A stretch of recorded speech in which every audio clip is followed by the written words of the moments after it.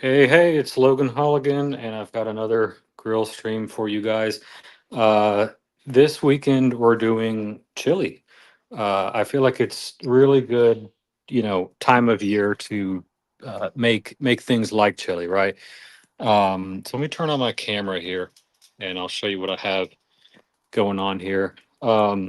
So I've got the the the grill going here. It's actually a little too hot for my liking right now. I want to keep it around 350 at least for this portion of the cook. So I'm gonna kind of one-handedly put a glove on real quick. Actually, here I'll just put you right there. Um, we're gonna close this up, and I'm gonna leave that about like one slot open, and then I'm also going to close that lid down there. Um, so um, so again, so this might look a little bit strange. I have something down there, and that's actually used more for smoking, but I will explain why we've used that this time a little bit later on. But for the first portion of this cook, we're actually going to be doing something very similar to what we did with the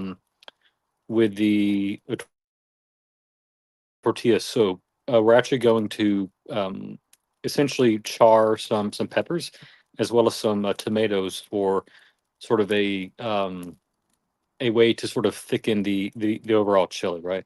So anyway, before I get a heat warning on my phone, let's close that and and let's go ahead and get that back closer to about 350. But let me go ahead and show you what I have here. So there's a lot of meat here. We have chuck, we have short rib, and we have oop, can't get that one to pivot on its own. A little bit of brisket. And the idea is I'm going to grind my own meat. That does sound very painful, but don't worry, it's this meat. So anyway, what we're going to do is this is actually a pretty common blend for hamburger meat. And what I'm going to do is I'm only going to use enough meat to fit this sort of glass sort of cooking container here.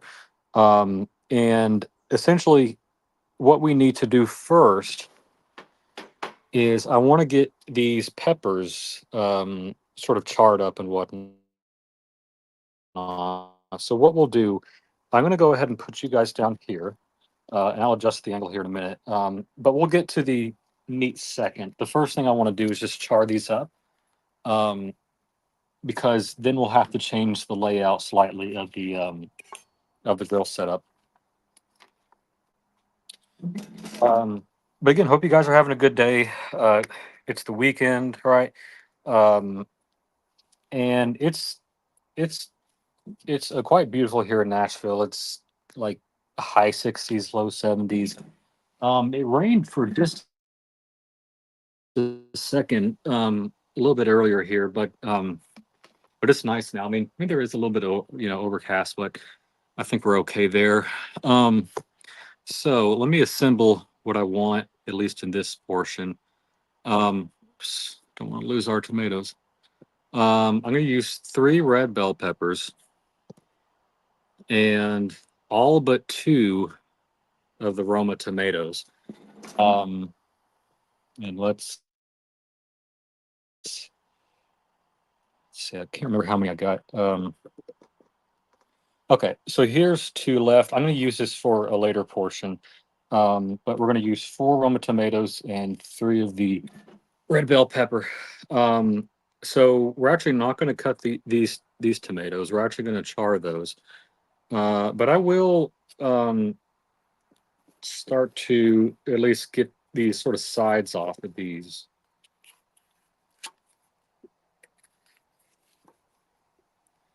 And I did not bring a kind of like a trash bucket like I normally do. Let me grab one real quick, and I'll be right back.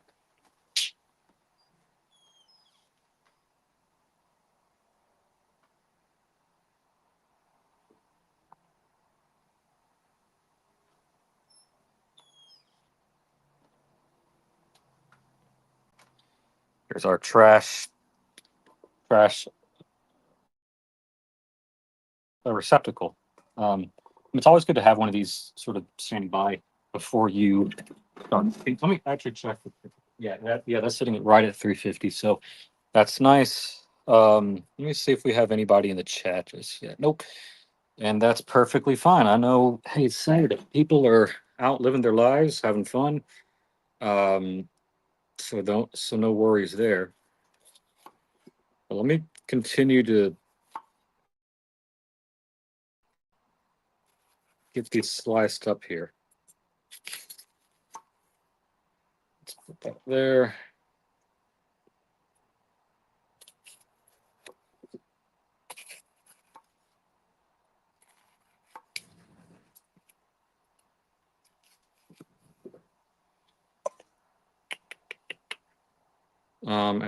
And I'm debating whether I want to do a green one here. You know what? I'll pass. Let's keep it how it is. These are pretty much ready to go. What I'm gonna do is let's get my gloves on. Safety first. I don't know where my other one went. I mean, I guess I really only need one for this part. Actually, I do need some tongs. I did not get tongs earlier. It takes a lot to set this up, so there's always going to be something that I forget. Let me go grab the tongs real quick, and then I'll be right back.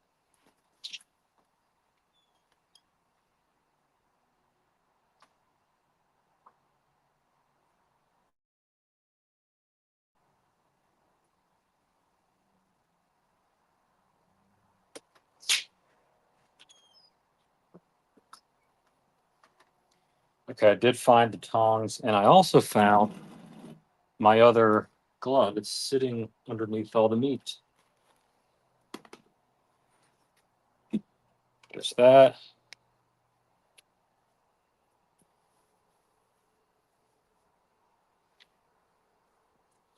And I'm wearing the Tudor today. Felt like it kind of goes with my shirt, and kind of the red on the gloves here too. Um, hey, we got some folks in. Hey, no biggie Sal. Hey, don't forget the cumin. Hey, look what I have for you, no biggie Sal. Ground cumin right there. Don't worry, man. I've got you covered. And we have Basil's Beezels. Hey, thank you for joining, man. Again, anybody that watches, I do appreciate your support. If you're just now joining, what we did here is I have about 4 Roma tomatoes, and then I have about 3, sort of, sides worth of red bell pepper. And when you typically cook chili, one thing that it calls for is like petite diced tomatoes or crushed tomatoes. Instead of doing that, just straight from a can, I prefer to kind of get these charred up a little bit, and then we're going to throw this on the grill, and then we're going to blend it in the blender. We last used the blender in the chicken tortilla soup as well, so kind of the same idea here. But what I want to do now is let's slap a little bit of olive oil on this.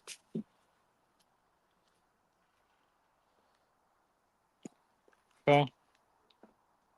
And we're going to transfer this over to the grill. So let's see. I want to make sure you guys have a good angle here. Um, Let me actually do something here. Let's see. You know what? I'm gonna relight the fire real quick. One thing that I actually just made a mistake on is this bottom vent here. It's supposed to be slightly open all the time, or at least somewhat open, right? If you completely close it, that's gonna take out the flame. Uh, and you know what? Actually, let me put a glove on.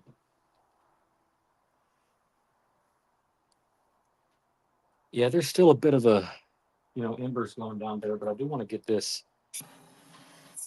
You know what? I'm gonna take off the grate real quick. I don't think I'm gonna have a lot of luck with trying to get that through the grate. It's actually pretty far down. Set that off to the side real quick. All right.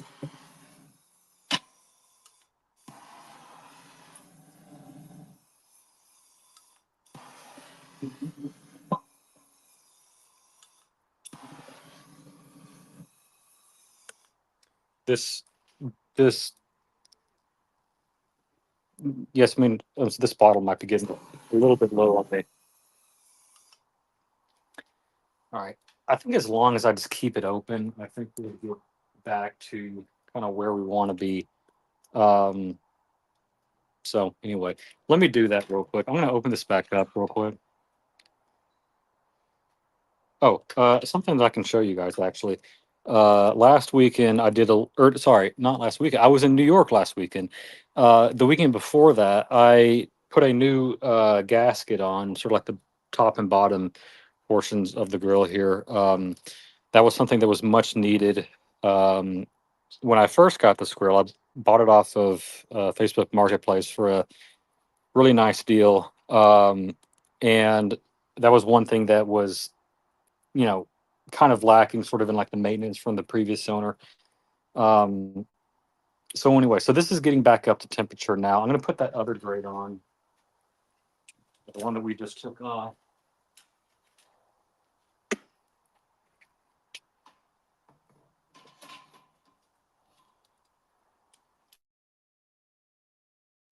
Put my glove on.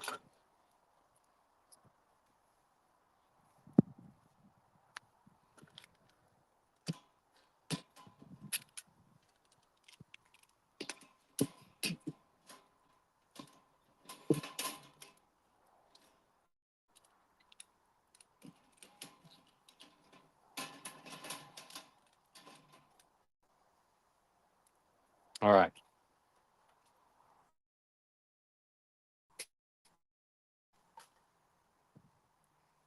Let's see what the temperature is. Well, this isn't going to be too accurate because it's been up all this time, right? So it's going to take a second to get an accurate reading. But I'm going to leave that closed just for a minute here. Get that back off the temperature, and then from there, we'll go ahead and put a nice char on these peppers and tomatoes. So how's everybody doing in the chat? Again, it's the weekend. You got college football going on. Again, a lot of folks are out in LA right now. The Barossa app from Cars has launched. It's officially on the App Store. So in case you don't have that, definitely go grab that. It's a very cool app. I've spoken with Cars a couple times about it in person. Once in Napa, and then we were in New York at Keen's. When he was talking about it there a lot too. Um, anyway, so I think it's a great app, and you guys should definitely check it out. Unfortunately, I'm not in LA with everybody else, but I'm kind of back in my home and doing what I enjoy, right? Um, so let's take a look here and see what the temperature's at now.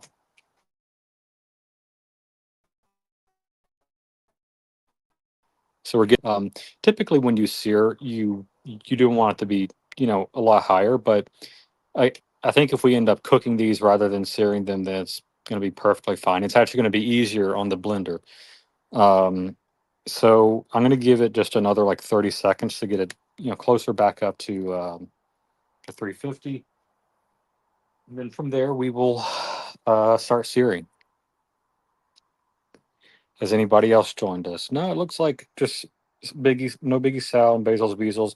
Um, it was really good to meet No Biggie Sal in New York at a watch time. He's a really good guy. I don't think you really live up to your name, man. Like you're not exactly big. But but again, sort of, it was great to meet you.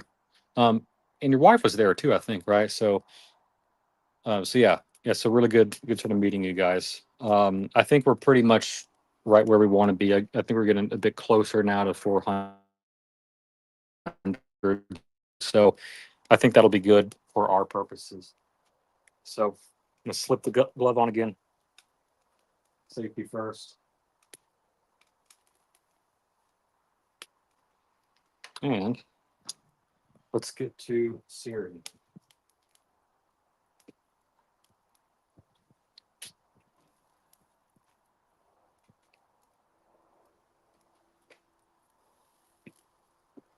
Now, I've kind of constricted the surface area here a little bit because of this sort of thing that I use for smoking. So we don't quite have as much space as we want here um, for that piece. So we don't have to do this in two batches possibly. Um, that's all right. Again, the idea here is we want to get some char. Again, char's flavor. Char is not exactly burnt. Okay, I think a lot of people kind of confuse that. They see it's like, oh, it's black. Oh, it's black. It's burnt. No, I mean, um, char is kind of what happens right before it gets burnt. Um, it's going to add flavor, and I think this is just about where we can cut this off here. Just some, oh, 5 second rule, guys. 5 second rule. Anyway, I think that's pretty much where we can leave it here, just in terms of space. I'm gonna close this up a little bit. Let's give that like 30 seconds or so. Um, again, just to get a nice char. I think again, sort of when you close it, like you you end up kind of like turning it into like an oven. You're actually sort of cooking the internals at that point. So I guess it's not really a true char, but again, I just kind of want to get these peppers a bit loose, so that it's going to be a bit easier to blend them in the blender. But yeah, really good time at a watch time. I was there for Friday, Saturday, and flew out Sunday morning. I was actually planning on staying the full day Sunday, but I kind of forgot that my my room, like I get basically kicked out of my hotel room at 11, and I mean I didn't really have anywhere else to go for the day. I think we had already gone to all the like the major watch shops. Like we went to Booker, um, so there wasn't really a lot of reason for me to stay during the day. Um, so I think now yeah, there we go. We have a nice char on these tomatoes. That one didn't get as much, but that's all right.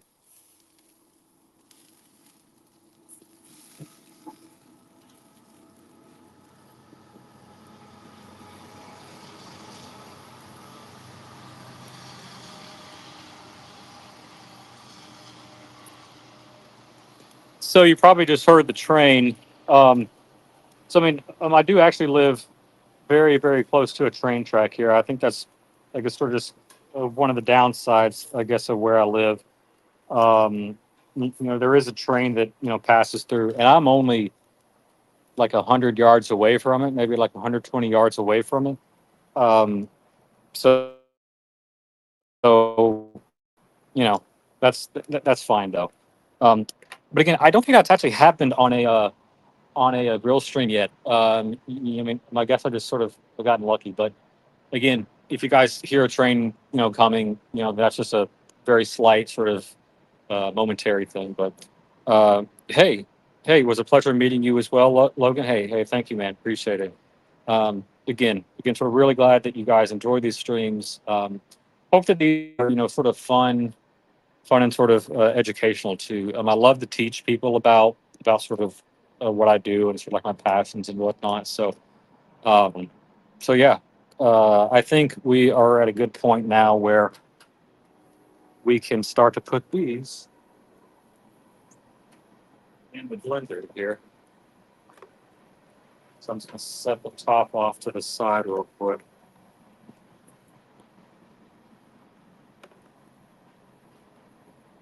Got some nice char there.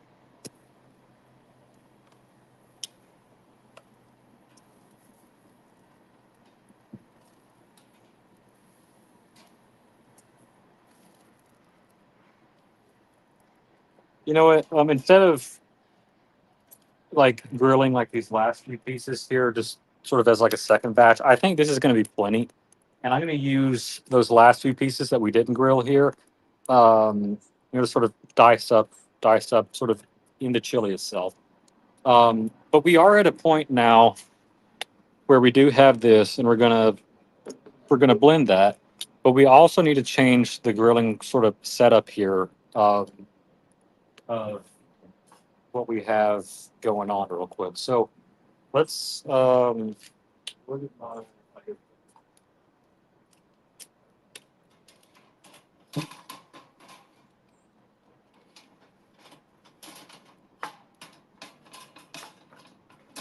sometimes these guys like to hang on. It's kind of annoying.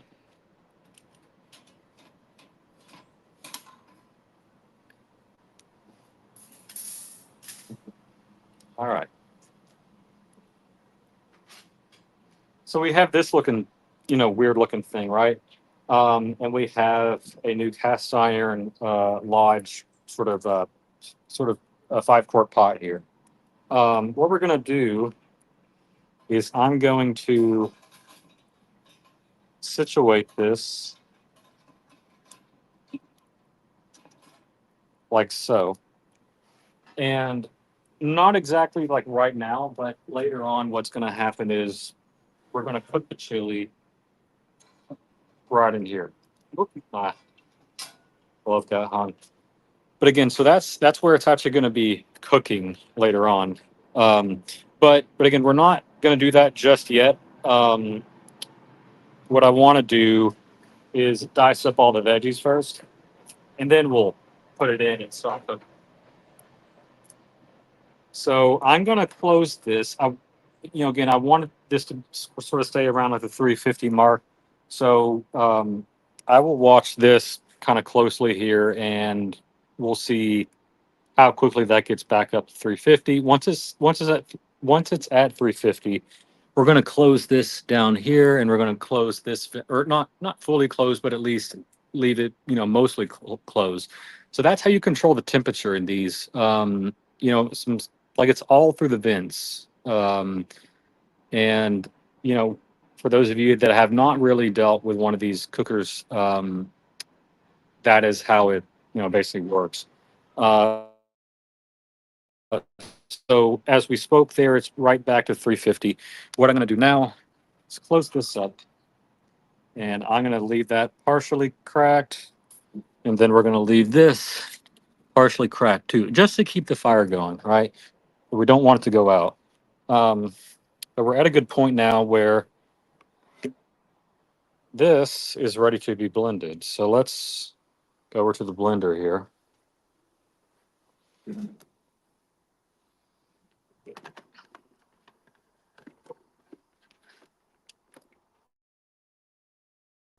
All right.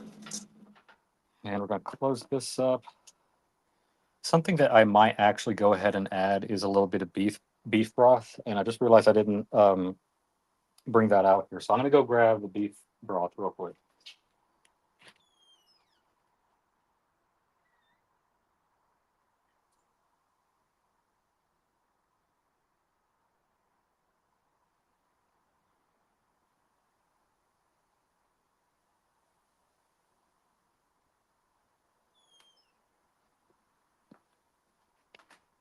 All right.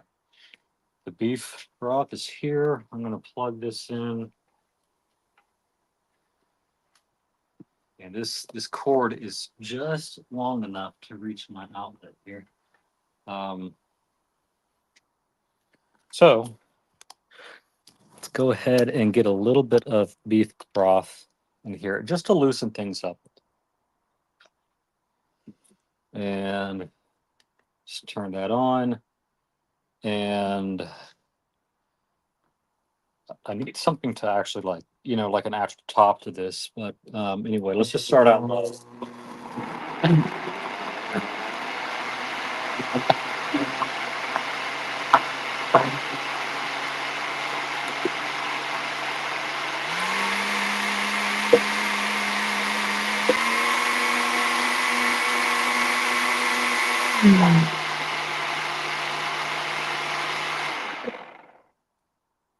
Got a little bit on that, but that's all right. So let's take a look at what we have now. So again, what I just made is going to replace the typically like 1 can of diced tomato or 1 can of crushed tomato, right? Um, that's what we just made there, and that's going to hang out for a while. Actually, the next thing we want to do is actually start to cut up our meat and grind it. Um, so that's why I brought this stand mixer out here. I do have a grinding attachment, and that's what we're going to use for that piece. Um, so what I'm going to do, let's flip you guys back around. I think that's a fairly decent view. So what we want to do is we want to, and there's really not enough room here. Um, sorry, I'm just kind of shifting things around here. Let's go ahead and start with the chuck. Um, we're going to basically cube this up into, 1.5 to 2 inch sort of cubes, basically. Really, just big enough to go through the grinder here. Now, I mean, I really feel sorry for Chuck. I mean, Chuck didn't deserve this at all, but hey, he's going to make a really good chili. So, shout out to you, Chuck. So, let's just start with one of these. All right. Almost dropped the Chuck. Sorry. Um, I'll actually probably stand up for this. So, let's start with that. I mean, sorry by the way if the camera's moving. I don't really have good stabilization out here, unfortunately.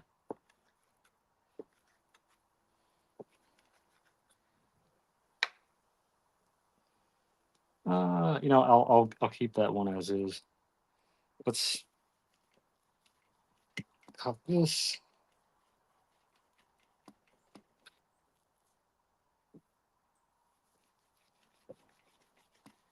A bit tough to cut through all the fat.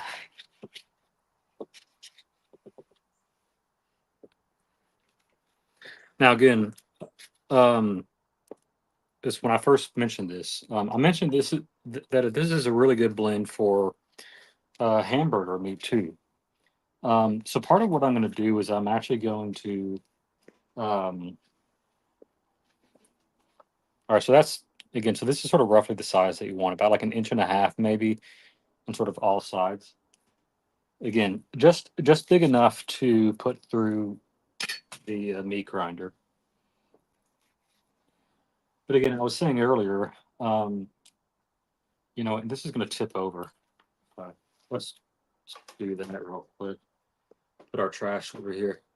Um, this is a good blend for hamburger meat to make, you know, sort of actual hamburger patties. So whatever I don't use here in this, um, I will make into hamburger patties, and I could grill those up on a future grill stream.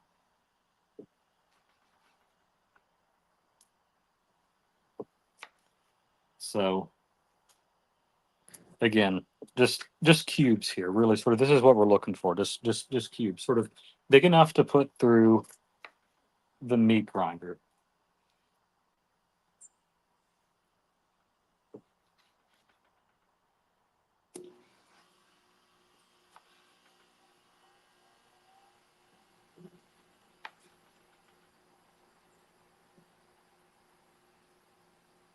This is actually pretty decent marbling for Chuck. But like the real winner here, just like in terms of marbling, will actually be the short rib. So we'll get to that in just a little bit.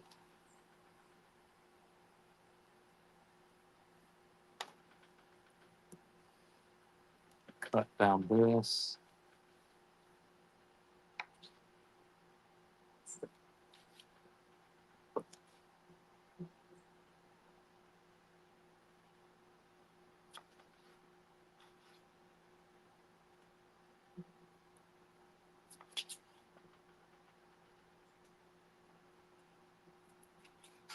I'm gonna just check the temperature over here. It's a little bit hot.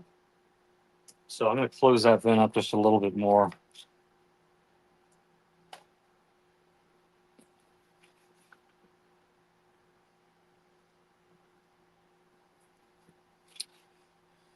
Um, there's sort of like an interesting story that I have to tell. So my parents came to visit me uh, 2 weekends ago, um, and my dad, I mean, like he's into grilling too, but like I guess like not nearly as much as I am. And like I showed him like my new grill, like he hadn't seen it yet. And he was very impressed. He was asking a lot of questions about it. And when he left, he texted me. He texted me and he says, "Hey, um, you know what? I think I'm gonna get like the same grill that you have." And so I said, "Hey, man, that's awesome. Sort of that means that I can do sort of proper cooks at your place now." Um, so I think he's gonna be a little patient about it and like look for like a good deal first, um, and then he'll probably pull the trigger. Um, and he said that like he's also looking at like the classic Joe 1 and 2 as well. And so what I have is the classic Joe 3. Um, and the main differences between the 1, 2, and 3. The one has a well, actually, really, it's like the 1 and 2. They have fairly cheap stands. It's like they're metal, but they're very thin. And I didn't really like that. So when I was looking for one of these, I wanted to um, get the 3 because it has a much like bigger, like and sturdier stand. And you can actually store stuff sort of on the bottom here too. I'm not sure how well you can see that, um, but it's a much better stand. Um, it may make sense to, I guess, kind of explain this kind of backwards, right? Um, so the 3 has a really nice sort of, uh, really nice sort of airlift hinge system. Um, so the 1 and 2 have that as well, but it's not as good as the one on the 3.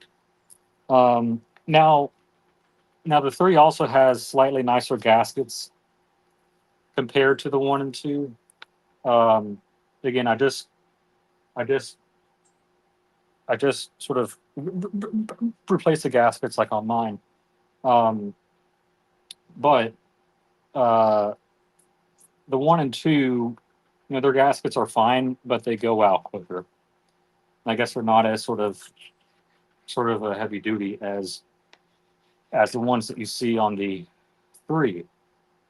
Um, Now, the biggest difference I think in the 1 and 2 versus the 3, the 3 has more headroom.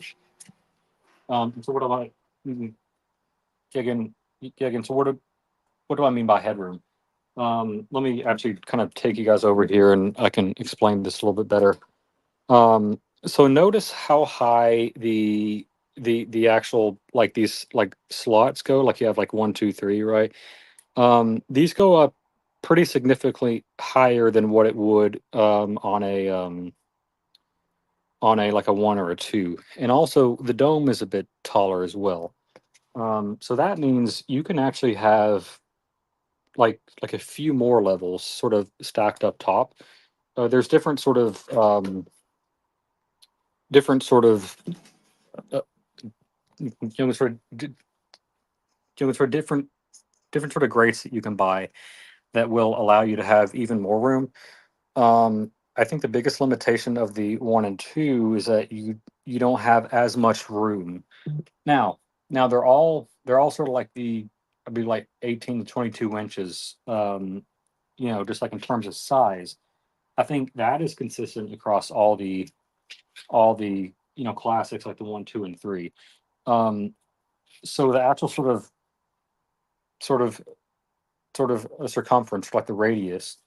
It's like the same throughout, but it's taller though on the three. So I didn't want to skimp out. I wanted more space. Um, Now the other big thing here is there's really three main lines they have. Um, they have the classic, which is the one that I have. They also have something called the Big Joe, and they have a Joe Junior. So starting from the bottom, Joe Junior is is just a fairly sort of small version of the Kamado Joe.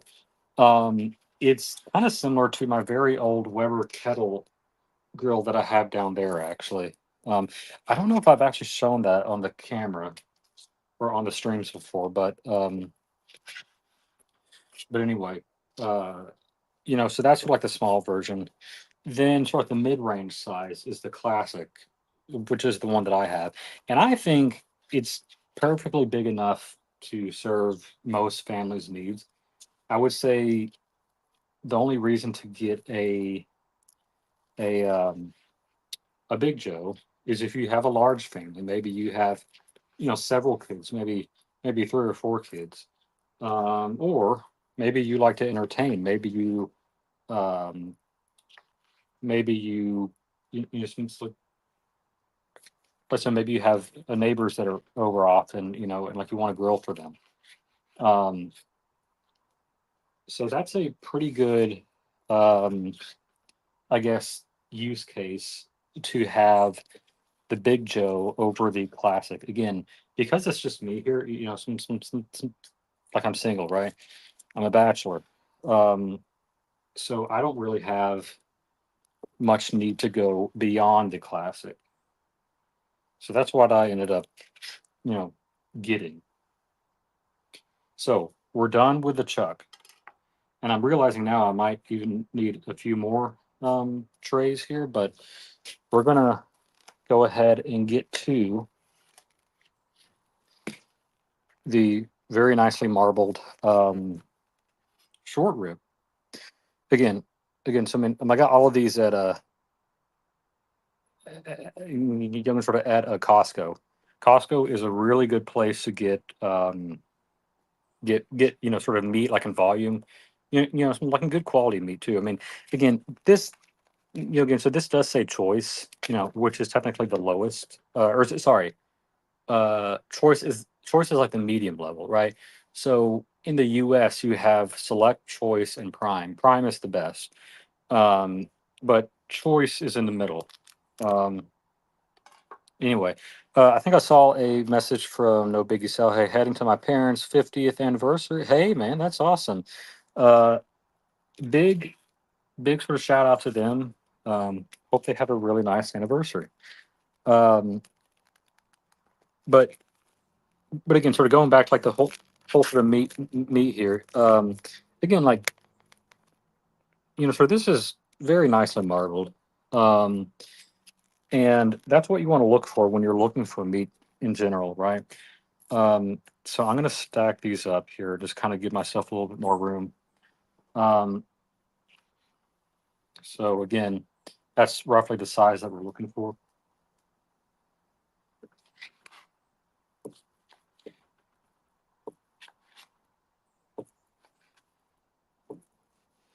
Yeah, if you are big into grilling and sort of meats and whatnot, if you have a Costco near you, get a Costco membership. Mine actually, um,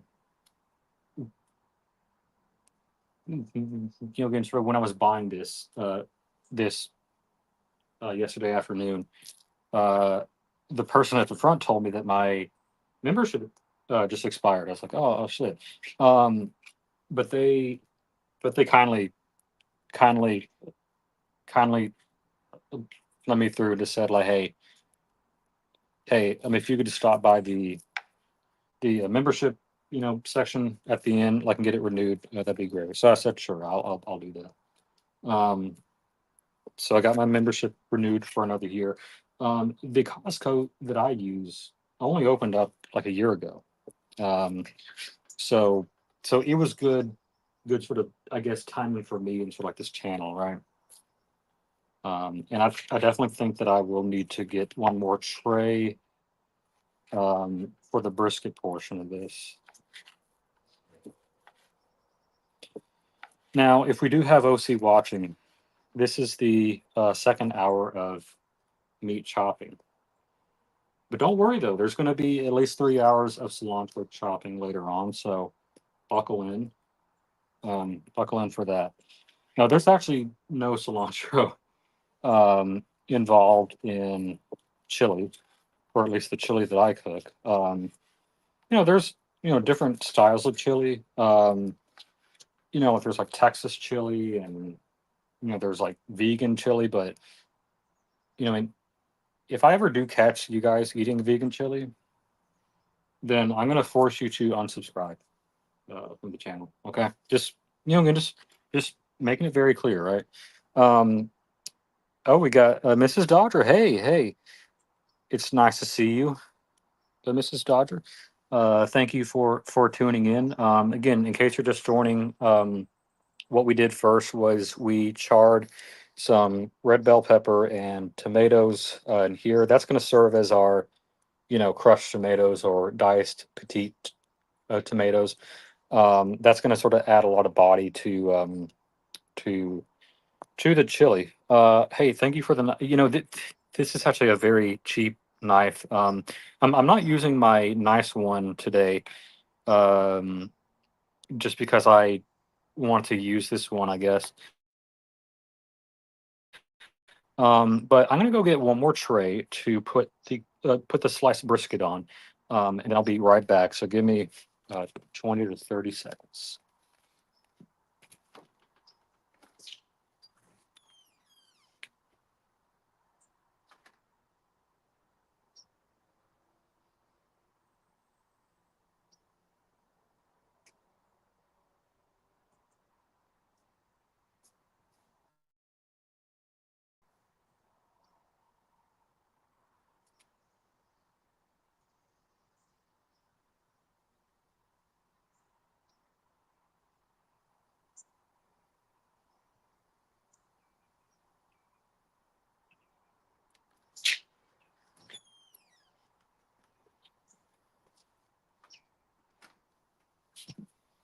All right. Let's put this here for a moment. I'm gonna move this over.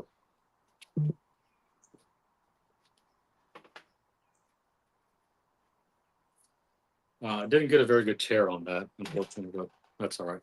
Um, nice knife. Yep. Thank you, Mrs. Dodger. Appreciate that. Question to you, Mrs. Dodger. Does Mr. Dodger, does he ever grill anything? Do you guys do a lot of grilling in Poland? I think that would be an interesting thing to know. So this is brisket flat. So there's two parts of brisket. You have the flat and you have the point. The Just like the flat is, I guess, a little bit less fatty, but again, still very good though. So I'm just going to do strips first on this.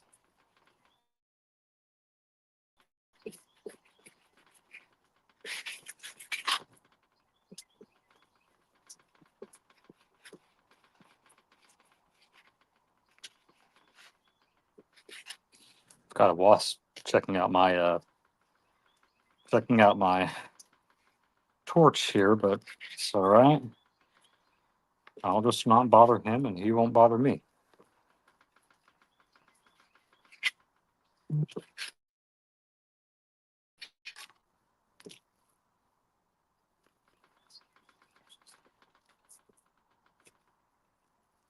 I used to be deathly afraid of bees growing up. I would scream like a little girl, uh, and I would lose any trace of manhood I had.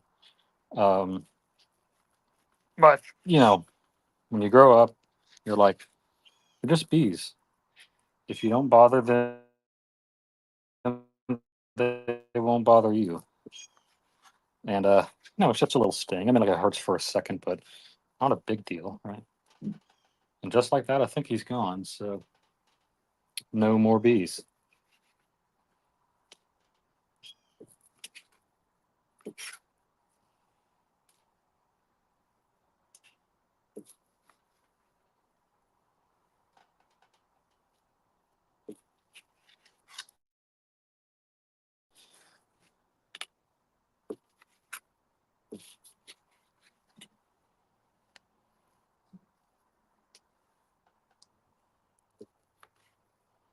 But again, this is the flat. Not as fatty as the point, but I think it's just easier to work with for the purposes of what we're using it for.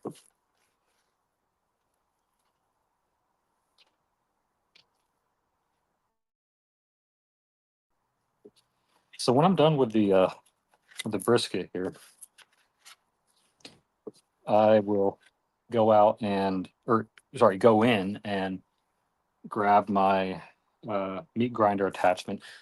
Typically, when you grind meat, you want to keep, well, first off, don't buy a plastic meat grinder attachment. Um, you need to get the metal one uh, because metal is, well, one, metal is just better and it's going to last longer. And plus, when you are grinding meat, it's typically best to put your grinder attachment in the freezer for a little bit because the meat is cold, and if the grinder is cold, the meat is good will go down a lot easier if it were warm, right? So, pro tip: if you do have a meat grinder attachment, or if you grind your own meat, put the grinder attachment in the freezer before you start grinding. All right, 3 hours later, we are done chopping up all the meat. Now we have another 3 hours of grinding the meat. So hope you guys popped your popcorn. Um, what I'm going to do now, I'm actually going to wash my hands, and I'm actually going to put on some gloves actually for this next part. So give me just a minute here, and I'm going to get prepped for the next step.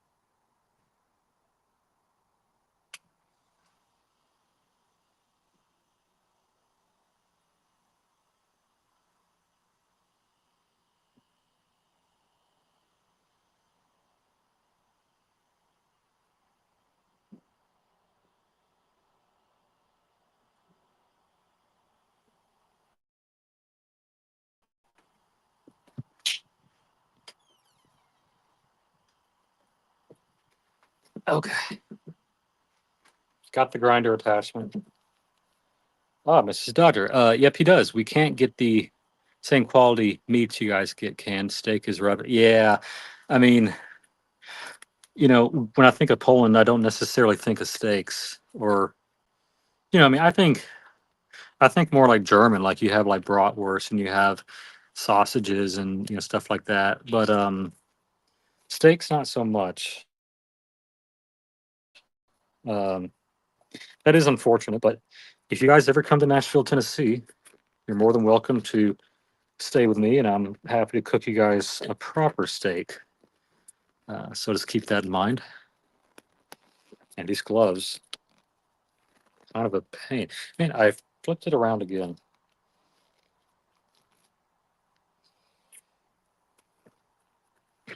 Oh, and I just broke the glove too. Nice. Don't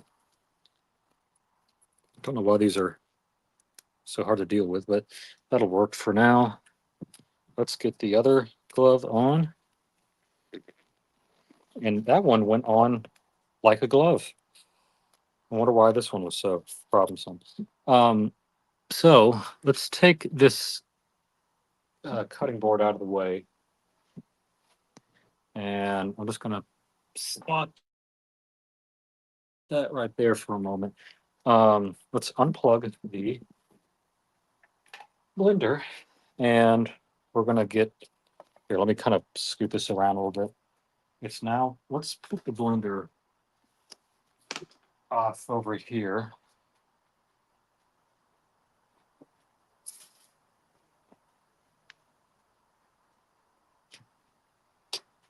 All right, we'll use that later.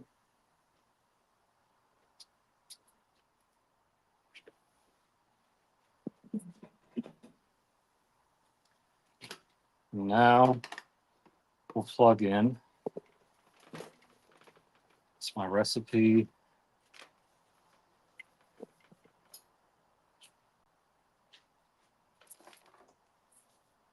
They get a very short cord on this one too. I don't know why they don't make these longer,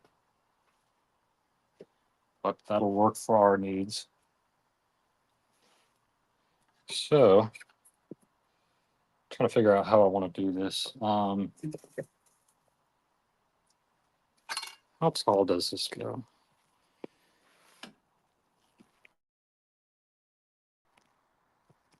That might be a decent angle. Yeah, let's just do that for now.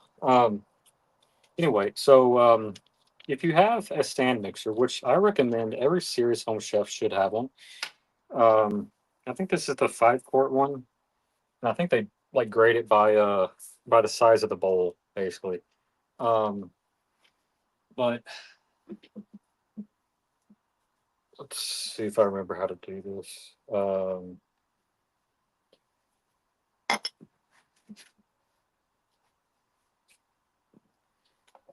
Yeah, there we go. So again, I had this meat grinder attachment in the freezer for about an hour. I think that's really all you need.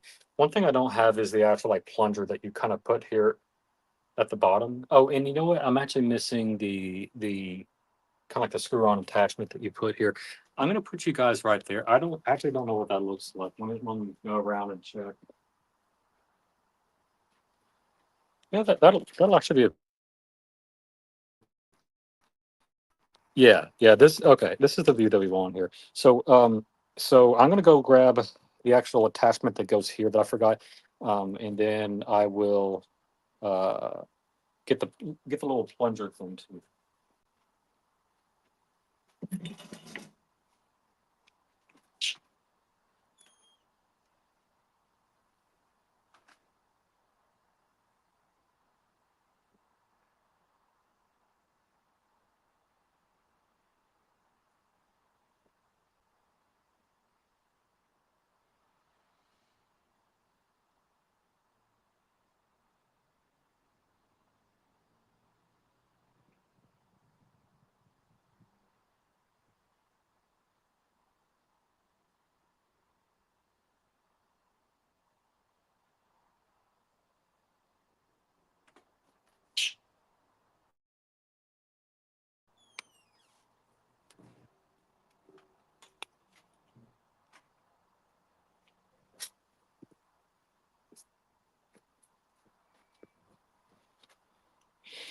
Hey Dodger, hey, great meeting up in New York City. Can't wait until the summer to try out some of your recipes.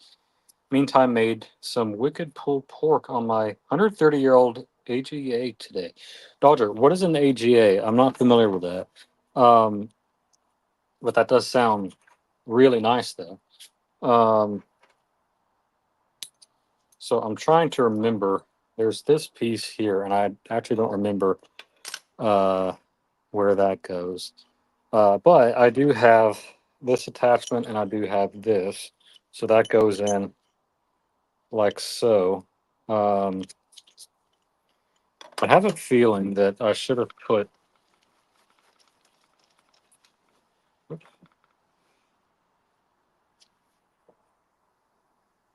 Yeah, I don't remember. So let's just start grinding and see if this comes out terribly, terribly wrong. Then I'll have to figure out where to put that. But in the meantime, let's affix that like so.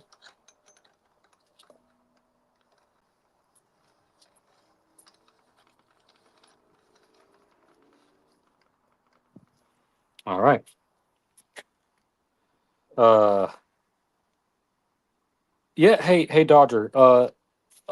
Let's like you can hop on the stream a little bit later. Because I'm down here, I'm actually not, or I can't let people on down here sort of while I'm next to the grill. That actually has to be when I'm up at my desktop computer. So we can do a show and you can see.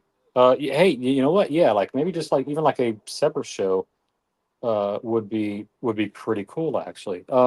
Reach out to me. Like I think you have me on WhatsApp, but I'm also on Instagram too. So reach out to me and let's figure out a good time for that for sure. Um, again, kind of forgot where this goes, but we'll figure that out later. Um, so again, it's like I do have a bowl here. I do suspect that this bowl is going to fill up pretty quickly. But again, this is the plunger to kind of get everything down. And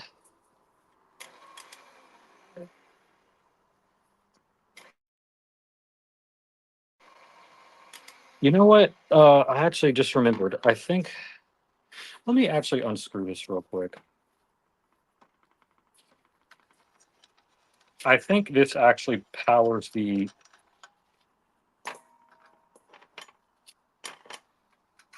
Let me see here.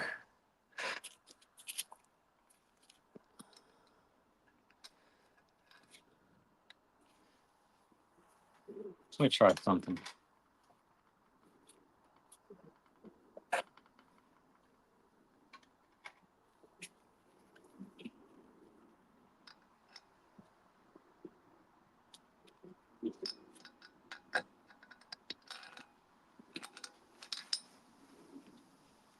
Yeah, I don't remember.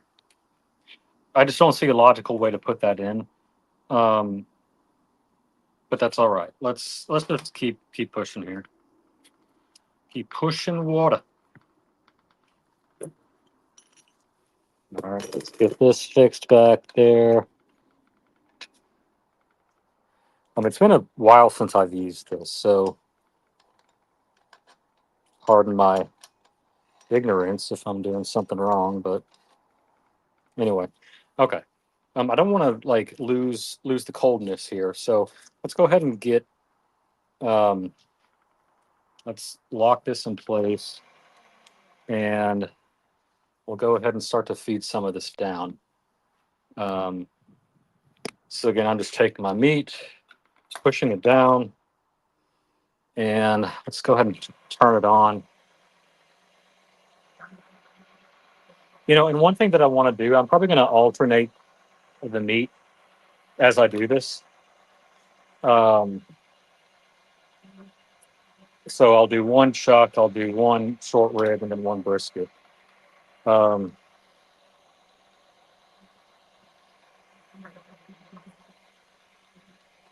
yeah, I definitely feel like I'm like missing something here.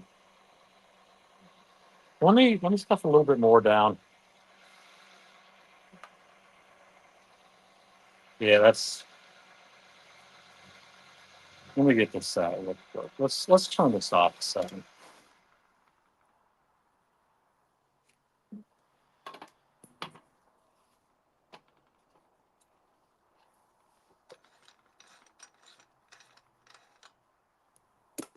So there's nothing actually propelling it through the grinder here.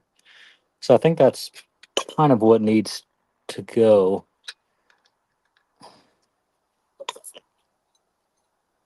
Problem is, I don't remember where this goes. Let me take this off real quick. Sorry, guys, technical difficulties.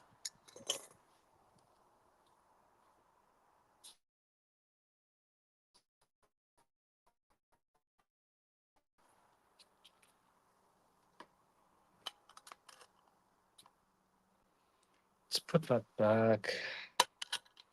And I'll take that meat out too.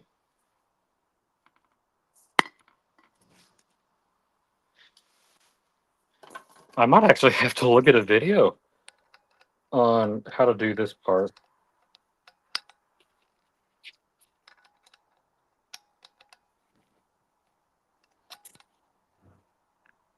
Yeah, guys, let me just sort of hang out here for a little bit, guys. I'm gonna figure out how the hell you do do this piece. Oh, you know what? Actually, no, that's not it. Yeah, I'm gonna watch a really quick video on this stupid piece. I don't remember what to do this or sort of what to do with this, but give me like a few minutes, guys. Grab some snacks, whatnot. But anyway, I'll be right back for just just like a few minutes.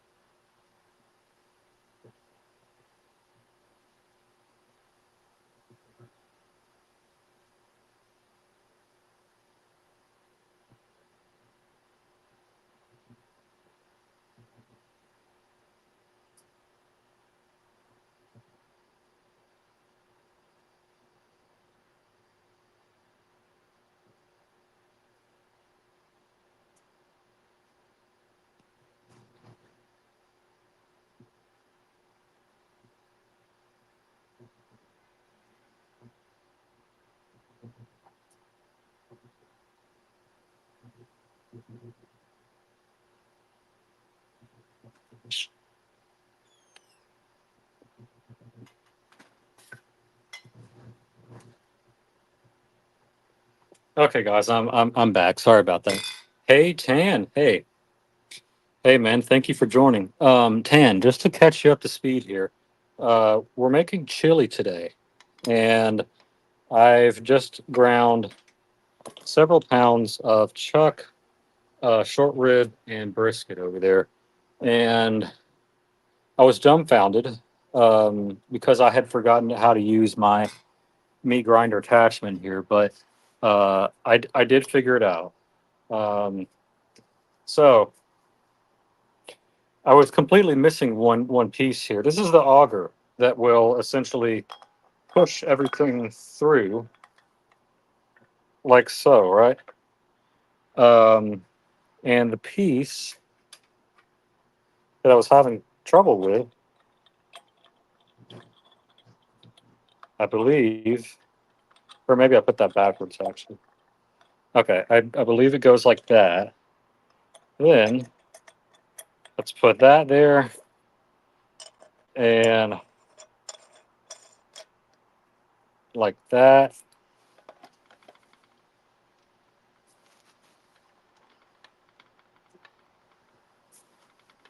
Let's see if that works.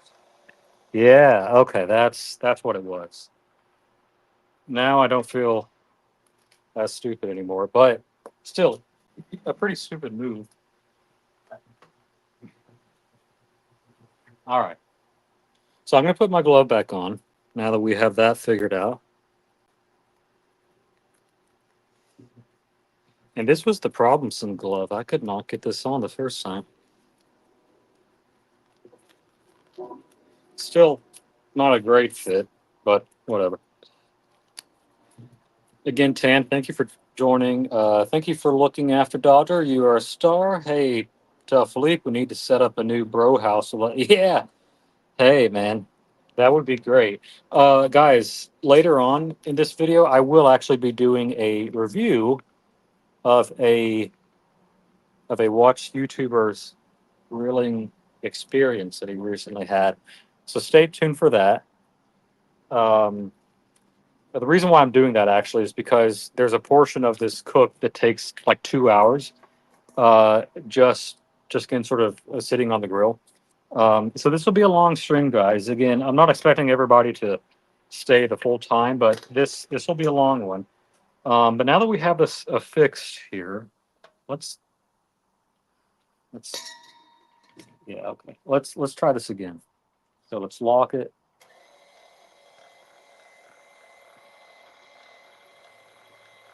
And let's see if we can.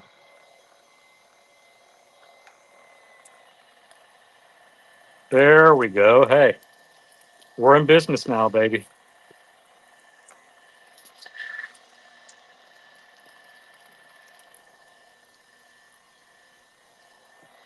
So anyway, Tan, we have several pounds of chuck, we have brisket, and we have short rib. This is actually a very good blend for hamburger meat too. If you want to like, sort of make your own patties and whatnot. Um, so so what I'm gonna do is with the meat that I end up not using for this, I'm gonna make some hamburger burger patties out of, and I'll probably grill that in a future stream.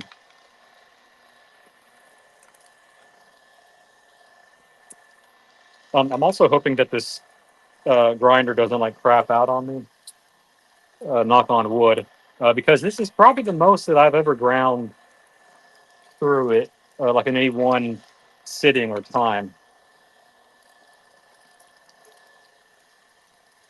Again, so what I'm doing is like I'm alternating between brisket, short rib, and chuck, so that it's kind of evenly blended. Like I don't want to do like all the chuck first and then all the short rib second or whatever.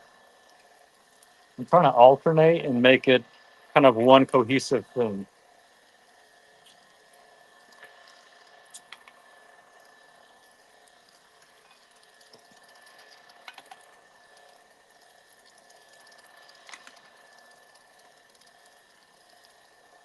And we're already getting a pretty decently full bowl here. So at some point I might have to stop actually, kind of put the first bowl off to the side and get another bowl.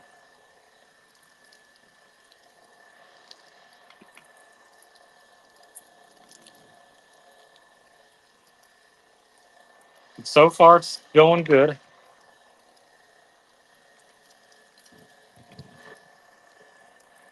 I might have cut that piece a little too big, but oh well.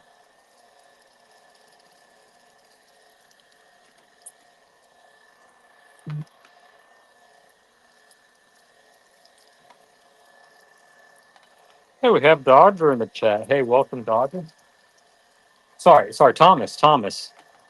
We have Thomas in the chat. Sorry, I mean, I saw that Doctor was leaving a few comments, but my mind what wasn't all there. I do see Thomas in the chat. Hey Thomas.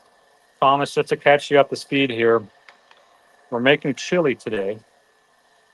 And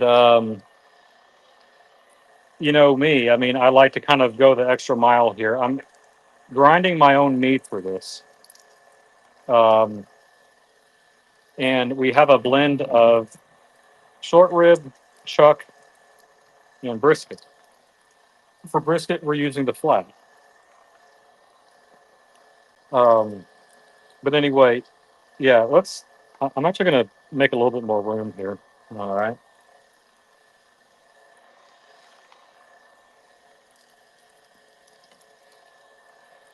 Yeah, so this bowl is definitely going to get full at some point. That's all right. There are more bowls.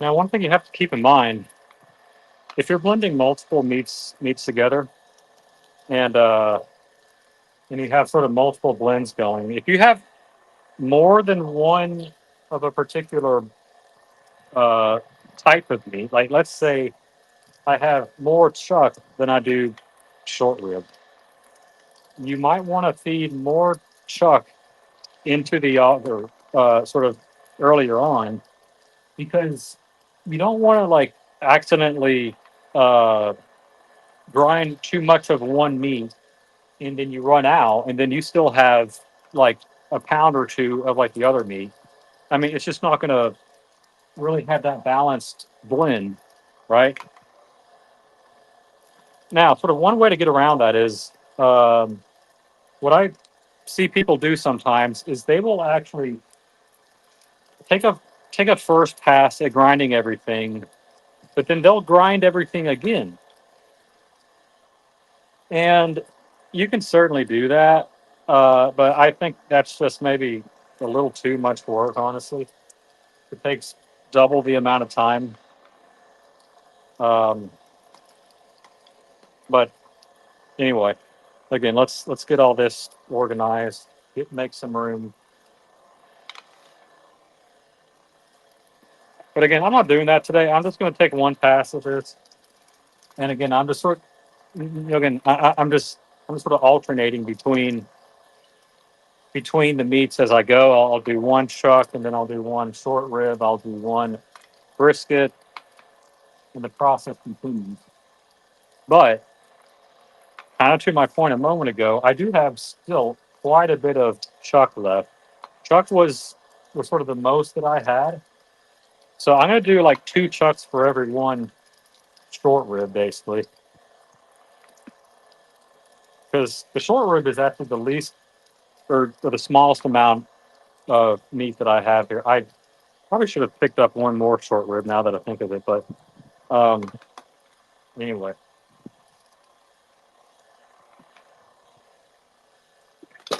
Oop, oh, all right. Something happened there. We had a meat grinding disaster here. Um, sorry, guys. Let me stand this back up. I see what happened. All right. Well then. All right. Didn't expect that to happen. Um, I think the plunger got kind of stuck in the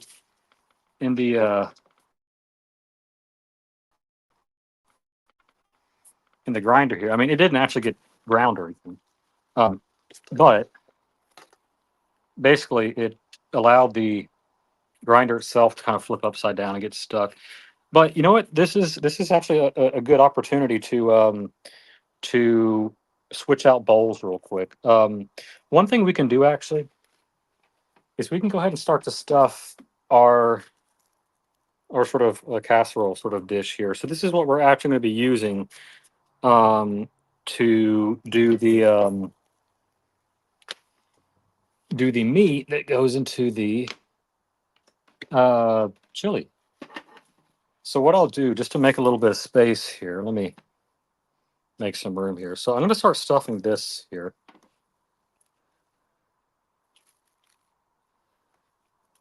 And I actually don't know how much this will fit. Probably 2 or 3 pounds worth.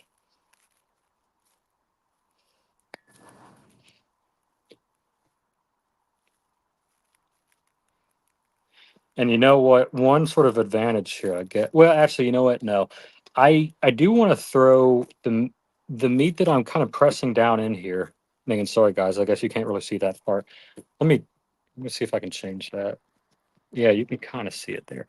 Um, I do kind of want to put this in the freezer for a little bit just to make sure that it will retain its shape um, when we put it on the grill. Just trying to get a good amount in here.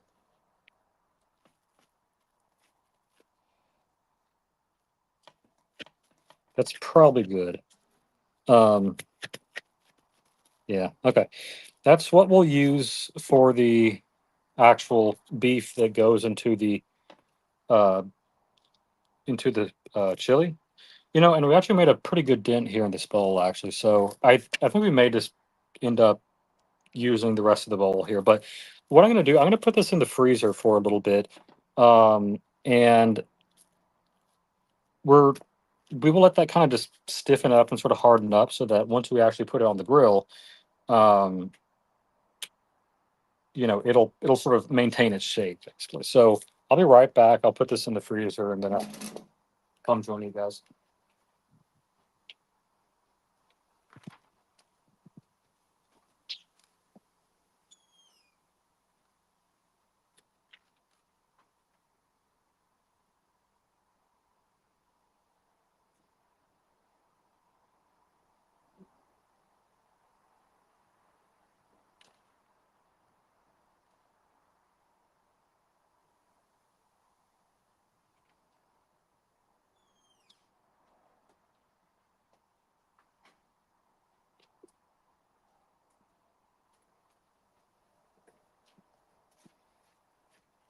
All right, guys, I'm back. Let's get set up. Logan on main course, Mental, and Gary on break. Hey, you know, Mental and Gary confirmed that they can make a mean breakfast when they were in London in the UK Bro House. That was actually really fun to watch. Watch them sort of do that. Um, but anyway, let's. Sorry, my recipe was about to fly away. Let me lock this again, and we'll continue our meat grinding journey here.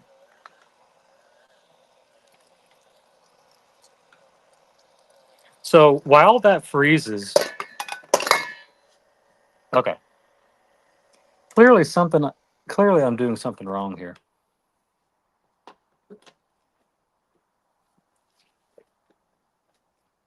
So it's kind of like okay, so it's kind of like it doesn't want to go in all the way. Okay, maybe that's what I need to do. Maybe I need to fully take out this little pin here.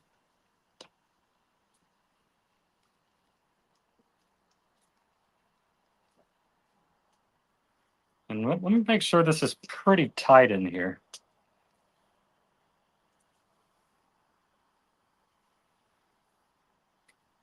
All right, I mean that's in there pretty good. Let's see if that happens again. Hopefully not, but oh well.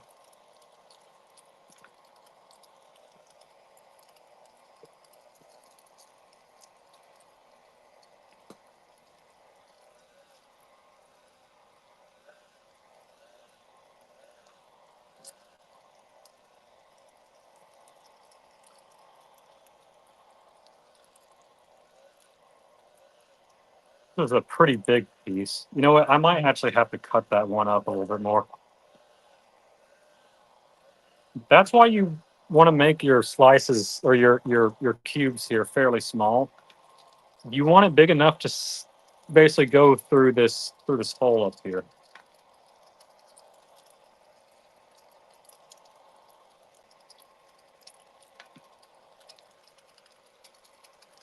Add a bit more brisket.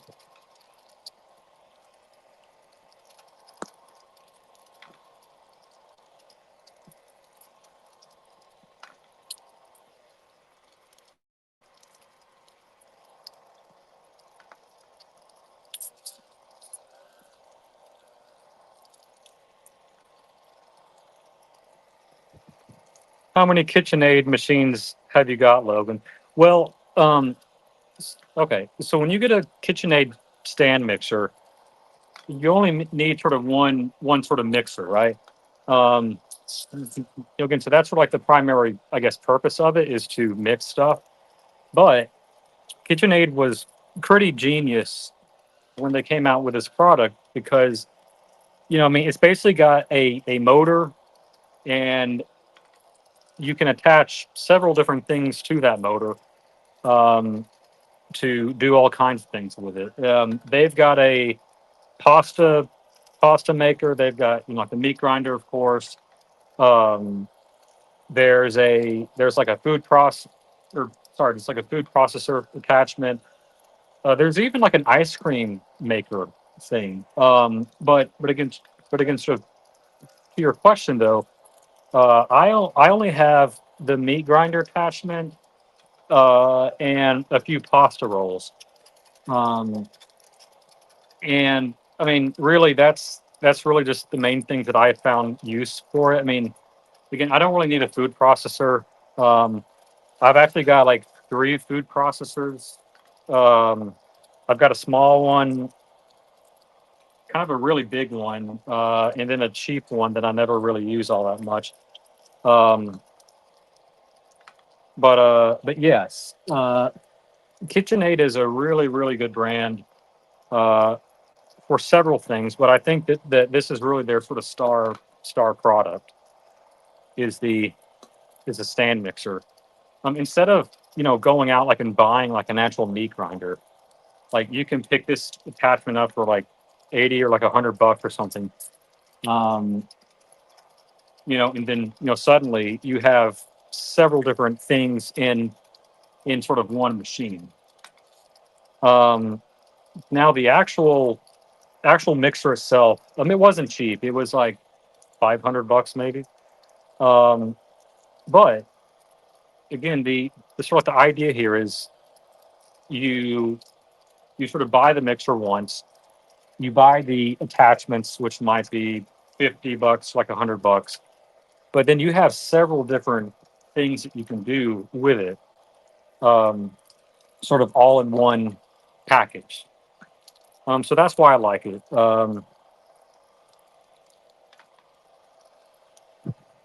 Show us the watch again, please. Hey, yeah, sure, sure. So I'm wearing my Tudor, and sorry if that's not coming into focus there. Um, but I have the Tudor Coke, wearing that today. I actually got a compliment on it today. I like right before this stream started, I actually got a haircut, and several people were giving me compliments on it at the haircut place or the barber shop. So that was a good feeling. I really don't ever get people noticing my watches in public. There's only been one other time that I've had someone notice my watch. That was in a grocery store actually. I was wearing my Speedy. I don't have the Speedy anymore, but this was several years ago. When I did have a Speedy, though, I was walking down the aisle, and a guy was going the opposite direction, and he passed me, and he kind of did like a double take, or sort of just like a look back, and he said, "Hey, nice watch," and I thought, "Oh, thank you," and you know, um, I think that he was wearing like an Apple Watch at the time, so I think he might have had an interest in getting into, real watches. Um, but I guess sort of what's sort of funny and kind of sad is anytime you talk about watches to someone in public that's a non-watch person, the it's like the first thing that like they always go to is, oh, I've got an Apple Watch. And I'm like, great. That doesn't really mean anything to me. But I can't be mean. I'll say, oh, cool watch. Um, but that is sort of the go-to thing. Like, oh, I've got an Apple Watch. Blah blah blah. Anyway, show us the watch again. Looks good, Logan. Always glad to see folks wearing and working with their watch. Yeah, look, I bought this as sort of like my daily beater. Um, I'm perfectly fine getting this thing scratched up, like and roughed up. I mean, obviously, I'm not going to do it like on purpose, right? But if it gets, stuck in the door jam or whatever, or dinged up, that's perfectly okay with me.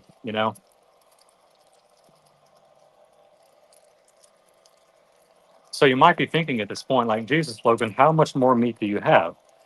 I've got about maybe 10 pieces left total of everything here. Um, and then we'll be done. Again, this is the most meat I've ground or grinded up in one go here. Um, so I'm really getting my money's worth out of this grinder today.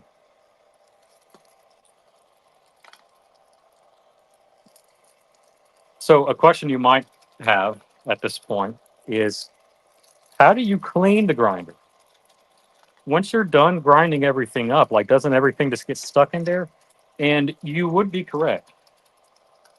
There's two methods to get any unground meat out of the auger into like a grinder. So obviously what you do is like you take apart part foot of everything. Um, you take the auger out, you take sort of everything that I did, just but backwards basically. Um, and once you take everything apart, or no, so sorry, I'm completely messing this up. What you should do actually is, um, there's two methods. You can either use bread or you can use ice cubes. And what you do is, um, when I'm done grinding all the meat, I will kind of take the bowl out, right? And then put like a new bowl in, just like a clean bowl. But then I can either feed pieces of bread through it, or ice cubes. Now, people say that you should really use bread because that's less harsh on the machine. You don't want to put like hard sort of ice cubes, I guess, in it, right? Because that might kind of damage things. But that that motor is hot. Definitely, definitely got a lot of work out of it today. But anyway, I probably won't show this on camera. You know what? I'll just probably clean this later, right? But you guys don't really care about the cleaning process. But um, what I'll do now is, while that sort of log that we made earlier is kind of freezing in the freezer, um, what I'll do now is we're going to take all this extra meat and form some hamburger patties with them. Sorry, I actually meant to use that space for the camera. Kind of being dumb here.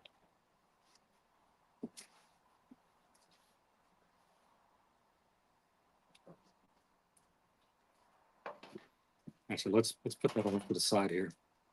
What I'll do, I'll get this cutting board. Let's put that over there. And let's see. Does this look okay? Is that a good angle? Yeah, that's a pretty good angle. All right. So I'll show you guys how to make hamburger patties. Typically, I just get as much as one handful is worth. And So here's the thing about hamburger patties. You don't want to squish it up too much, but you want it basically, you know, intact enough so that it holds its shape. And again, what I'm doing is I'm just kind of making like a circular motion here, kind of just compacting everything. But when you're done, you want to make divots kind of inside here, because if you've ever like had like a pepperoni or again sort of even like a hamburger patty, you'll notice that it kind of bulges up as it cooks. So to kind of combat that, you'll just kind of make a divot in here, um, and you'll kind of put that off to the side. Let me, sorry, just want to make sure that this is truly the size that I want. I think yeah that'll be a good size for hamburgers. So again, just in terms of how much to get, just get a handful. That's kind of a good measurement. But again, I'm just kind of pressing it down a little bit, kind of making it a circular, you know, cylinder basically. But I'm kind of doing this motion again, and I'm not pressing in too hard here. I'm really only pressing enough to keep everything intact, and then I'm making those sort of divots here. I do want this to be a little bit more smaller. Gonna have the divot there. I think that one's ready to go. I don't know how much or sort of how many patties I'm gonna get out of this, but again, I do have a chest freezer in my garage. And that's what I use for all my stored meat or anything that doesn't fit in my fridge. I just put it in there. So I've got like a couple tomahawk steaks out there. I have several New York strips out there. A lot of fish out there. Um, it's good to keep, excess meat on hand, because you don't know if, you know we go into nuclear war or like a lockdown or something, and um, I've got this. It does not use any any any electricity or anything. It just uses good old fire, right? Um, and now, just to play sort of a devil sort of advocate here, my freezer does use electricity. So if power went out and the world starts to end and everything, I would have a lot of meat to eat, but I would have to eat it pretty quickly or find a way to keep it cool, right? So again, I'm just pressing in just enough to keep everything intact. I'm gonna kind of smush this down just a little bit and then make a bit of a divot in the middle so that when you're grilling, it essentially doesn't, you know, push up. You want it to be, pretty even across the top here.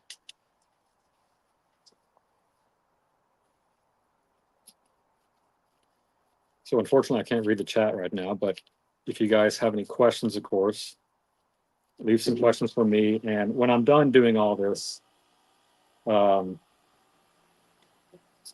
I will read your questions. Again, make the divot.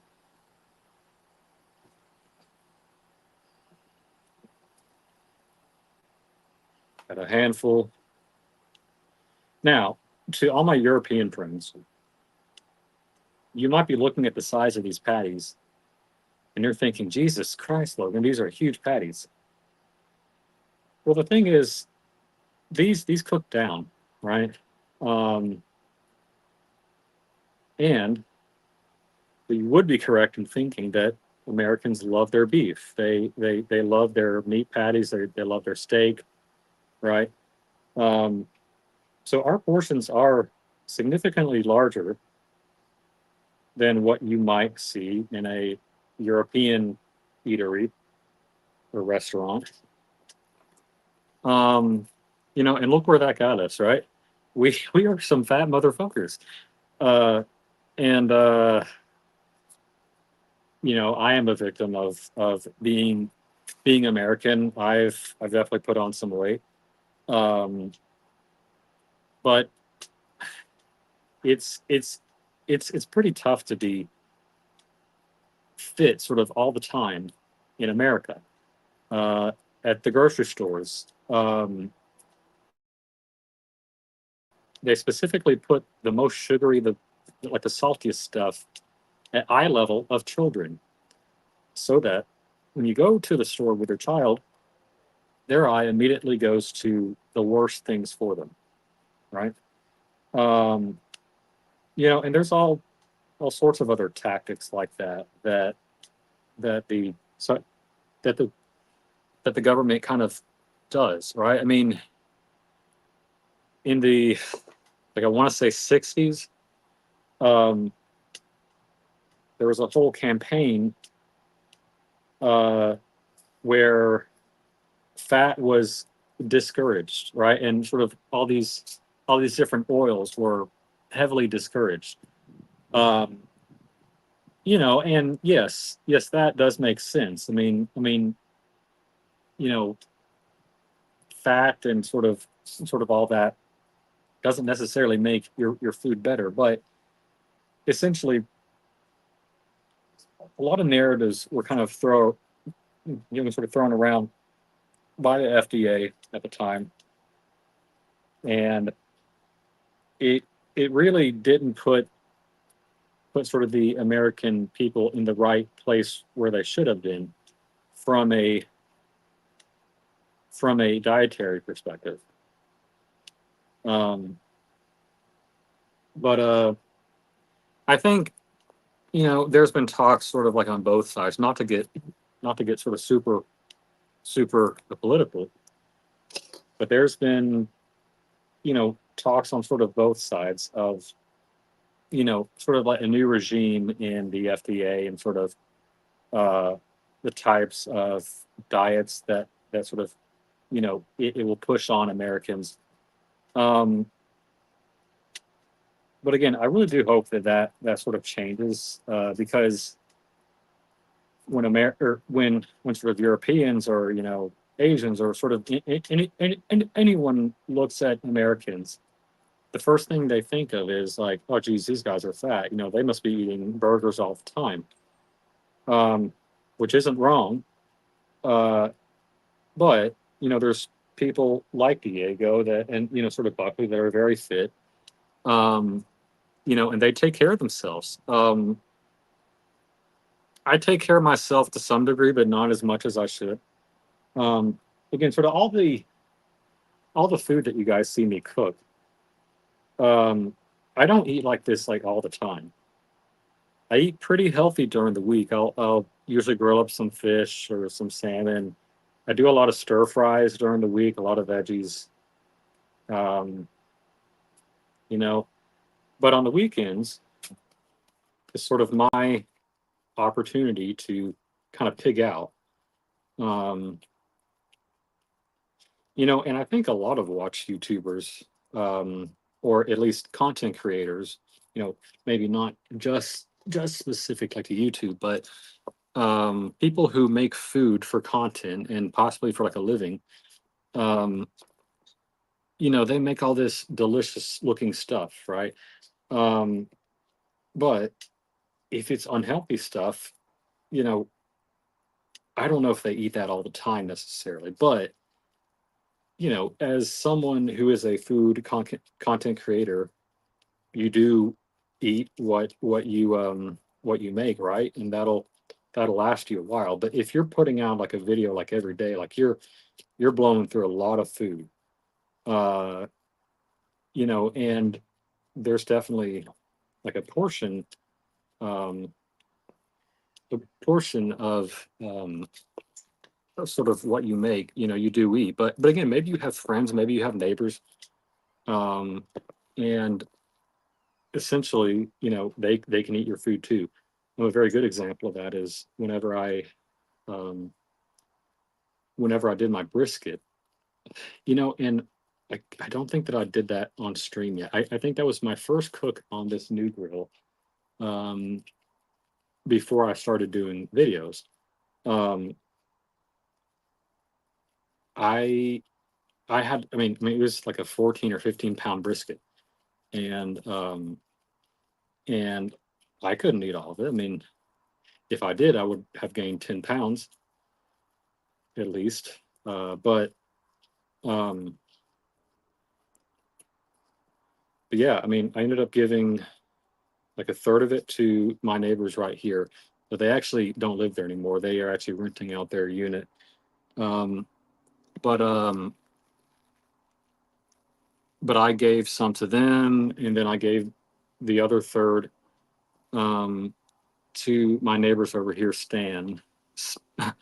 Stan has actually shown up in one of my videos, sort of, again. I mean, again, I don't think he knew that he was on stream, but it's fine though.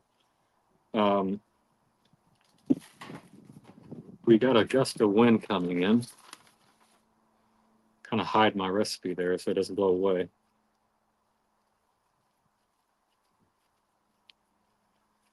So far, I have 12 patties, and I could probably make another four, maybe three.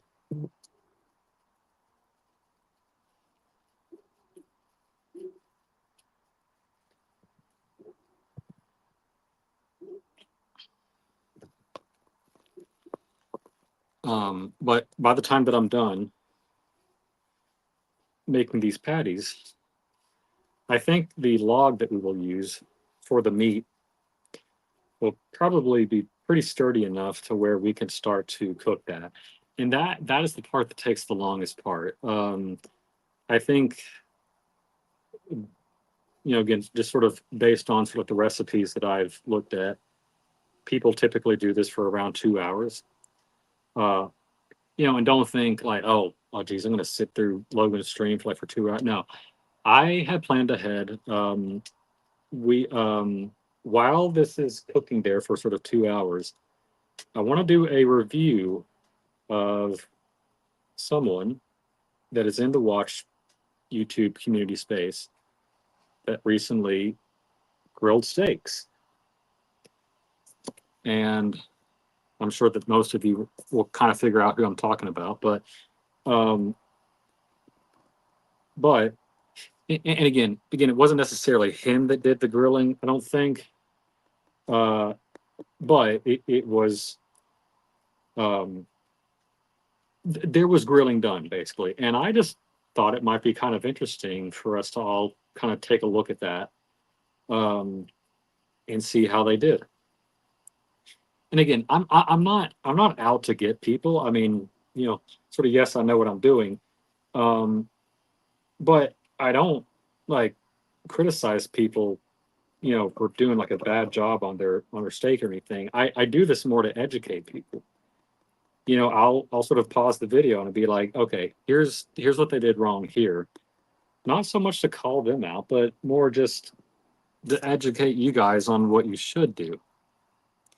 And again, I'm not sort of like the end all be all of of um of steak education, like the sort of general cooking education. Didn't go to culinary school or anything like that.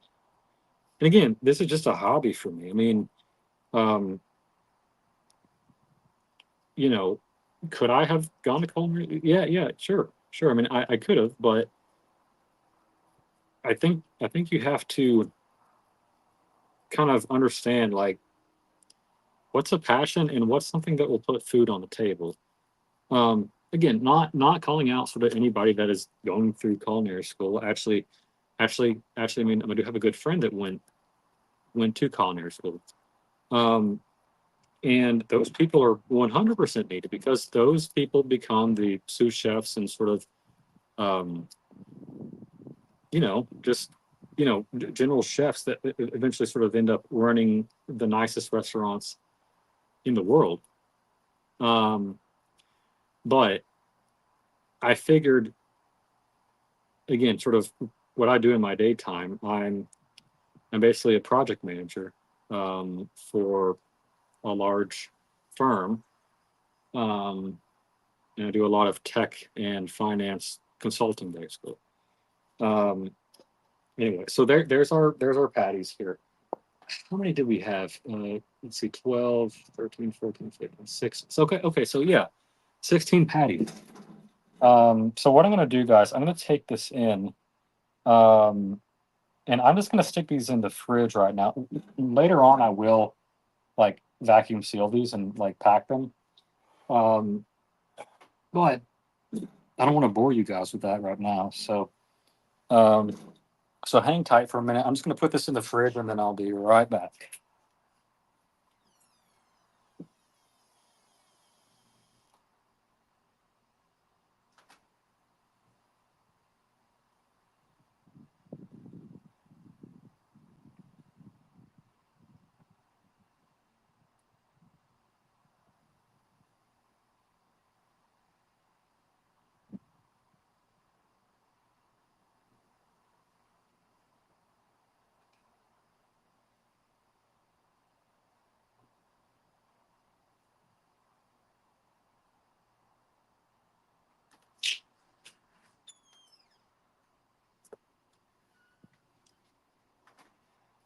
How are we doing in the comments, Scott? Oh, I think that bee came back. Anyway, I'll check the comments real quick just to see how we're doing. Um, let's see. Don't you use egg to bind it together? You definitely can, Miss Dodger. You know what, and you know what, you're right. I actually need to season all that meat, and I need to kind of you know what you actually saved me there, Miss Dodger. I'm going to pull that out. Actually, hopefully it's not too firm yet, but I do want to season it, and I do want to kind of use the egg as a binder. So let me go back real quick, and let me sort of grab that from the fridge.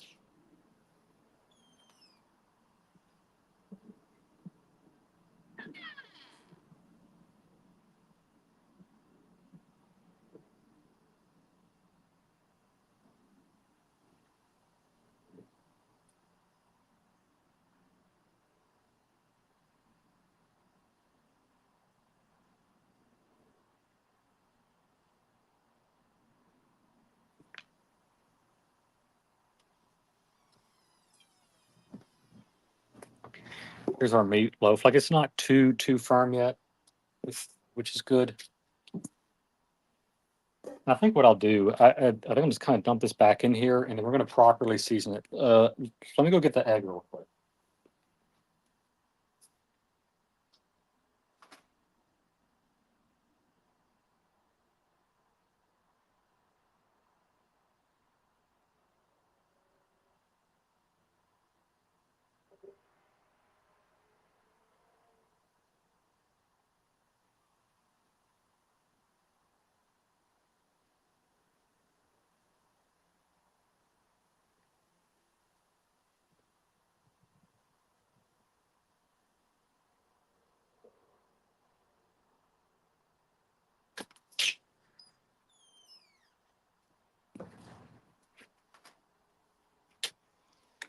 All right.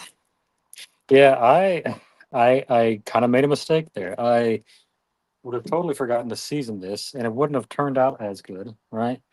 So thank you to Mrs. Dodgers. Show sponsor, right? Or not from like a monetary perspective. I don't have super chats yet, but I think we would have missed out on a lot of flavor if we had not done that. Uh, okay, that one's a little bit tough to get into. I might just use one. Yeah, let's just use this.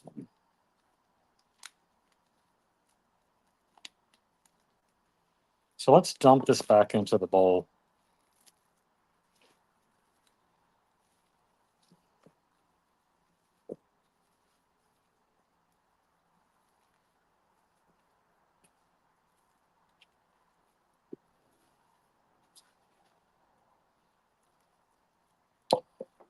And to your point, Mrs. Dodger, let's do an egg.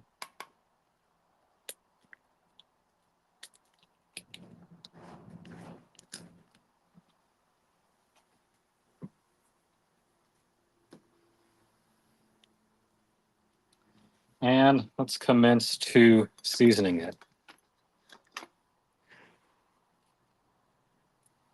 Put a decent portion of salt in there.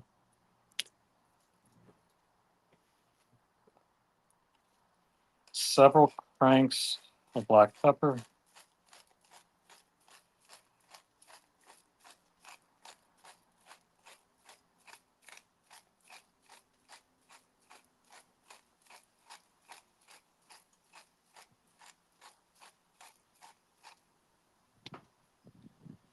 Let's do some oregano.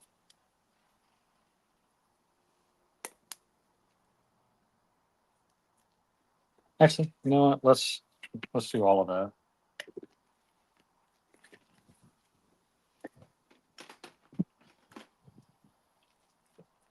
Smoked paprika.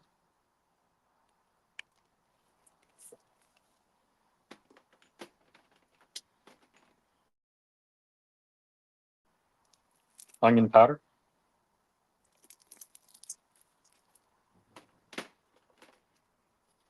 Sorry, let me move you guys a little bit closer. Cumin.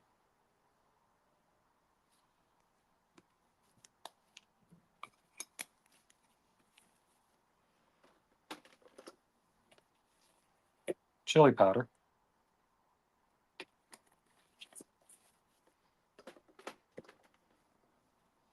Garlic powder.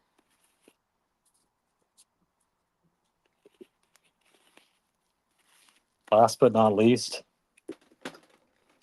MSG.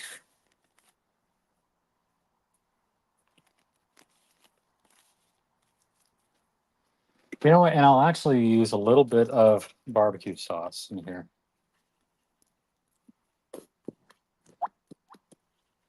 Makes a funny sound.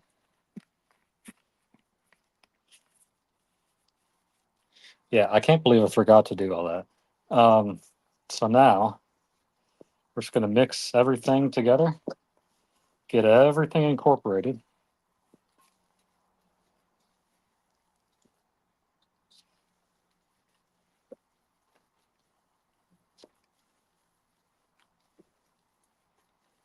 And again, I know I said it's not very good, like to really like press into this, but kind of don't really have a choice for this one. I do want everything to be uh, really well incorporated.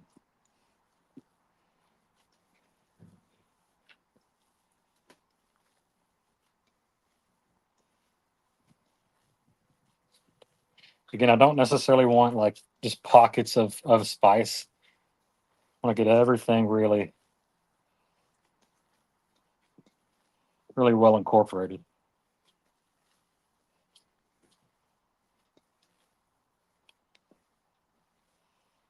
And you know what? One other thing I forgot is Worcestershire sauce. So let me go grab some of that real quick.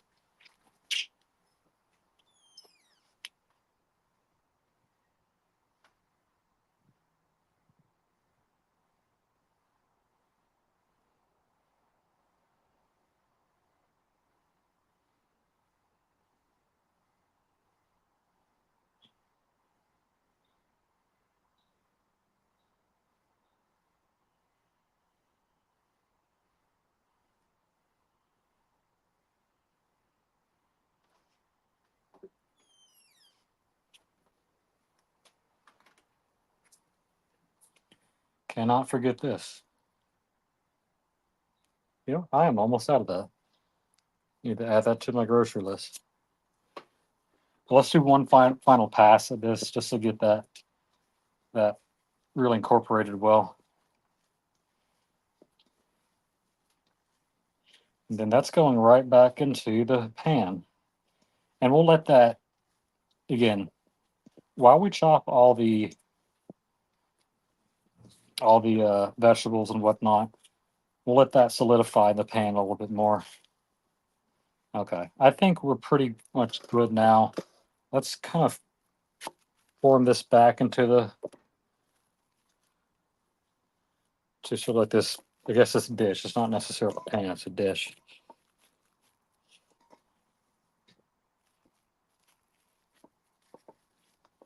We're really going to compact it down in there.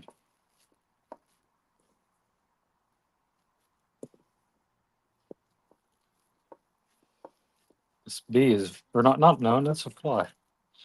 Very interested in my meat. Yeah, and that's not the first time that someone has been interested in my meat. That is all I'll say. Anyway, let's put this back in the freezer while we chop vegetables. So I'll be right back.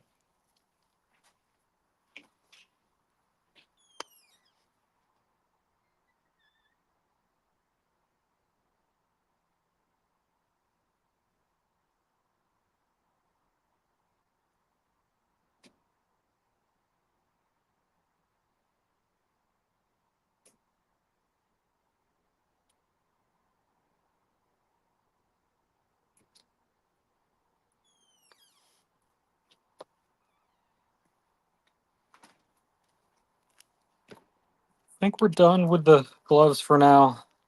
I'll definitely still keep them close by. Let's see, any more comments?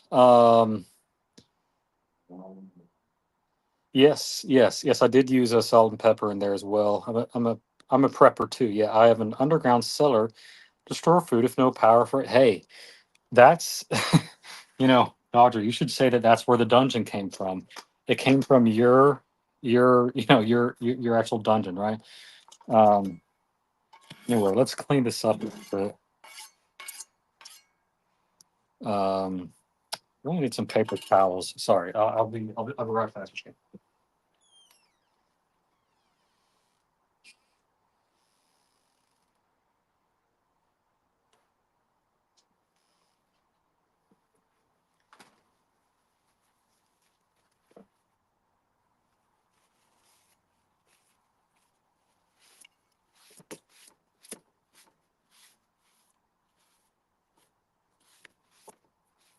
All right.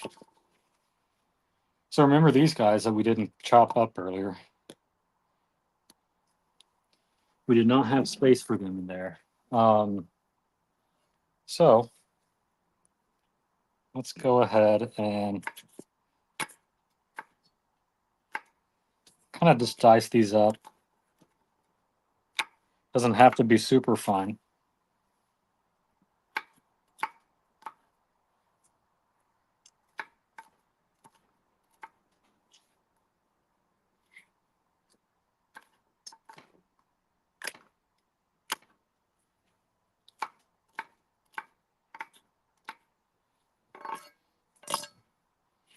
Now, let's have to take this sticker off that one. Anyway, um, let's get some other peppers in here. I have a green bell pepper here. Let's put that in our trash.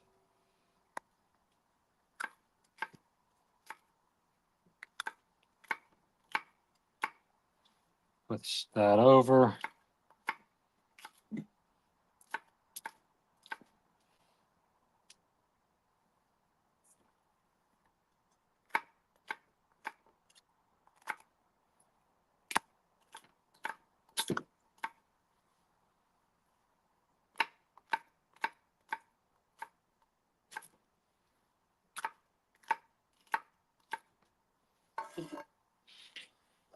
We have a yellow bell pepper.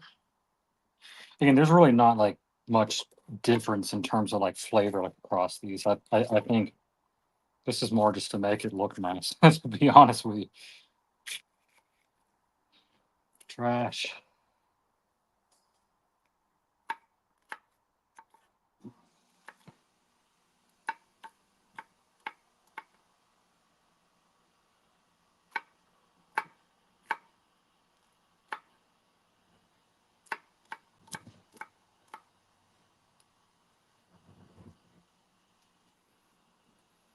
You know, I just realized. I think we can back up the camera a little bit. It's a little bit better.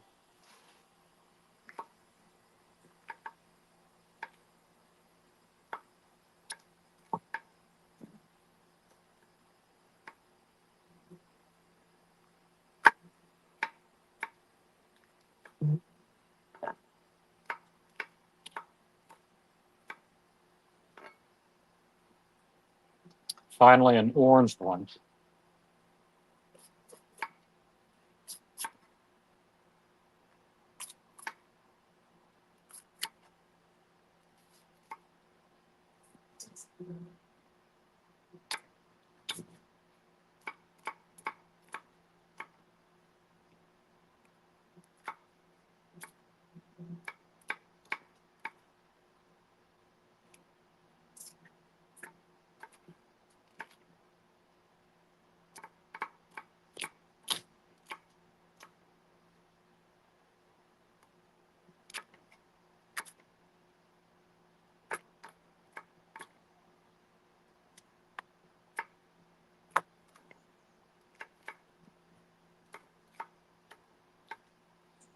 All right, we got plenty of pepper going on. Let's get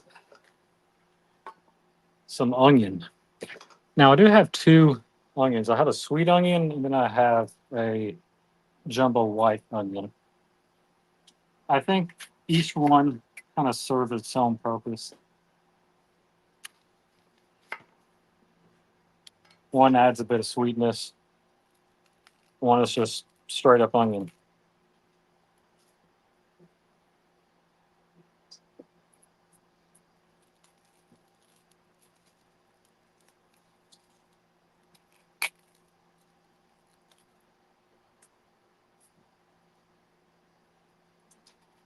Again, sort of when I'm dicing an onion,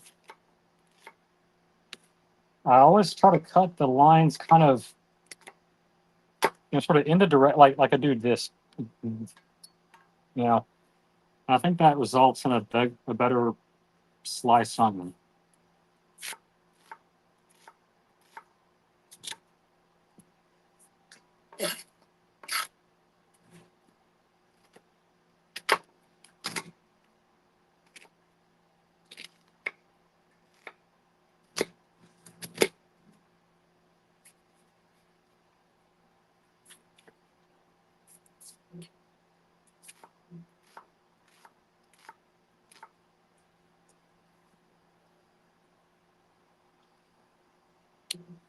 I think I'll just use half of the sweet onion.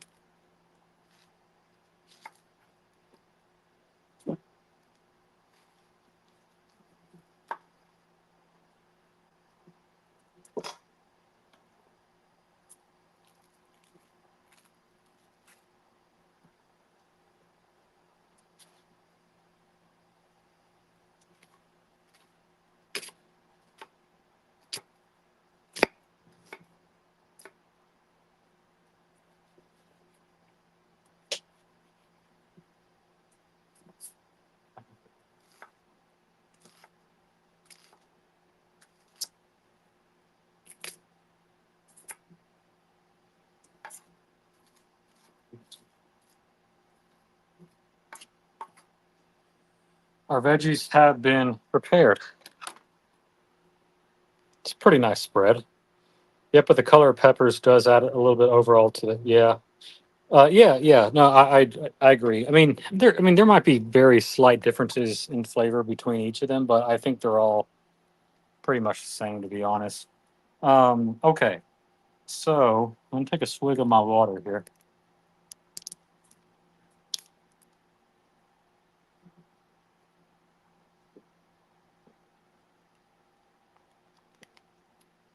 And it's time to go ahead and actually start to cook.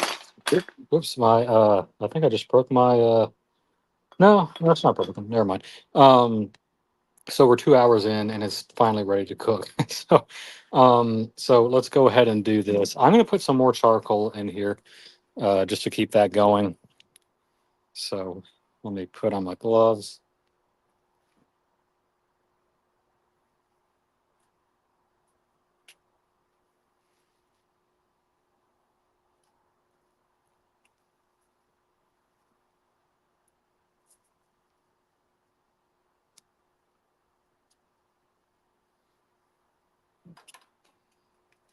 All right.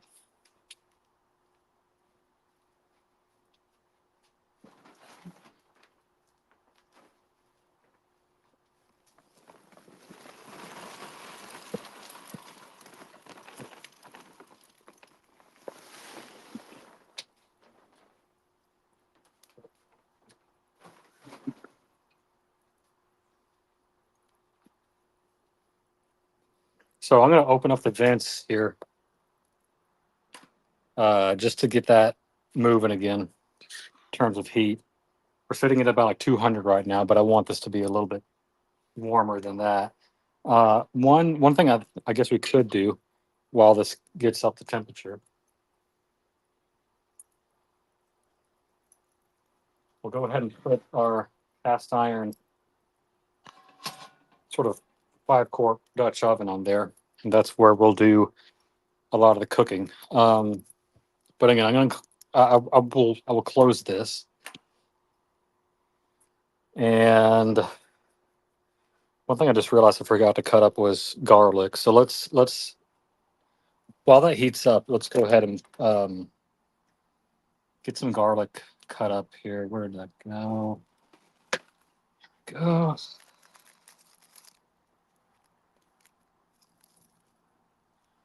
Garlic is always very messy. Very papery.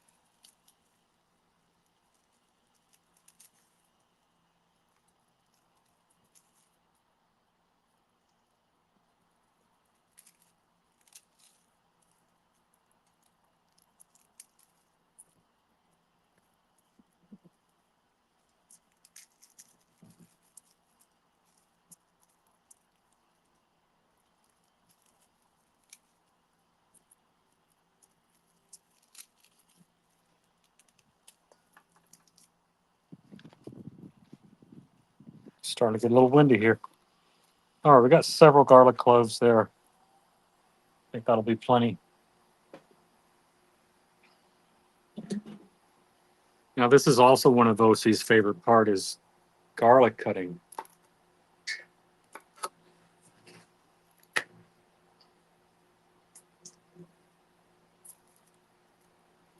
So OC, I built in about 45 minutes of garlic cutting for you, buddy.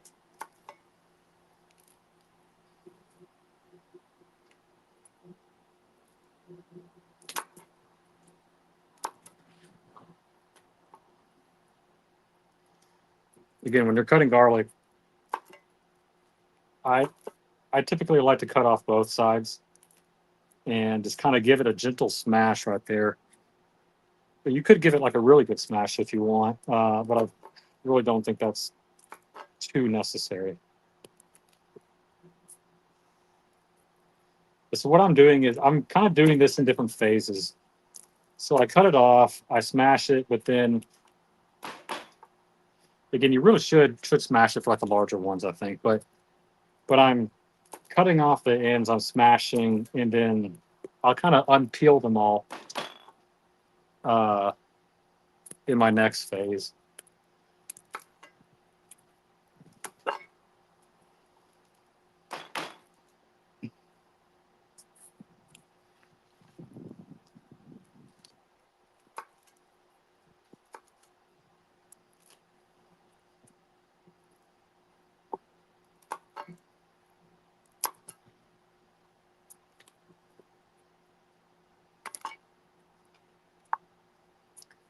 Last clove.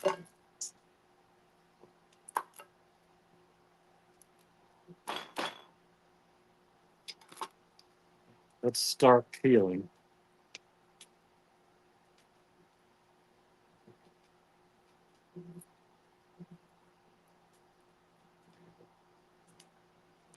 Again, the peeling makes it much easier for the kind of papery skins to sort of peel off, basically.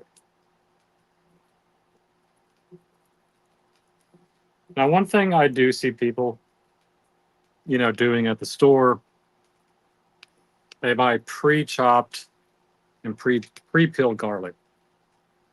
Um, for the people that are buying pre-peeled garlic, that's okay if you're cooking in bulk, right? So if you're like a restaurant, owner or something, then I get it. But the thing that cannot be forgiven is pre-chopped garlic. You can buy them in, tubs or like the jars or whatever. The moment you chop up garlic, it it sort of immediately starts, well, one, sort of drying out, and then two, uh, sort of its sort of overall sort of flavor potential starts to go down. So you really want to use garlic the moment you chop it. And yes, the ones that they have at the store, they're in jars or whatever, and there's a little bit of liquid in there so that they don't dry out. Um, but it's it just tastes like shit. Sorry, I mean it does, but I get it. Some people don't want to put in the extra effort. They feel like they can't cook, so they want to take the easy one. They get the pre-chopped garlic. But guys, I mean, it's literally taken me maybe 2 minutes since I've started to, you know, chop this. I mean, take off the skins and everything. It doesn't take very long at all, and it really doesn't take a lot of technique either. I mean, again, I've kind of shown you guys what I do. I kind of smash it. I get everything prepped up.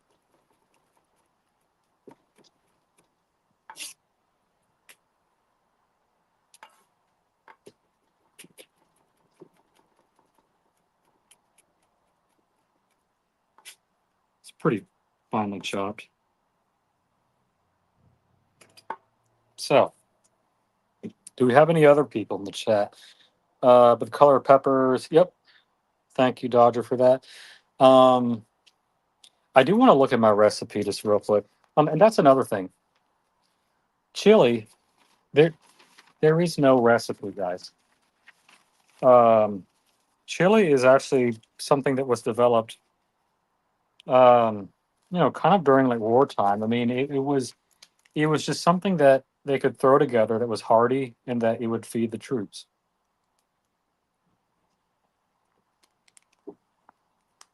You just need protein, right? And like a little bit of veggie. Um, let's see.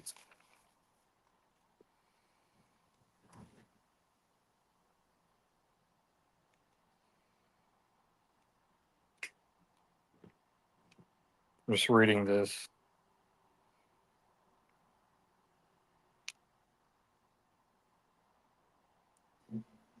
Yep. All right. I think I have my plan in place. Um,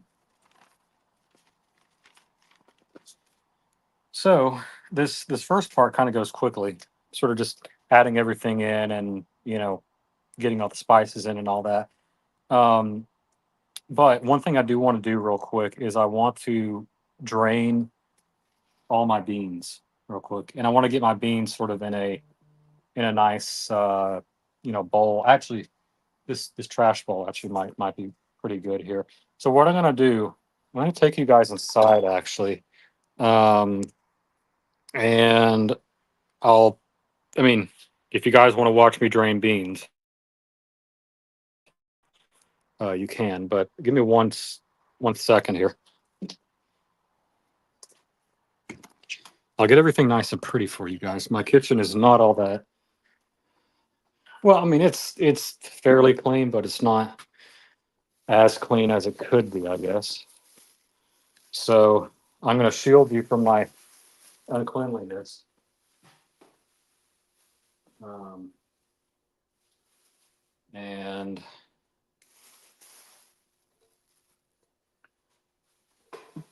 get everything kind of prepared here.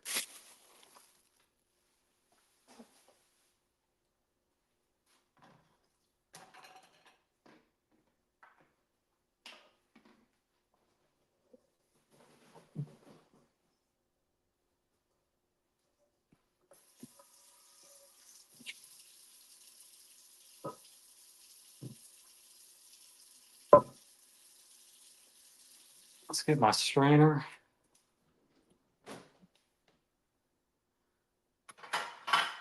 Actually, you know what? This will be easier.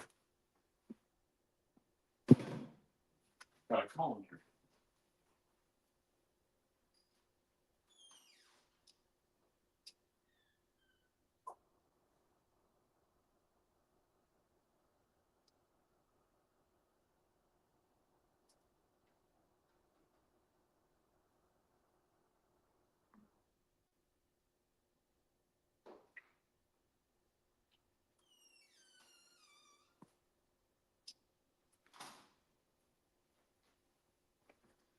Oh, and I need.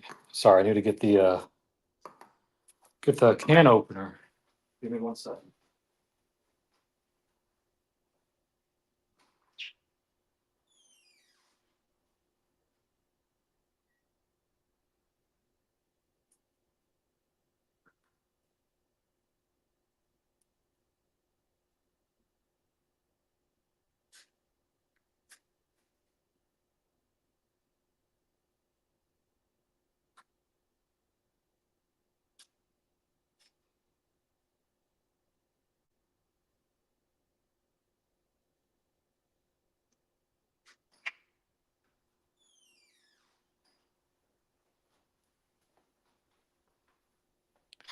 All right, let me see if I can give you guys something to look at here.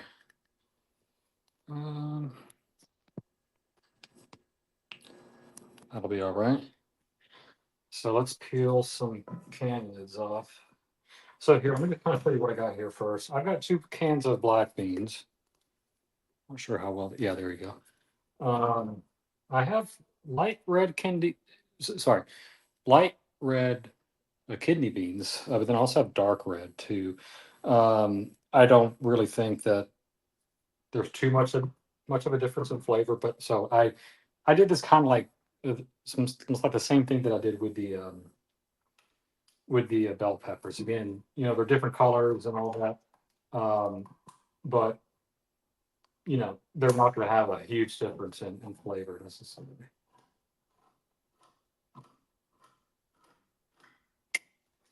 So I have a colander here. Put that aside. I'm just going to dump everything in there. Now, some people, what they do is they will actually they will include the, I guess, like the bean water, like the bean liquid or whatever. I've never been a fan of that. I feel like basically there's sort of moisture in there that you could otherwise substitute for something that's more flavorful. So that's why I made my own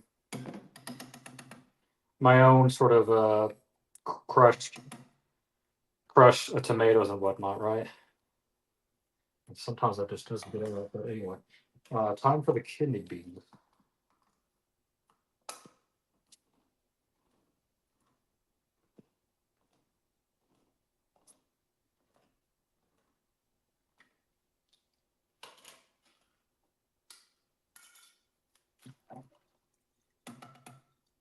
That one came out very easy.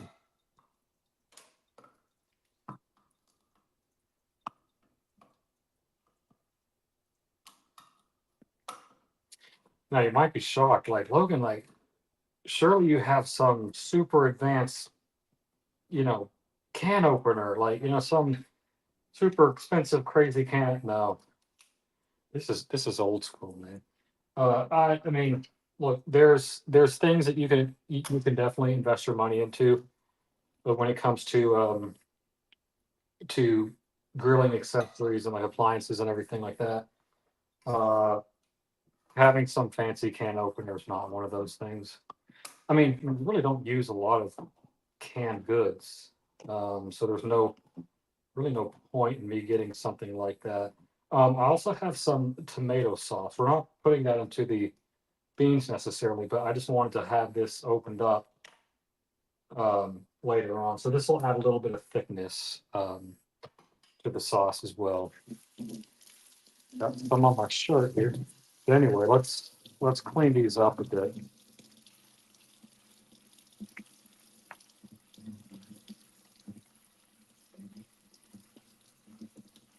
Again, I don't really care for all the slimy,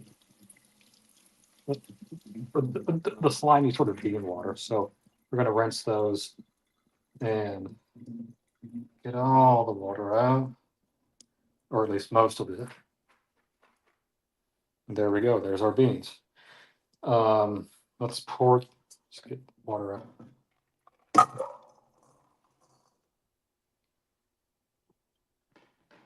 All right, our beans are ready to go. What I'll do now, I'll turn the camera off real quick. Um, old school can openers are the best. Yeah, yeah, totally, man. Totally, man. Like, there's no need to spend $100 on some, you know, something like that, right? I'm sort of old school in that sense.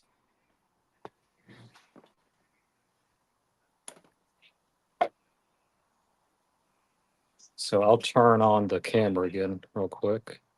There we go. I'll be right.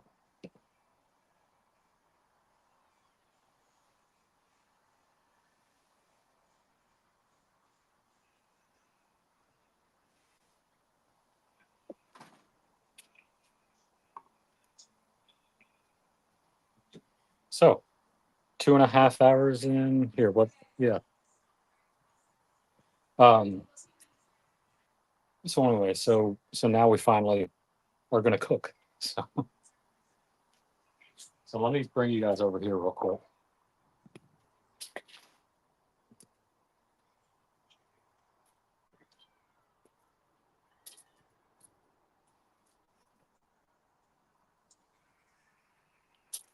Sorry, I'm trying to find my other. Oh, here.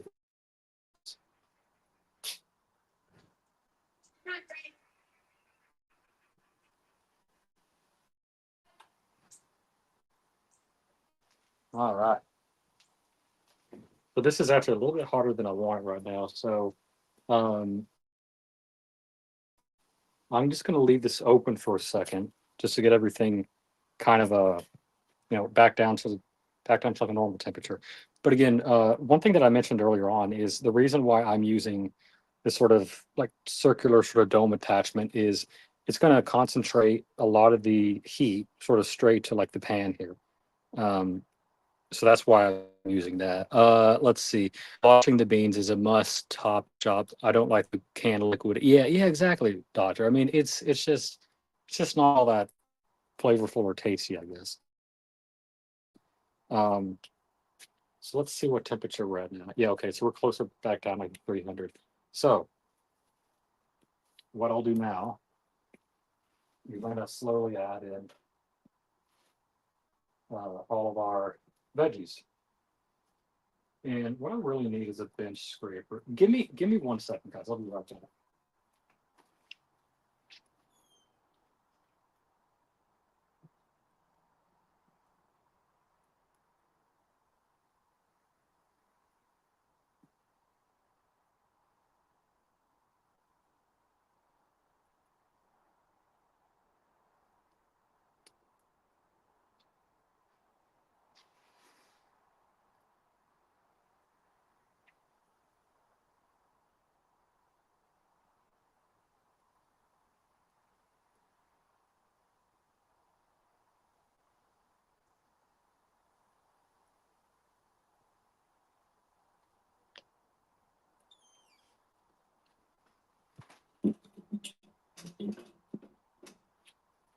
Okay, couldn't find my bench scraper, but I'm just going to kind of dump everything to here and then dump it in there.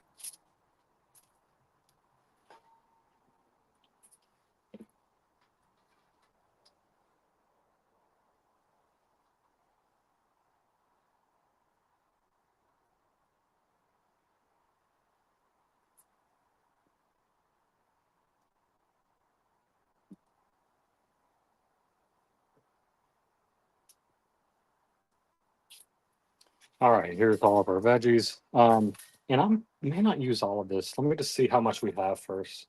You know what? Let me put a little bit of olive oil in first. Let's see.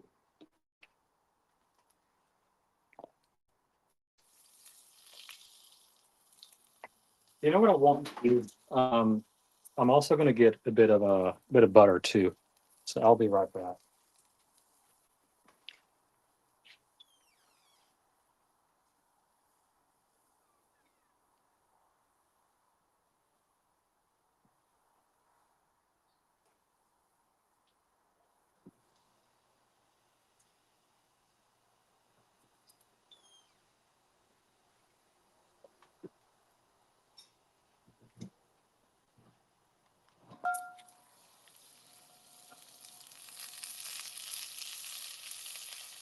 You know what? I also need to get a spoon real quick. I'll be right back.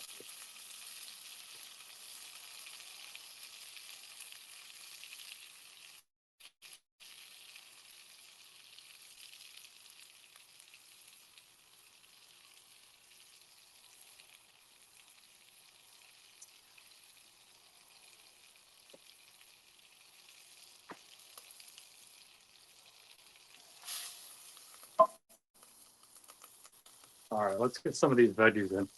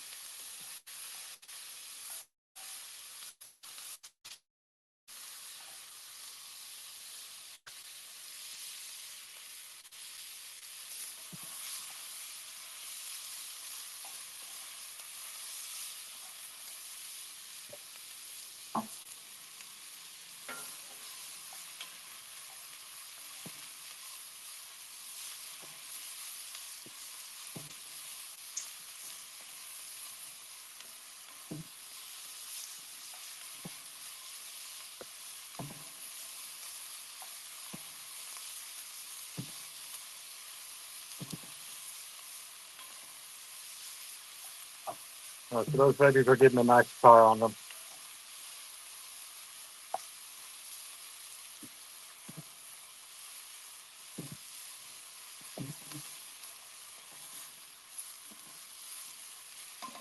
So let's season this up a bit.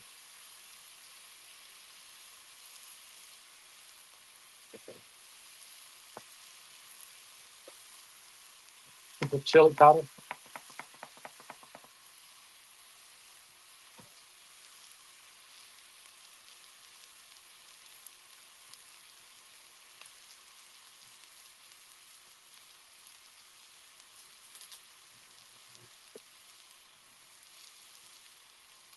a bit of oregano,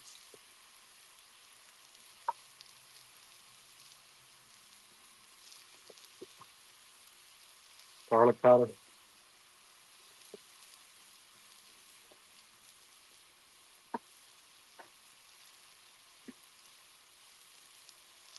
cumin,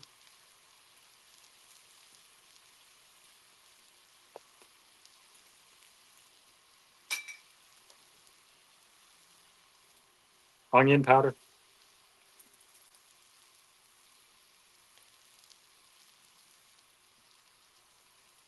smoked paprika,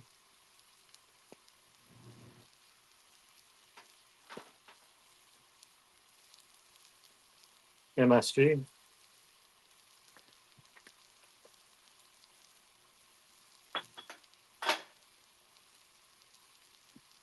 salt,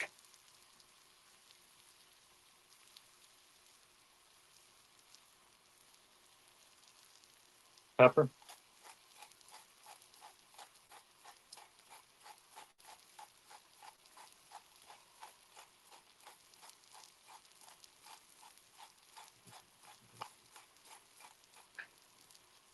Let's combine.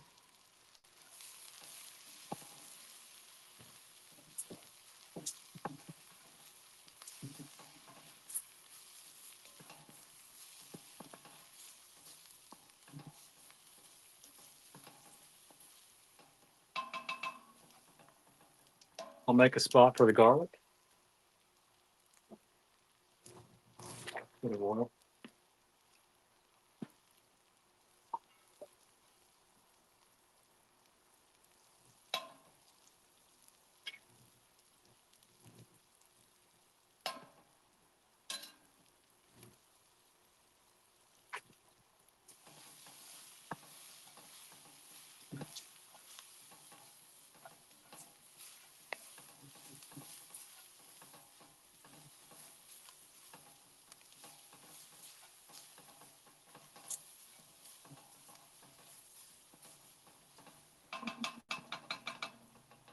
Let's get some tomato paste.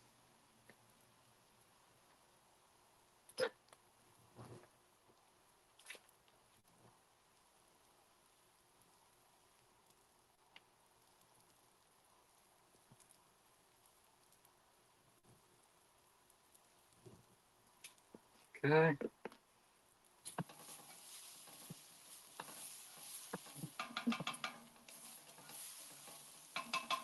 Get my glove on.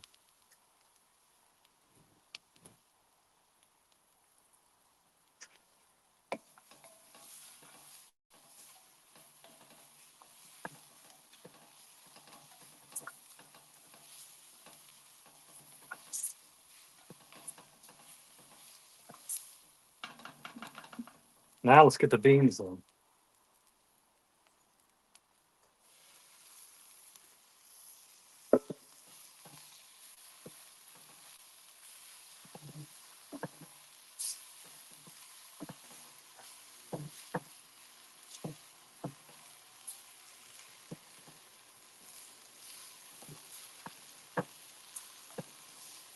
Whoop. Lost a few beans there.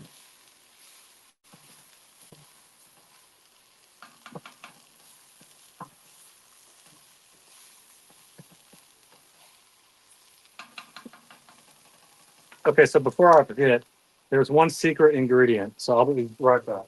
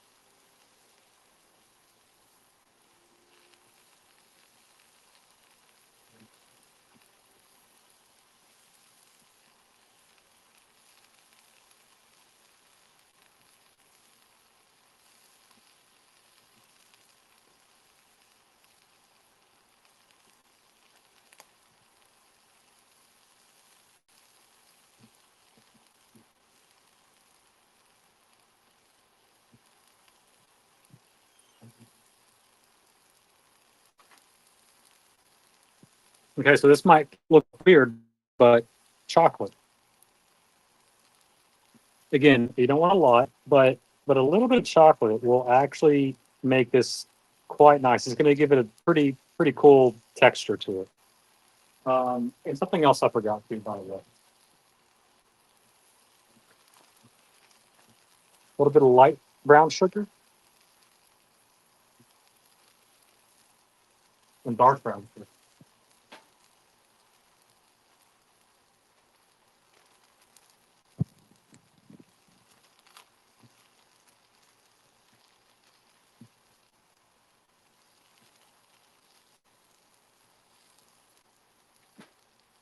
All right, let's get the glove on again.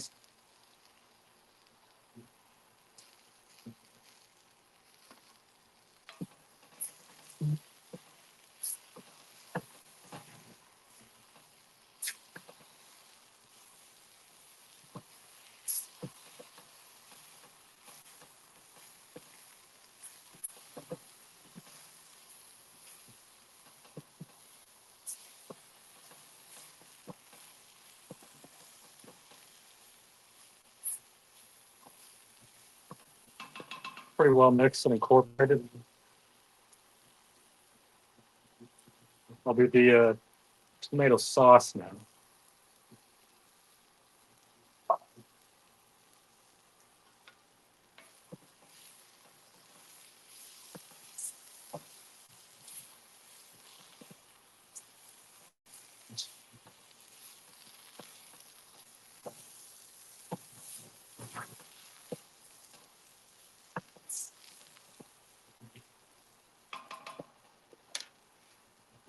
And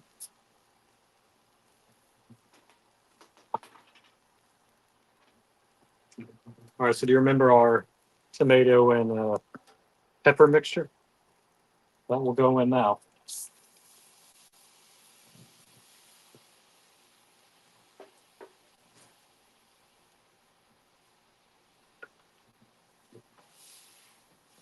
What does this smell good?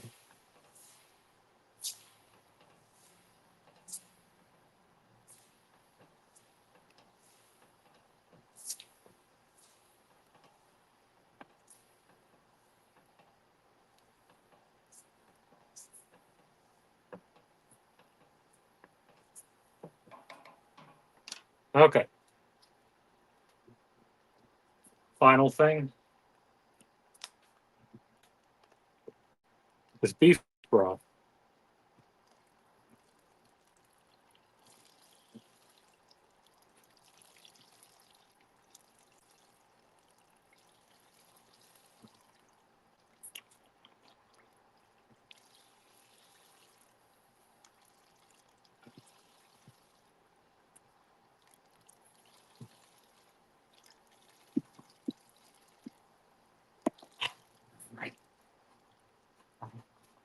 You know, like it might have been easier if I just sort of poked a hole in that.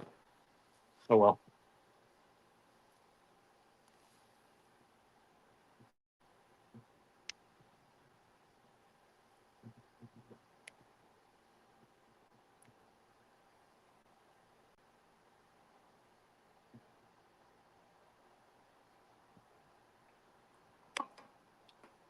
So that is our chili base without the actual meat.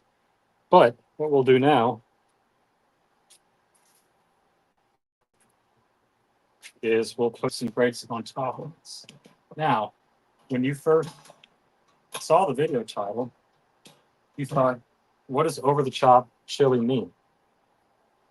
Well, we are finally at the point where I will show you what that all means.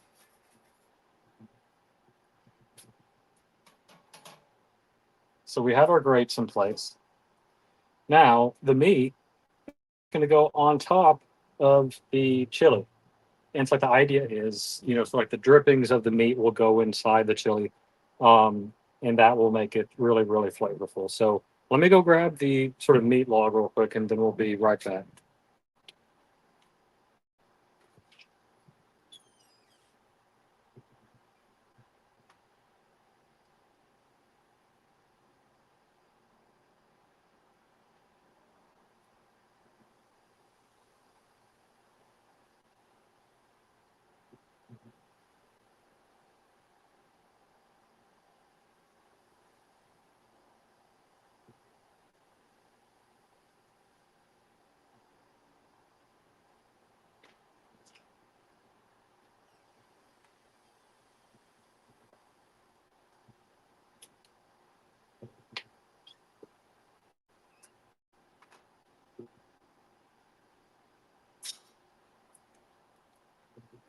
All right.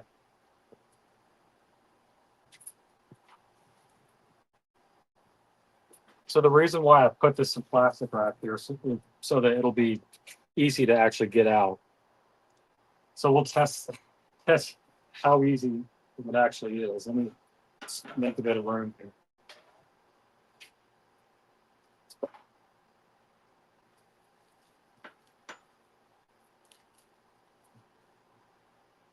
You know, I kind of just want to slam it on the grill almost. Let's let's see what happens. Let's do. Yeah, there we go. Okay, that was the right choice. I thought that could have gone wrong, but but thankfully it didn't. So there's our meat mound, if you would, and I'm going to stick my meter probe in this, and I'll just do it kind of at the thickest point here. Okay, and I need to get this back up to roughly 350 ish. But let's go ahead and close it. And I'm going to open up the vent again and let's open up this vent too. And then once we hit about 350, we're just going to let that coast. And we can monitor the temperature on my phone here. Um, so I'll have to do that here at some point. But while this gets back up to temperature, let me throw a few things away for you.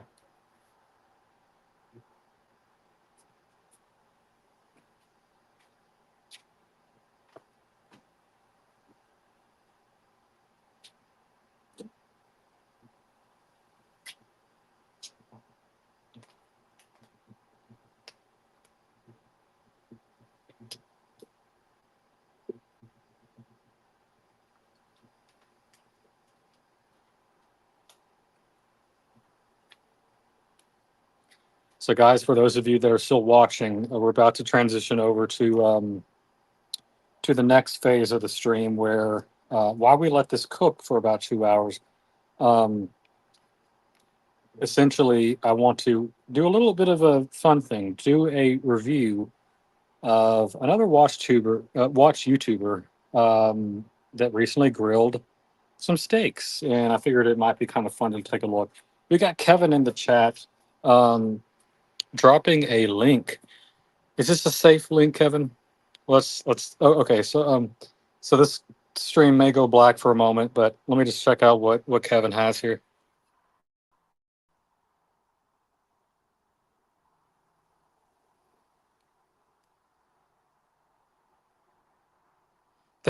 That was kind of funny, Kevin.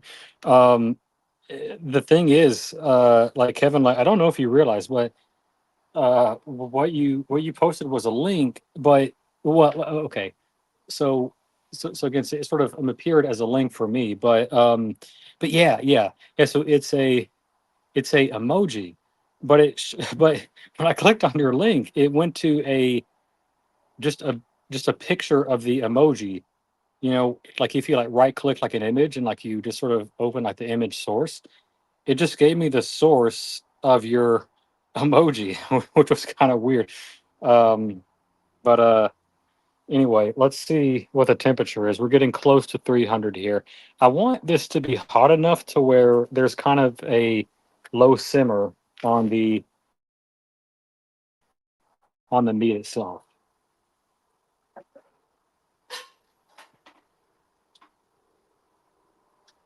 So let's just take a real quick look. Okay, so there is a nice little simmer going. Um, so maybe I only need 300, but I don't know. Let's I do want this to here. One thing I'm going to do, guys, the screen is going to go black for a second, but I want to essentially set up my meter probe um, and get that set up. So give me 1 second, guys.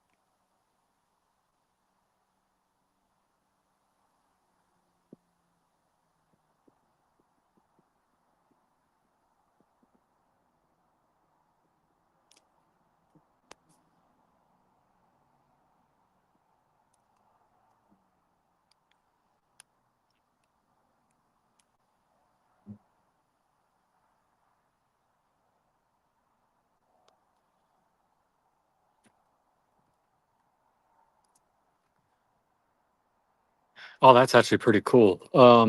So I recently just got a new iPhone. Um, and well, again, I got like the 16 Pro.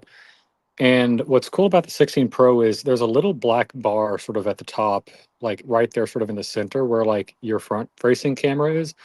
Um, and one cool thing about it is it will show you like data from sort of other apps that you have open.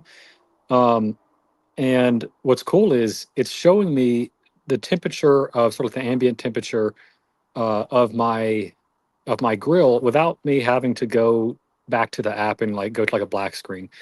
So that's actually really really cool. This is the first time I've used this app on this phone. I just picked up the new iPhone 2 weeks back, so still getting used to it. Right now, that little portion of the portion of the screen is showing me we have an ambient temperature of about 320. I want that to get up to about 350, and then I will uh, kind of partially close the vents a little bit, and we'll essentially just wait until the um, the meat itself gets up to a temperature of about 155. So that might sound pretty high for like beef, but again, normally normally you would think that beef would typically go more like 130, 135 or whatever, right? But because this is ground beef, it's a little bit different. Um so anyway, so let me actually turn back off the camera, sorry.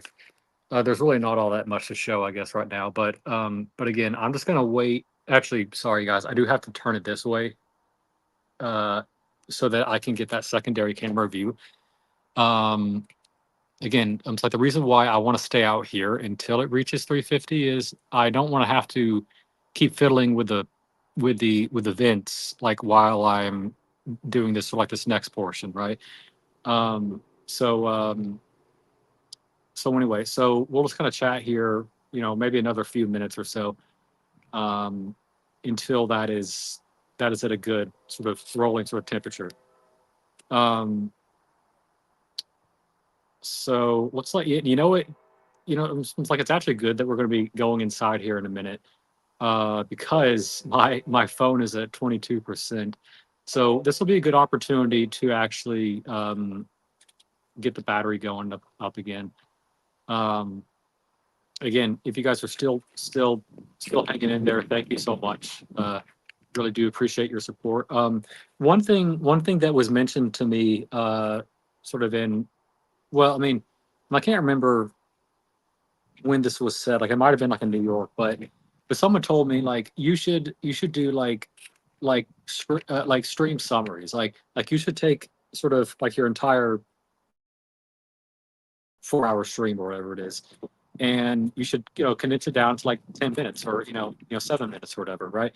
And that's definitely something I definitely want to do. It's just going to take some time. I think probably what I'll do is like maybe sort of one weekend, when I'm not doing a grill stream, maybe I'll just take a break and I'll kind of chop up sort of on my previous streams and just make sort of like the stream summaries. My only sort of concern with that is like I'm afraid that like nobody's going to watch the actual live streams themselves, and people are just going to wait until sort of like the stream summary like comes out, and then I'm going to have like no comments here or sort of nobody watching. But if that does sound interesting to you guys, again, just sort of let me know. Again, I will do it. It's just that I don't know when I'll get around to doing it. Um, but anyway, so on my little secondary screen, nobody watching now. Do whatever you think is good. Yeah. Hey, thank you, Kevin. Shorter formats are, but yeah, definitely, definitely. Kevin, one thing I'll probably do also is I will probably, um, like, and also sort of sorry, by the way, if you do hear the train coming. Again, there was one that came sort of earlier, earlier in the stream, and it was kind of loud. But this one's actually fairly soft. But yeah, Kevin. One thing I'll probably do is while I sort of make those like shorter format videos, what I might end up doing is I might actually make a lot of like actual like YouTube shorts. And I think that'll drive a lot more traffic to the channel. And again, that is how a lot of people use YouTube. Like they may not like the long format stuff. They they may just get tied into like just for like the shorts, and the shorts are really good for like easy sort of easy sort of digestible content, right? Hey, hey, Thomas is still watching. Hey, thank you, Thomas. Thomas, it must be getting into your evening now. It's probably like 7 or 8 o'clock or whatever. So again, thank you for sort of sticking in there. Appreciate it.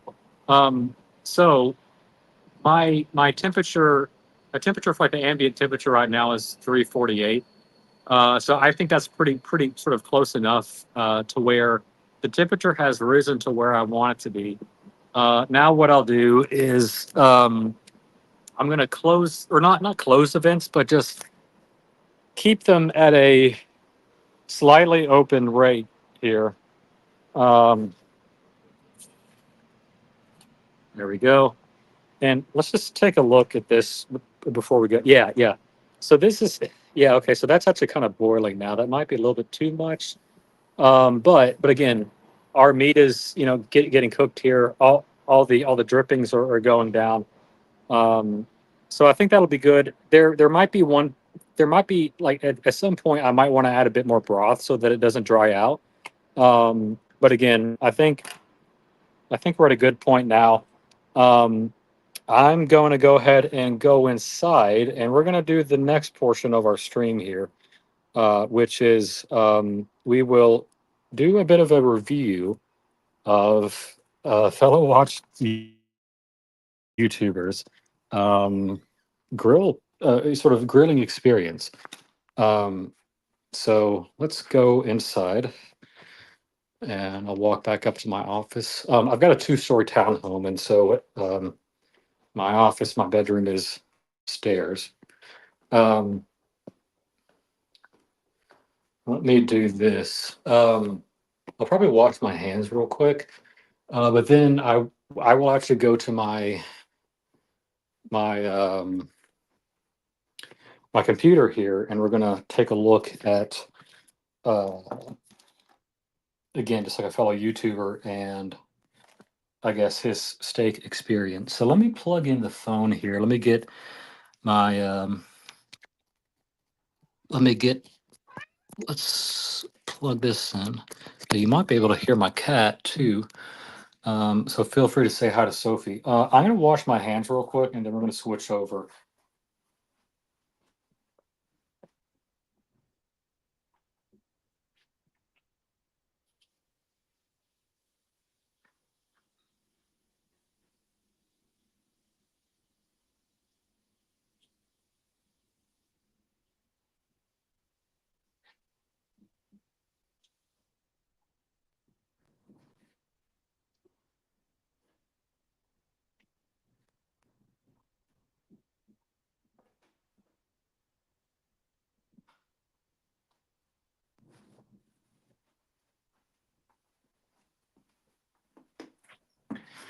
All right, guys. Let's see. So let me do something real quick. Let me do the screens a little bit differently. Oop, let's go. Let's go. Here we go. Okay. So, um, so what I want to do here is here. Let me actually turn on my camera too. Oh, there's my cat. Actually, let's do camera settings. There we go. Here's me. So here's my office. Let me put you guys down here. Here's my cat. She's very interested in me. But let's go back down here. So you know what? And let's actually turn it like this. I think that'll look a little bit better. Let's actually bring the camera back up a little bit. So anyway, okay, cool. All right. So, guys, I wanted to take a look at Tim's stream here. So this was a video that he did, or a stream rather that he did. I think 2 days ago. No, yeah. So 2 days ago now. By the way, if you guys want to be a part of this discussion, I can actually let panelists on now. I believe I do have I do have sort of like the link pinned, right? So if you're interested in, joining, definitely, feel free to hop on if you want, and I can bring you in. I think I'm gonna move the camera just a little bit more like this. Yeah, that's a bit better. Okay, so I believe you guys can hear this, hopefully. One thing. So okay, so I'm gonna start playing it, and then you guys tell me whether you can hear it or not. Good night. Good night. Welcome. Thank Good you evening. for joining Good us. evening. Yeah. Good Good evening. evening. Okay, okay, so guys, I'm still okay. Dodger, can you hear Tim stream while I'm streaming too? Oh, you know what, Kevin? The whole sort of emoji thing that you were talking about earlier. So that actually shows up now. But anyway, okay. So again, I haven't really watched this yet. Like I really just really sort of briefly sort of skimmed through it, but I just wanted to see, I guess, what these guys' sort of approach here to it, for sort of grilling for like a large audience here. So let's just kind of go into sort of curly mode here, and let's just do some park bench premium, just to sort of check out sort of what Tim is up to. Good evening. This fine evening, everybody. We're here at the Animal House. The preparation for the dinner here has already started. It's underway, right, Manny? That's right. Look at this. We've got Daniel Katz here, Daniel or Katz. telling Conrad. Okay, so this is Conrad here. So Conrad is like a really nice guy. He actually came to Vegas, just sort of super nice guy. But okay, perfect, Dodger. Thank you, appreciate that. Anyway, so let's check out what they have going on. So they got some tomatoes here. They have got some water bottles. That's a good idea, actually. When you're sort of into like the row house here. But anyway, we got some zucchini that is being chopped up too. When I do zucchini, what I typically do is um, I will actually like kind of scrape out like the inner sort of pit part that has all the seeds. I just find that to be like really ooey gooey, and it's actually kind of similar to the interior of a of a of a tomato, actually. But again, that's what I typically do. Let's just see if he can actually How to chop you know. vegetables. And Conrad chopping vegetables. Look, this is all according to Daniel Katz. So okay. So just to talk a little bit about technique, I guess. Typically, what I do, anytime you're chopping something that is kind of like a cylinder, what I'll do is I will actually like lay it down flat, right? And then you chop like one side off. But then that gives you a level sort of field to actually like start chopping the rest of it, right? So anyway, uh just a little tip there. Again, I'm not doing this sort of whole segment to bash Tim or bash Conrad or anybody. This is more just like an opportunity for me to, I guess, teach others about proper technique and whatnot. So let's keep going. Katz's rules. Daniel, what do I do next? I don't know what to do. I don't know this slice. So let's get the just kind of peppers skip. already cut. Okay, We went okay. shopping. So Steaks. let's There's okay. So let's we- pause here. Whoop, let's go back. Yeah. Okay. So let me. funky ones. Look at that. Look So at let's that take meat. actually look here. That looks delicious. So Then so they got New York strip steaks. And there's an okay amount of marbling on here. Not great, but again, I get it. You're cooking for a crowd. You don't have just one steak that you can dump all your money into, right? So I think from a steak selection, perspective here, they actually did pretty good. There's decent amount of marbling here, and also like people think like like there's only sort of one thing that you should look for when you're buying a steak and marbling, but that's not true. Typically, you want to get a steak that is a bit lighter in complexion rather than darker. If you come across a sort of cut of meat that is really just like a really rich red color, it actually means that the cow was worked quite hard and kind of had a rough life. And what that means is when you bite into the steak, it's going to be fairly tough, right? So you don't want that. You want something tender, right? So again, so just sort of based on what I'm looking at here, they did pick ones that were sort of lighter in a complexion too. So again, good job sort of picking the steaks here, guys. Again, I don't know if Tim picked this or like if Conrad. I'm kind of feeling like sort of Conrad picked these here. So We went for a let's little just bit of keep variety. going. We threw in some of these skinny steaks. Sometimes this is good filler steak. It's a lot. It's cheap, and it's very Red Shovel said he wants this bad. it's very Okay. special because Okay. So what he got here is like kind of similar to like the skirt steak or like a flank steak. But they actually don't really even look like that. Like it literally just looks like shaved steak. Like they had like a rib roast or something. And then they just like shaved it on like on like sort of one of those meat slicers almost. And it looks like sort of everything here is oh, you know what? Okay, it tells me that my time is available now for the meat. Let me just really quickly here go back to my meter probe here just real quick. Okay. All right, guys, sorry about that. So sorry. I just wanted to see. So again, so sort of one nice thing about my meter app is it will tell me how long it will take for your meat to get to your sort of your desired temperature, right?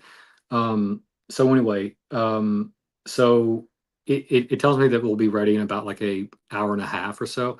So slightly quicker than I thought. So again, I'm not sure sort of how long we'll go here for this, but let's just sort of keep going. But actually, sorry. So sort of going back to sort of this piece here.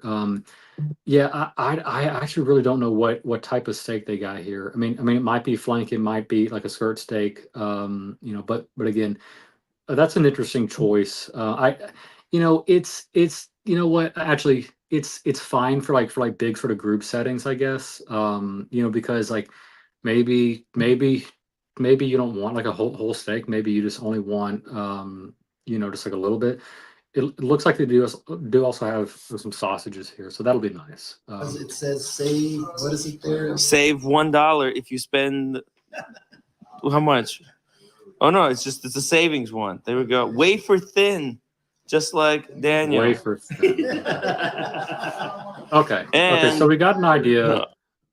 Okay, so we got an idea of the steaks here. Let's keep. Okay, so Conrad's chopping up. Man, The what is knives he are have here? this drawer over here. Actually, no, it's So- your drawer right there. It's already. okay. It's all right. It's sort of like one of those. Okay. One of those. Okay. This is garbage. It's like it's actually sort of a very similar to like a pumpkin, but interesting. Okay. They got the Yeah. muscles. Yeah. You got the muscles. Then yep. And then cut it in half. No. Cut it in half. Directly in half. This? Yeah, like that. Yep. So you can tell that those knives need to be sharpened, but again, so this is like an Airbnb, right? So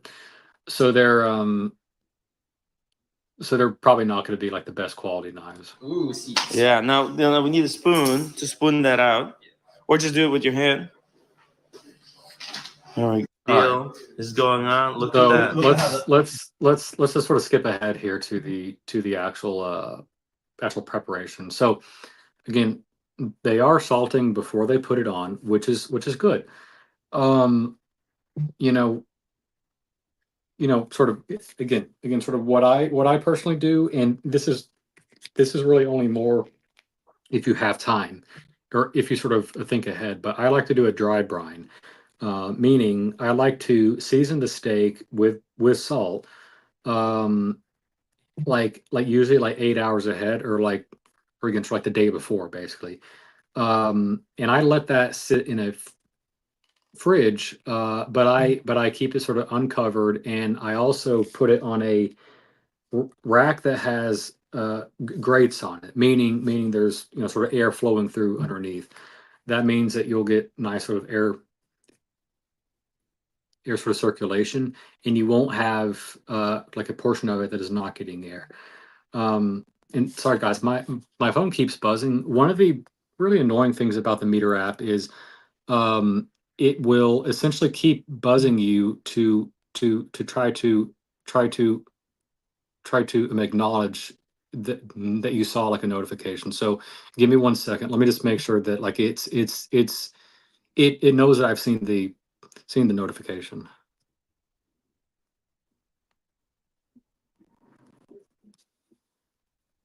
Okay. All right. Sorry about that. Should be better now. Anyway, so let's keep going. The salt eventually melts into the meat. Oh my God, get that salt in there. I'm gonna rub it now. Man, he's good at this. Wow. Hell It yeah. starts to melt.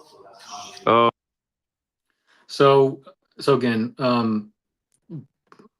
one thing that like I didn't mention actually sort of about like about the dry brine is it's kind of like a scientific process. So the whole idea of it is if you salt the steak like a night before, like sort of 8 hours before.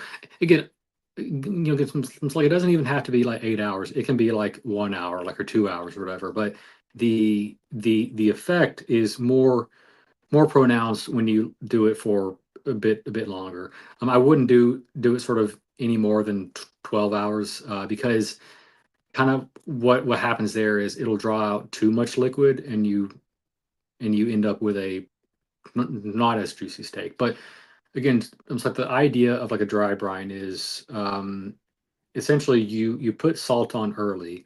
Um, and again, sort of what Tim was saying, or what sort of Conrad was saying was actually right. The steak will kind of suck in the salt, and essentially what happens is that salt will kind of dissolve away, and then it'll be kind of put into the steak itself, sort of at like the surface level. But then the steak is kind of like spit out that like steak juices again. And so if you look at the dry brine like later on, maybe like an hour later, you'll notice that it's actually kind of like watery on top. But then what will happen is the steak will kind of act like a sponge again and kind of absorb that back in through a process called osmosis, basically. And it basically results in a more flavorful steak, right? Ryan Singer, hey man, hey, oh hey, we got Thomas here too. Hey Thomas, let me add you to the stage. Hey Thomas, how are you, brother? Hi Logan, you alright, man? How you doing, Hey, brother? good. Hey man, it's really good to see you. This is this is sort of the first sort of I guess time that I've been able to have I guess like guests on. Like I did sort of actually have on have on Diego once, sort of very sort of briefly, but it was a little hard because there was an echo. So I mean I basically sort of only had to listen like to one of Diego's voices. But anyway, we're in like a much better sort of environment now. So man, Right, great. yeah. Again, so have you have you have you enjoyed the stream so far? Yeah, it's been great, Logan. I mean, it's been really interesting finding out how passionate you are about all this, Yeah. about your different techniques, about your different um approaches, and just you explaining about this video about how the dry brine and the Yes. the osmosis and Yes. the different stuffs. Please continue about explaining about this video. It's really interesting. Very Really cool. Well, hey, interesting. yeah. Thank you. Again, I'm not doing this like to bash Tim or bash Conrad or anything. No, I'm no, doing not this at more to all. teach others. Absolutely, I'm learning a lot. Yeah. Yeah, Yeah. Cool. Well, hey, thank you for joining me for a Park Bench Premium. We will keep yeah, going here. And if you want me like to pause or anything, or yeah. I'll or chip in yeah, if I want to bring up anything. I'll chip in. Sure, sure. Yeah, okay, perfect, I'm just perfect, man. enjoying it. I'm learning. Okay, perfect, man. All right, let's keep going. Oh With the yeah. meat, it like disappears. Oh, actually, sorry. I meant to say hi to Ryan Singer. Ryan was awesome. When we met up in New York. We What had been time? sort of chatting before and whatnot, but it was really good to finally meet him. And we actually sat next to each other at a Keen Steakhouse, and we had like a really good discussion there. So Ryan, again, thank you for your continued support. And sort of thank you for like the upvote there. Appreciate it. Look at that. It's beautiful. It's good stuff. It's beautiful All stuff. right, so they have something else Got here. garlic on. Oh, Yeah. garlic. Okay. Yeah. So again, so like so typically, I think it's acceptable to have three different things in terms of seasoning, at least dry seasoning, right? Or so these are all like dried spices, but then you get into like the whole sort of marinade discussion too, and that's fine too. But I think for at least like a dry spice, you can have salt, you can have pepper, and you can have a little bit of garlic powder. I think anything beyond that, you're kind of masking the natural flavor of the steak itself. So again, salt, garlic powder, that's good. I can't remember, or like I actually don't know if they did pepper yet. Actually, this sort of like white cap thing might have been the pepper, but anyway, let's just keep going. Garlic, oregano. Very nice. Okay. So you don't really need to have any sort of oregano. That's sort of more traditional in like either like a Mexican dish or a sort of an Italian dish, but it's not really meant to go on a steak. Get some spices. Yeah. By the way, shout out to our viewers. We got Cal Lloyd joining us saying upvote. Let's go, gentlemen. OG So Dangus. Great to see the community. okay, so let's Right. fast forward here. Okay, so now we have Manny here. Manny again sort of came in after the after ap- after sort of like the whole sort of separation again and again my party probably can should have sort of mentioned this from like the start, but again, I think most know that like I'm kind of separated from Tim during that time.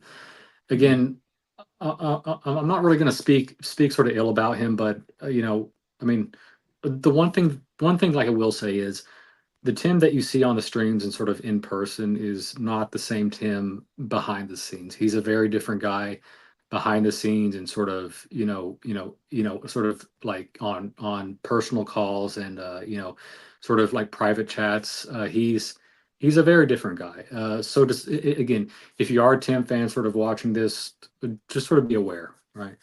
Um uh okay, Kevin says, I wouldn't really critique the seasoning, to each their own, and that's fine too. But again, I think at least for sort of what they're aiming for, I would stick to salt, pepper, and a garlic powder.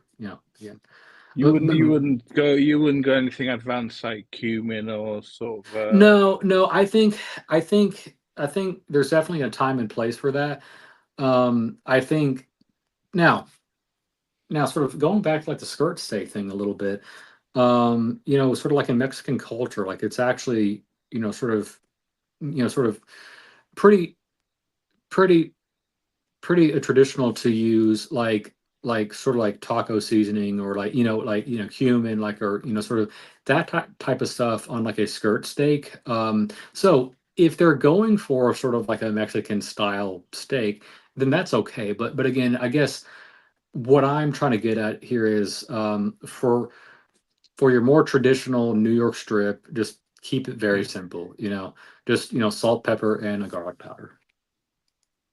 I'm really excited. For that thin steak, maybe a little bit of oil because it's not as fat. Actually, it has. Okay. Okay. So you just heard something there, actually. So they were talking about, like, should you apply oil to the steak, so that the seasoning can better sort of adhere. Um, I think if you do end up using an oil, make sure you're using a high heat oil. Um, so so again, so what does that mean, right? So olive oil is more there for flavor, but it's not very good in using sort of like using sort of like a high heat sort of application.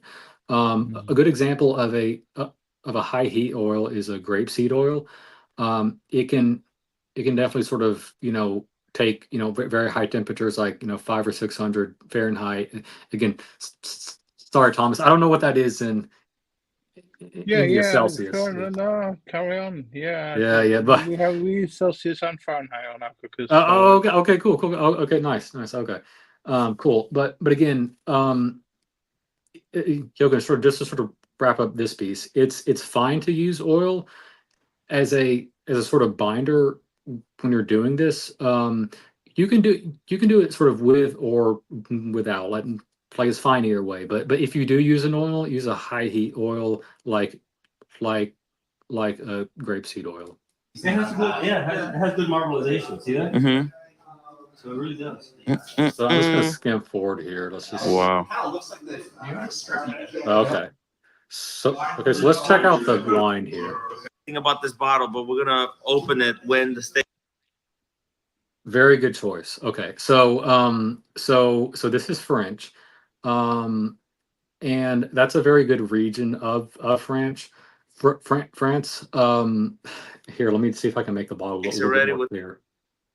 the steaks. Chateau Paris Pavie. Macon Wow, 2005. Okay, very good. So okay, Saint Emilion. so obviously this is something that Sean brought. This is not something that you buy at your local grocery store. This is Right. something that is vintage, basically. And yeah. So this is sort of close to 20 years old, actually. So yeah, Saint Emilion Grand Cru. Yeah, so again, I don't know my wines quite as well as like I know my steaks. But I do know some things. Again, sort of this is French Grand Cru class. Basically, that's sort of like your top tier grapes. That you have sort of like in each sort of harvest. It can also refer to a specific region of the vineyard. So there's sort of like a first growth region in sort of the Bordeaux region of France, and there's one really good pocket where a lot of vineyards kind of share this sort of like really nice pocket, and it just has excellent soil, excellent sort of minerals going on and all that. But essentially, it can basically mean sort of two things. It means it's kind of the best sort of part of that sort of grape crop or sort of harvest, or it might sort of mean sort of like specifically, it might mean a specific portion of the vineyard that has better growing, sort of you know you know growing sort of potential than sort of Better crops other parts. than other parts. Yeah. Yeah, exactly. So again, very good pick here. I'm sure that'll be excellent. I guess it's like the only other thing is, it doesn't specify whether it's like a cab or like a Pinot or anything like that. So when they don't specifically mention it, it's probably a blend, which is fine. Blends are great. I mean, I don't have sort of anything against blends, but again, when they don't specifically say that this is like a cab or like a Pinot or something like that, it's likely a blend of sort of Sure. different sort of grapes that year.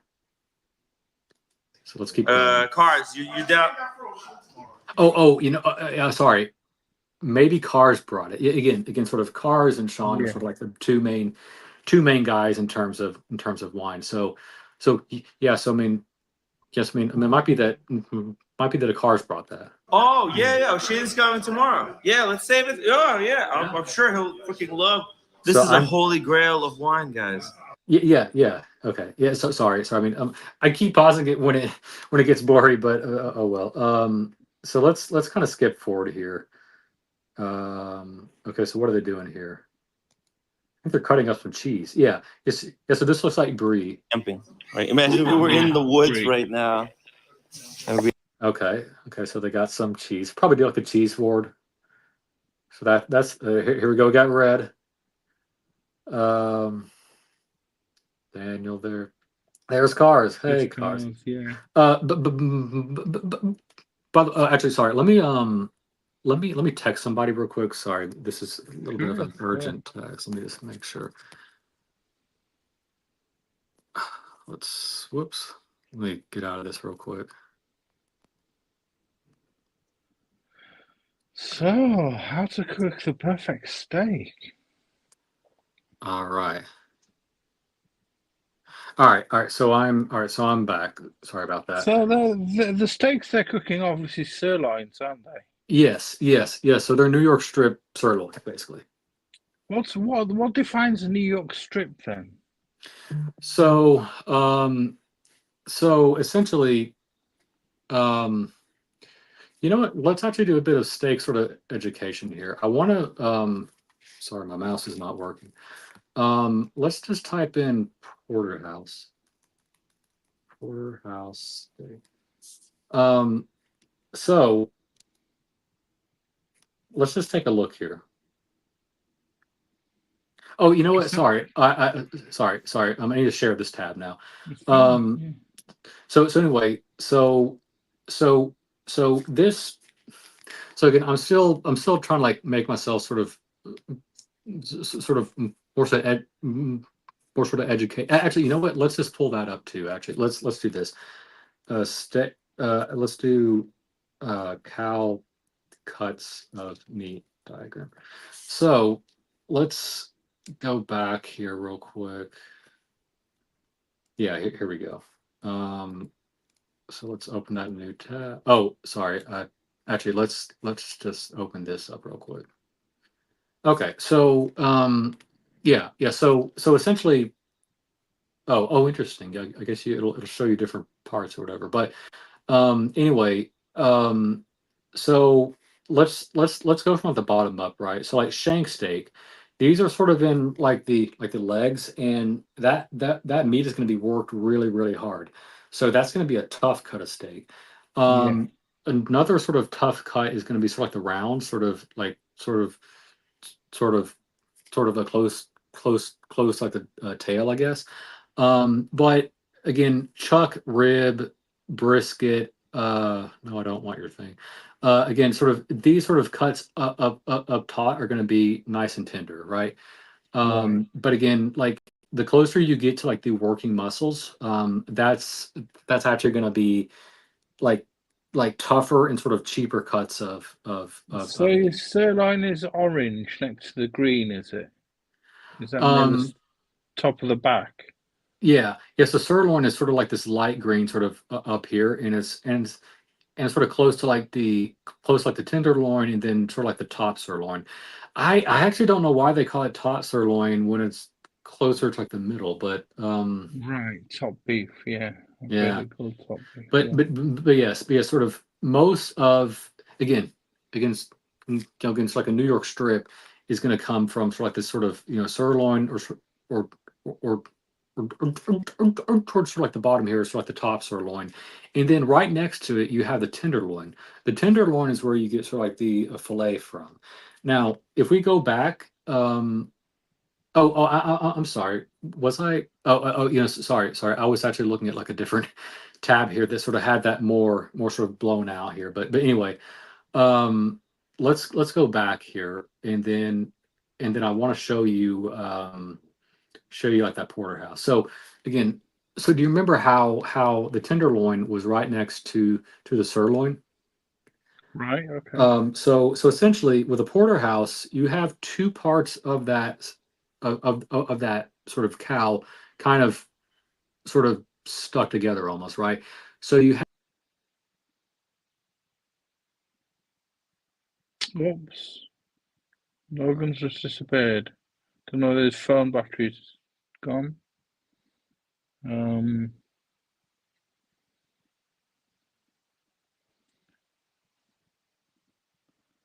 He's disappeared, Logan. He's talking about porterhouse and tenderloin. hey, sorry And about he's that. back in the room. Hey, sorry about that. Yeah. That was weird. That was weird. Some like a sort of a kick me out here. But again, let me just kind of So talking about the porterhouse and the tenderloin in yes, the yes, yeah. So yeah. So if you remember, like the diagrams like we looked at, the the sort of tenderloin or where the sort of fillet is, that is sort of on sort of top or sort of like further up. But then you also have yeah, the top top sirloin that is sort of right underneath that. So you're actually right. getting sort of two cuts here. With a porterhouse, you have sort of like sorry, like you have sort of like the fillet on top, and then you have the New York strip down there, sort of at the bottom. Now, one thing I want Right. to call out here is you also have probably heard of a T-bone steak. Yes, yes, of T-bone course. steak. So a T-bone is like a porterhouse, except the let me see if I let me yeah, okay, so let's go to this one. um so again, so T-bone is very similar. So, it's like it has sort of like that T shaped, right? um so the sirloin is pretty much the same. However, the these sort of the sort of fillet portion is actually going to be much smaller. This is actually probably, oh, and sorry again. um do have a habit of like just like right clicking and sort of opening in like a new tab here. But here, let me sort of, oh, you know what, it keeps going. Oh, I see it keeps going back. So let's just sort of zoom in here a little bit. So notice Yeah, that's how, good. yeah, oh, there we go. Okay. So notice how on this T-bone, the sort of portion that is mm, the sort of a fillet is much smaller. But but but again, sort of like like the sirloin, or sort of like the strip, it's like it's largely the same. When you order a steak at like a restaurant, and if they do have an option like for like T-bone versus porterhouse, you always want to get porterhouse versus T-bone, Really. because because the fillet portion on a T-bone is going to be much smaller. So that's sort of like your steak lesson for like the day. Right, Um, but porterhouse will be more expensive, I take it. yes, correct. So what I'll do now is I'm going to go back to this tab, and then let's just sort of see what a Yeah. cars has to say. Guys, the brains behind. Maybe we're not supposed to talk about it yet. Yeah. Okay. But Brains behind the project. brains behind the secret project. Not so much a secret. Not so much. So okay. So they're talking about his app, Barossa, right? Yeah. Right. So Yeah. we've heard about it like for quite some time now. So Cars did sort of open it up for like a lot of beta testers for over a year actually. Like it might be close to like to 2 years actually that it's been sort of in beta. But the whole from like the whole sort of purpose of this trip is to essentially do the big release of the app. And I think as of this morning, it actually went live. Like you can go to like your Google Play Store or like your Apple App Store or whatever, and you Right. can get it. Now I've been a beta tester for about a year. And again, they were still sort of working out some kinks and whatnot. But but again, some place like a very cool app, like a very cool experience. And if you haven't already, gotten it yet, then I would encourage you guys to get it. Do you have the app, Thomas? No, I don't. Is it for selling watches, or is it just like a Yeah, well, community so type? Is it like yeah, a yeah, watch yeah, crunch sorry. type thing? Yeah, sorry. Like, so maybe I should just kind of give like an overview of it. So it's basically an app where, it is targeted towards collectors, not specifically watch collectors, but that is sort of the biggest thing that it sort of has right now is like is watch collectors. But cars' sort of vision here is it can also be used for like art, it can be used for wine or whatever, or sort of anything that you can collect.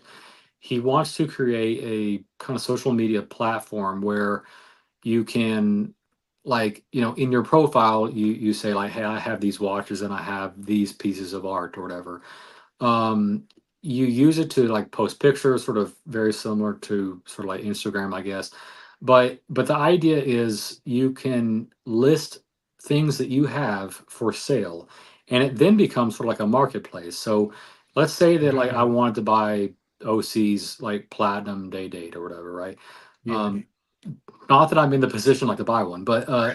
Sure. like, Hypothetically. Yeah. yeah, yes, exactly. So if OC decided that he wanted to sell it, he would basically take it from his profile and basically click sort of, sell, or sort of add to like the marketplace or whatever, right? Yeah. So then that would show up sort of in a feed or sort of like a notification. Everybody that's following OC would then see that and be like, oh, you know what? I could buy his day. So then I could go there, I could make an offer, or sort of just, buy it now, sort of very similar to Sure. like the eBay or whatever. But Yeah. I think the app does encourage, like a little bit of sort of, back and forth. But then like I think you can load your credit cards into it, or like your even like crypto. And um there's essentially like an escrow account, and sort of very similar like to Chrono 24. So Yeah. so basically, so what Cars did was he took sort of the best of sort of all the apps, and he essentially combined it into sort of one app. And so yeah, so it'll be a sort of platform where you can like share your watches, but also it'll be sort of like a marketplace where you can buy and sell watches too. So Right. Okay. so The secret, I um think so everybody. let's move on from cars here. I kind of want to get to like the grilling part here. Yeah. Okay, Oh, so there we go. so There we so go. so they have it all lined up here. Whew. Got the sausage. Sausages, look at this. Yeah. The salt has perfectly melted. Okay. So they did do something right here. So, or again, sort of not saying that like they've done sort of everything wrong or whatever. I mean, it's mostly been right, sort of. But again, one thing that they did do correctly here is they let the steak sit out from the fridge for about like an hour, or at least like 30 minutes.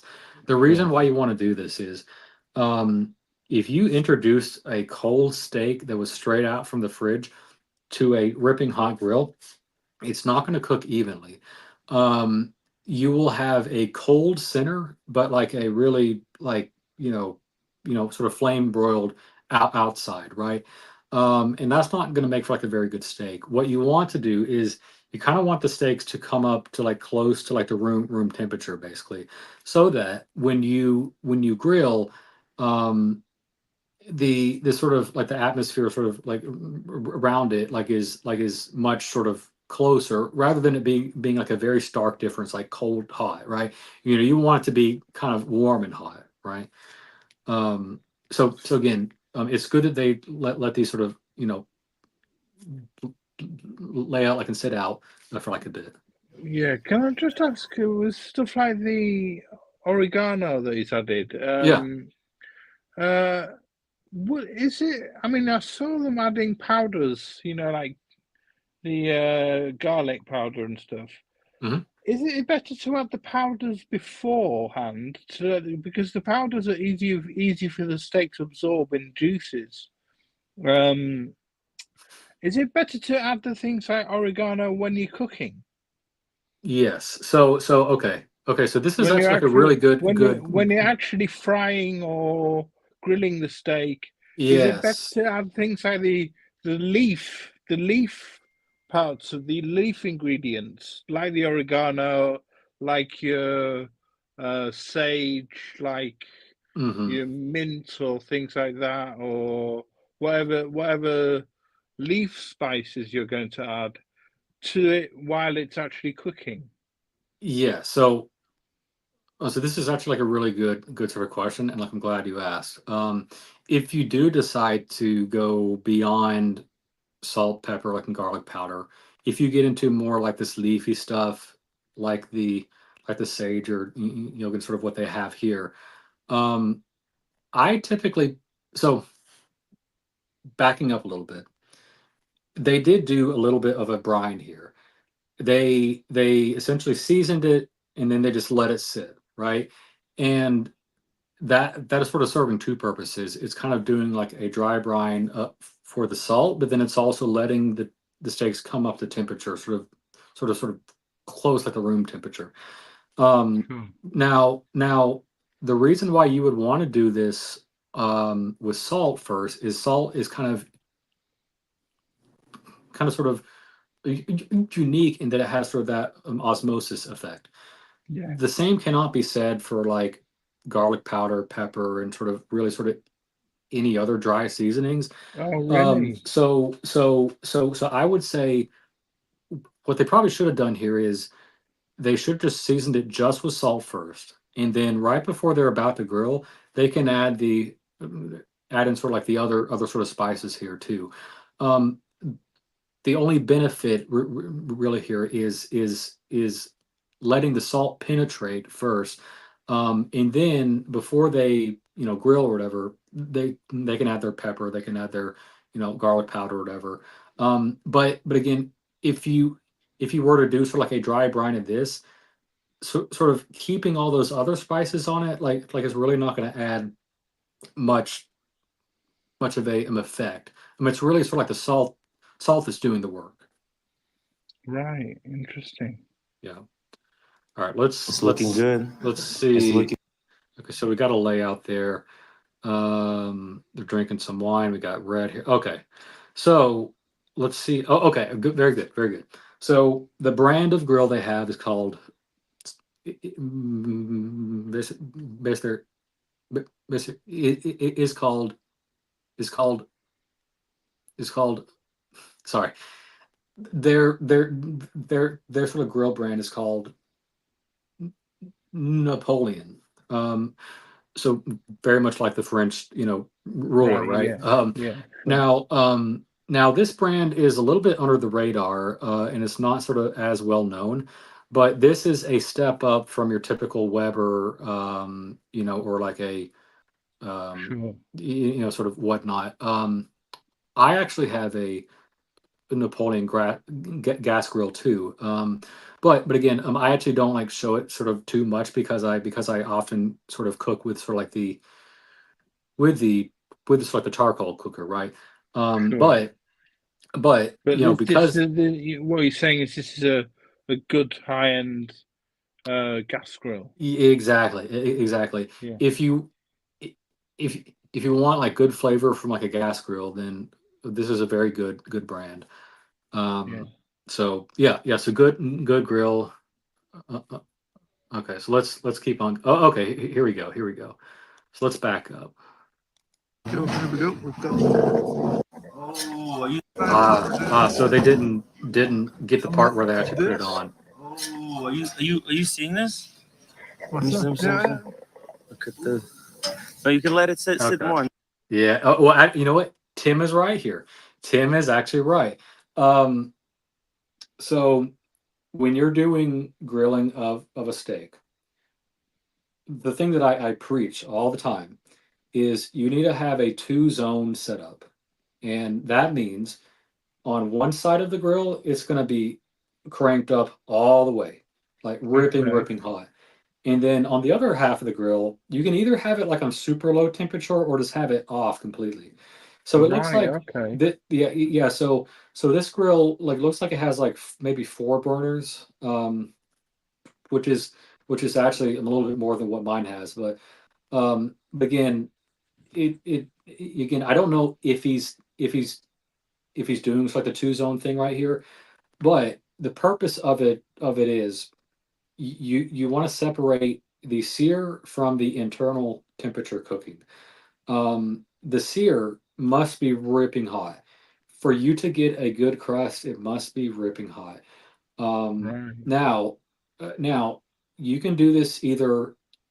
You can either do the sear first or you can do the sear last. Like it doesn't really sort of like matter, um, but typically um, typically again it looks like he's using like the left side of the grill here to maybe be like his really hot portion, and I don't see a lot of flame on the right side, so maybe he is truly doing like the 2 zone thing, but like again the thing that he's done wrong here is he did not let the steaks sit long enough to get a proper char or like a sear on it. Yes. um There are lines on them. Yeah. yeah. Well, I mean, so yes. So I mean, he does have some lines, but they're very faint. And the Yeah. big thing here is it's still very gray. You want that to Yeah. be like a more brown color, right? Sure. Sure. So he definitely flipped too early, or it could be a combination of flipping too early, or he didn't have this hot enough, right? Right. Um, so there's a few more comments here in the chat. We have Kevin. Now that's a good tidbit on oil. Yeah, and okay, Kevin has some salt going on here too. Daughter says he loves his Weber. Listen. You don't need a fancy grill like sort of I have. You don't need like a fancy grill like this. Let me do one sort of quick thing here. Let me just go back up to whatever 22 inch grill. What about a charcoal grill? If you're using charcoal, Yes. can you use one side Yes. hot with burning with charcoal and one You, side not you, burning? yes, you totally can do that.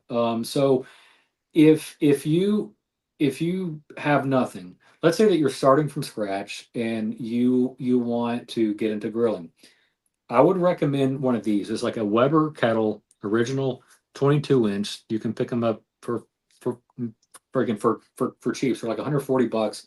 From again, sort of Lowe's is sort of like sort of like a consumer sort of lumber and sort of like a hardware store. Sure. Yeah. But but again, they also sell like grills and sort of things like this. Sure. But if you're starting from scratch and you don't know what grill to get, you pick up one of these. This will do pretty much everything for you. You can do the 2 zone on it. You can smoke with this. It's a very versatile, um, fairly sort of cheap sort of grill. Now sort of prior to me getting my sort of egg or whatever, right?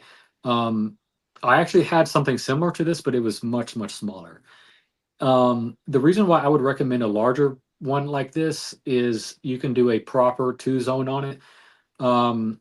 What you would do in that case is you would push all of your charcoal off to one side, and then you would have no charcoal on the other side. Or if you're smoking, you might buy one of those sort of like water attachments where, to keep the thing that you're cooking from sort of from sort of drying out, you might have a little bit of water in there so that it can absorb that Okay. water. Right. But you can do 2 zone on it, sort of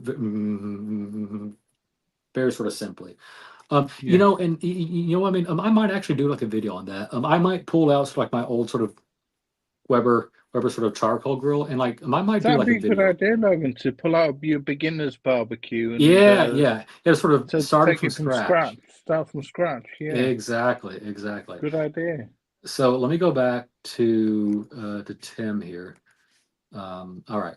So again, we've kind of established he flipped too early, or it could be a combination of flipping too early and the grill wasn't hot enough. So let's keep going. No? A little bit, yeah. But Yeah. initially, I do just for the initial sear, Uh-huh. Get those lines. just to get the lines a little bit. Yeah. And then I'll leave it for a little longer. Very nice. So okay. okay, so he does acknowledge that you do need to leave it for a bit, but he really should have left it longer for that sort of initial sear, right? Yeah, but I he also want him acknowledges nuts. that, sure. Now, okay. So this side is actually looking a little bit better. Like It this, like is, the isn't marks it? are Yeah, looking it is. a bit, Yeah, That's it's the nice. a bit problem. Oh, look nicer. at that. It's beautiful.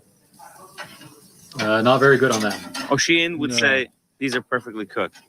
Take them off the grill now. Yeah, That yeah. one on the So back is the best. The one on the back left looks the yeah, best. yes, yes, exactly. So yeah, I mean that one is fine, but it's still not good in my book. Yeah, it isn't. So Still looking a bit grey. yeah. They're done. Don't mess Yeah, them up. yeah. No more, no more. And then vegetables, do we put them on top or Right, we're gonna do them afterwards? Let's lower a little bit. Okay, so he's doing something interesting here. He's turning off the grill after it was flipped over. Um, I I kind of get what he's doing, but still, this is not what I would recommend. This is why you need to do a two zone. And again, it looks like he's not. It looks like what he did was he turned on three of the major burners. That sort of smaller one that's in like here, that is usually for sort of like the sidekick here, or sort of like the side burner. Now there's also another one over here. There's these vents back here with sort of like a back vent burner. That's Yeah. when like you can use that when you're doing like wings maybe, where you want to keep them sort of like maybe like not like straight on the flame, but maybe you again um I can actually show you this like when we sort of go back downstairs, downstairs like like base there for my grill, because it actually has like the same exact features. But anyway, let's go back to what he's talking about here. He's done one sear on one side for not very long. He's flipped them, and now he's turning The this heat's off. off. Yeah. Now, I think what he was taught was basically once they have a sear, you can basically use these sort of like carryover heat to cook the internals. Um, but that's really not all that sort of reliable, because there may be only enough heat to get it to like a medium rare, but maybe you want medium, right? So I again, I get what he's doing here, but this is not right. So, Yeah. Uh-huh. Because it's like full bore right now. We don't Yep. so sorry. So, okay, sorry. I missed what he was doing here. I thought that he was turning them off, but it looks like he was fully blasting them. In that case, that's fine. That sort of second sear is going to be much better if he's going full blast right now. But he's But doing one. you've still got uneven sides, haven't you? You've got one side which will be really burnt and one side which is not seared properly. Not as seared, exactly. So Yeah. um so he's doing one thing here that is sort of a pass. I mean, he can sort of I do it too. But he's closing the lid. When you close a lid on a grill, you're essentially turning into an oven, and you're allowing all this sort of heat to kind of get sort of trapped in there, and that will essentially not only sort of That'll take the moisture out of the meat, won't it? no, sort of actually, I mean, it's actually sort of the opposite. Oh, quite When yeah, you of course. when Sorry, yeah, you it's the opposite. when you sort of close the lid, it will sort of act as an oven and sort of Because the steam will go around yeah, inside it, steam. won't it? So Exactly. Now, when you leave the lid open, the steam that is escaping. Yeah, yes, sure. yes. So that's where sort of all the moisture escapes, right? Now he's closed the lid here, and this is fine, but essentially what that's doing is it's not only giving it a sear, but you're also starting to cook the internals, which is fine. But again, I like to separate the two. I like to keep the searing separate from like the internal cooking. That's fine if you want a medium or well done, but if you want a rare steak, you don't really want that, do you?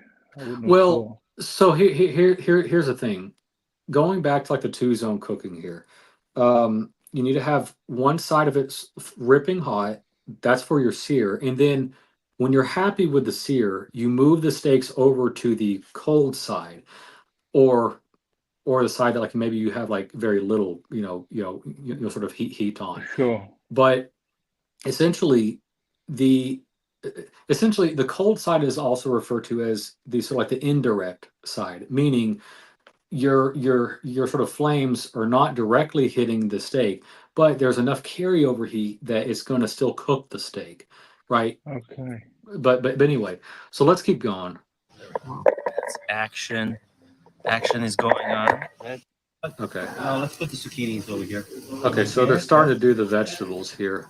Now, there's sort of like a hierarchy of sort of vegetables here.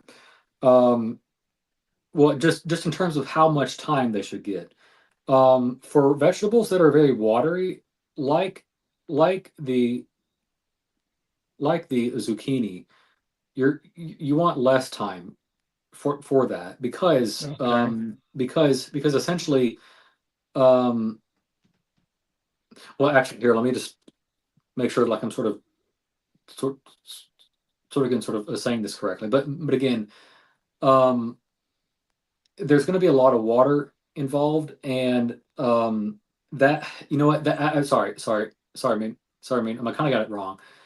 The vegetables that have more water, they're going to take longer to get a better sear because they have more water, and water is sort of the enemy of when you're doing a sear, right? Right. Snow. Now they also have like a few sort of like they also have some jalapenos here because those don't have as much water. Those will actually get a sear or cook much quicker. So Yeah. again, when you're sort of working with like a watery sort of veggie, especially celery too, that's like 99% like water or whatever. Um, if you want a nice sear on a watery vegetable, you have to cook it a little bit longer. But for things that don't have as much water, like a pepper or whatever, those will cook quicker. Um, Right. so Right. just a little tidbit there. Thomas, let me quickly check how much time I have left. Yeah. Sure. So okay, it looks like my temperature went down quite like about like 50 degrees. It says that we have about 23 minutes left. I'm tempted. Yeah, you know what? Sorry. I want to put a bit more charcoal on. I mean, here. I will sort of take you guys with me here. Um, so Thomas, if you can sort Do, of do you want me to hop off? no no, we're good, we're good. I just need to add a bit more charcoal to the fire so that the temperature doesn't get too low. So Yeah. Sure. right now it's actually about 300, and I want it to be Right. closer to 350. So what I'm going to do is I will put you guys out here for a moment. Um, Let me flip the camera around. Okay. All right. So I'm going to put on my gloves. Um, Where's my other glove? So what grade of barbecue is this one? Is this a starter one or is this a mid tier? Is this a Oh no. This is definitely, I would say when you've been when you've been grilling for a few years, this is something that you step up to. So right? Okay. brand new, this was almost 2000, but Wow. I picked mine up for 900 basically because it was used, Wow. right? But anyway, let me find my uh other other glove here, and then what we'll do is I'll actually take this off, add more charcoal, and then sort of it was sort of put it back in. So I'll be right back.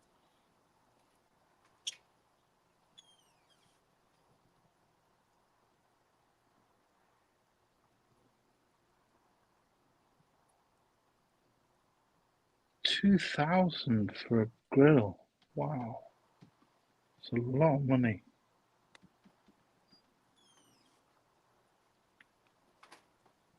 Okay. So I'm gonna kind of gently move this to one side. So this is the frozen mince the mince that you froze, isn't it? That you're Oh, sorry. grilling here. This is the mince that you froze that you're grilling here, isn't it? Uh, Froze. What do you mean? You put it in the freezer for a bit, didn't you? This Oh, bit. yes, exactly. So let's put this off to the side for a second. I'm gonna take this out real quick.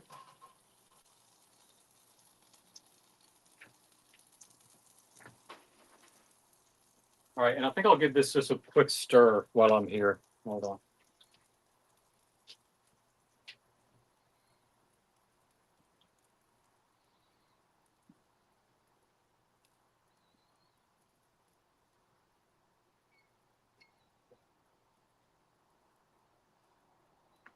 It's properly mixed. I think we're doing well on the water here. So let me pour some of this in.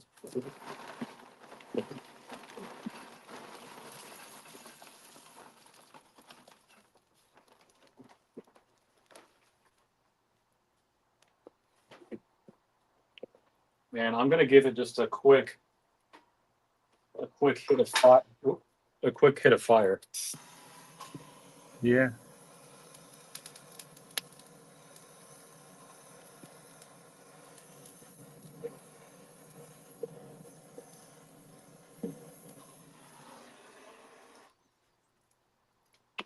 All right.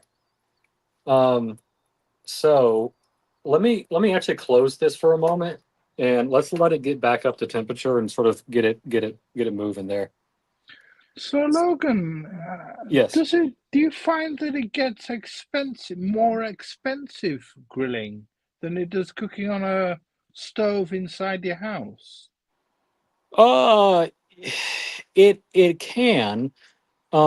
So I mean, it really just depends on what your passions are and what you want to sink your money into because Sure, you sure. know you could definitely like trick out your kitchen and like get like a Viking stove or like something super Sure, sure. super sort of crazy expensive, Yeah. right? But again, I decided to kind of sink my money into grilling, and that's what I enjoy. Now, one thing sort of while we're letting this sort of get back up to temperature, I wanted to show you my sort of gas grill here, right? So it's the same brand that they have. Napoleon. Yeah, Right. yeah, exactly. I mean, here's just a quick sort of shot of the chili here. It's Oh, looking nice. That's looking really looking good. nice. Yeah, looking I'm good. gonna take this off real quick, and then I want to show you sort of like the same thing that we were talking about earlier.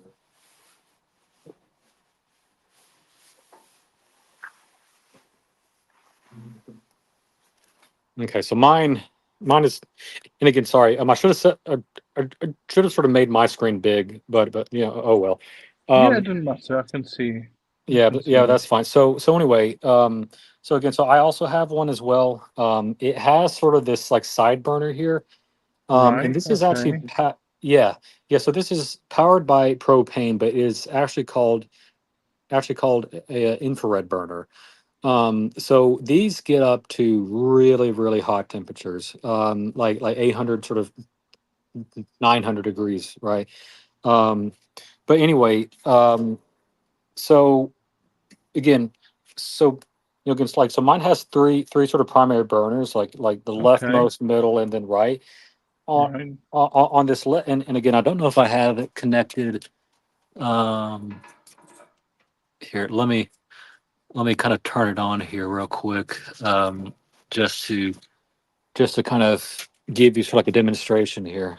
Um, and it takes about sort of 30 seconds, like to really get it going here. While it kind of wakes up a little bit, I'm going to take this sort of this sort of griddle off of it.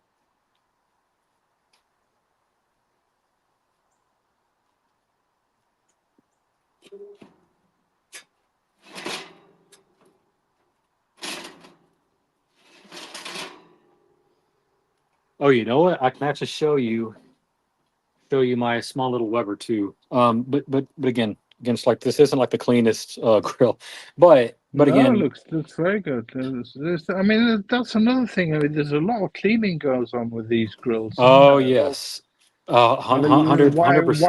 wire brushes Yeah, yeah, exactly, and exactly. so Um, the top level of this, is that actually used for cooking, or is that just used for keeping things warm? so this, yeah. So let me kind of bring this back into focus here. So this is probably a rack that like you probably have not seen before. So essentially, this rack is more for like if you want to do like some sort of like a stuffed sort of pepper or something, you can stick the Right. peppers into these sort of holes here. And actually, Okay. sorry, I've actually got this backwards. Let me flip this around.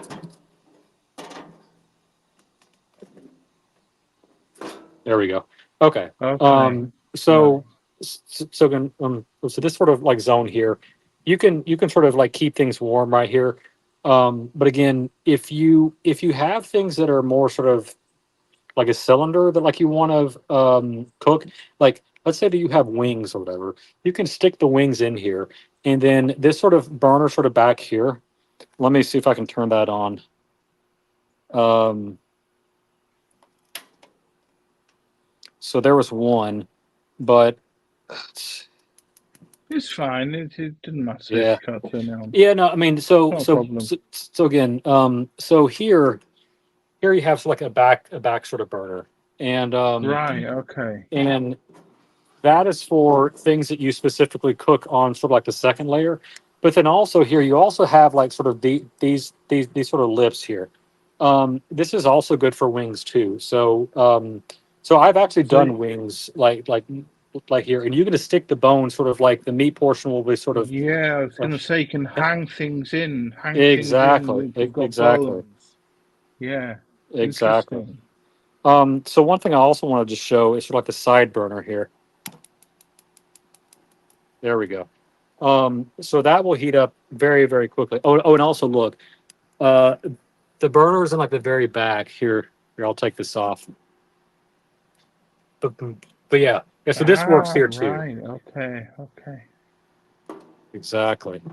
Um, so yeah. So again, just figured I would do a really quick sort of just demo of that while we get ourselves Right. back up to temperature. So let's turn Right. these off here. Um, and what I like to do also, when I'm grilling here, I like to always turn off the propane when I'm done, just because you don't know what's going to Yeah. happen, right? Sure. I Sure. mean, it's more just like a safety thing. Now, Safety first. Yeah. yeah, Sure. exactly. But again, here's the very first Weber grill that I started with. Um, Again, it's sort of very small, sort of like it's sort of four of my hands could fit on it, basically. Sure. Um, Yeah. but yes, you could totally do a hot side and sort of like a not hot side or like a cold side here too. Right. Um, Yeah. so I'm yeah, yes, I mean I might actually do a video of sort of just showing like how you work sort of like a Weber grill, sort of how you play with the vents and sort of what the vents do and all that. Um, Oh, what's your opinion then on because here in the UK there's not a lot of, we call it barbecuing, yes. grilling, and you can buy from these supermarkets, you can buy disposable ones which are little trays of charcoal about the size of an A4 piece of paper.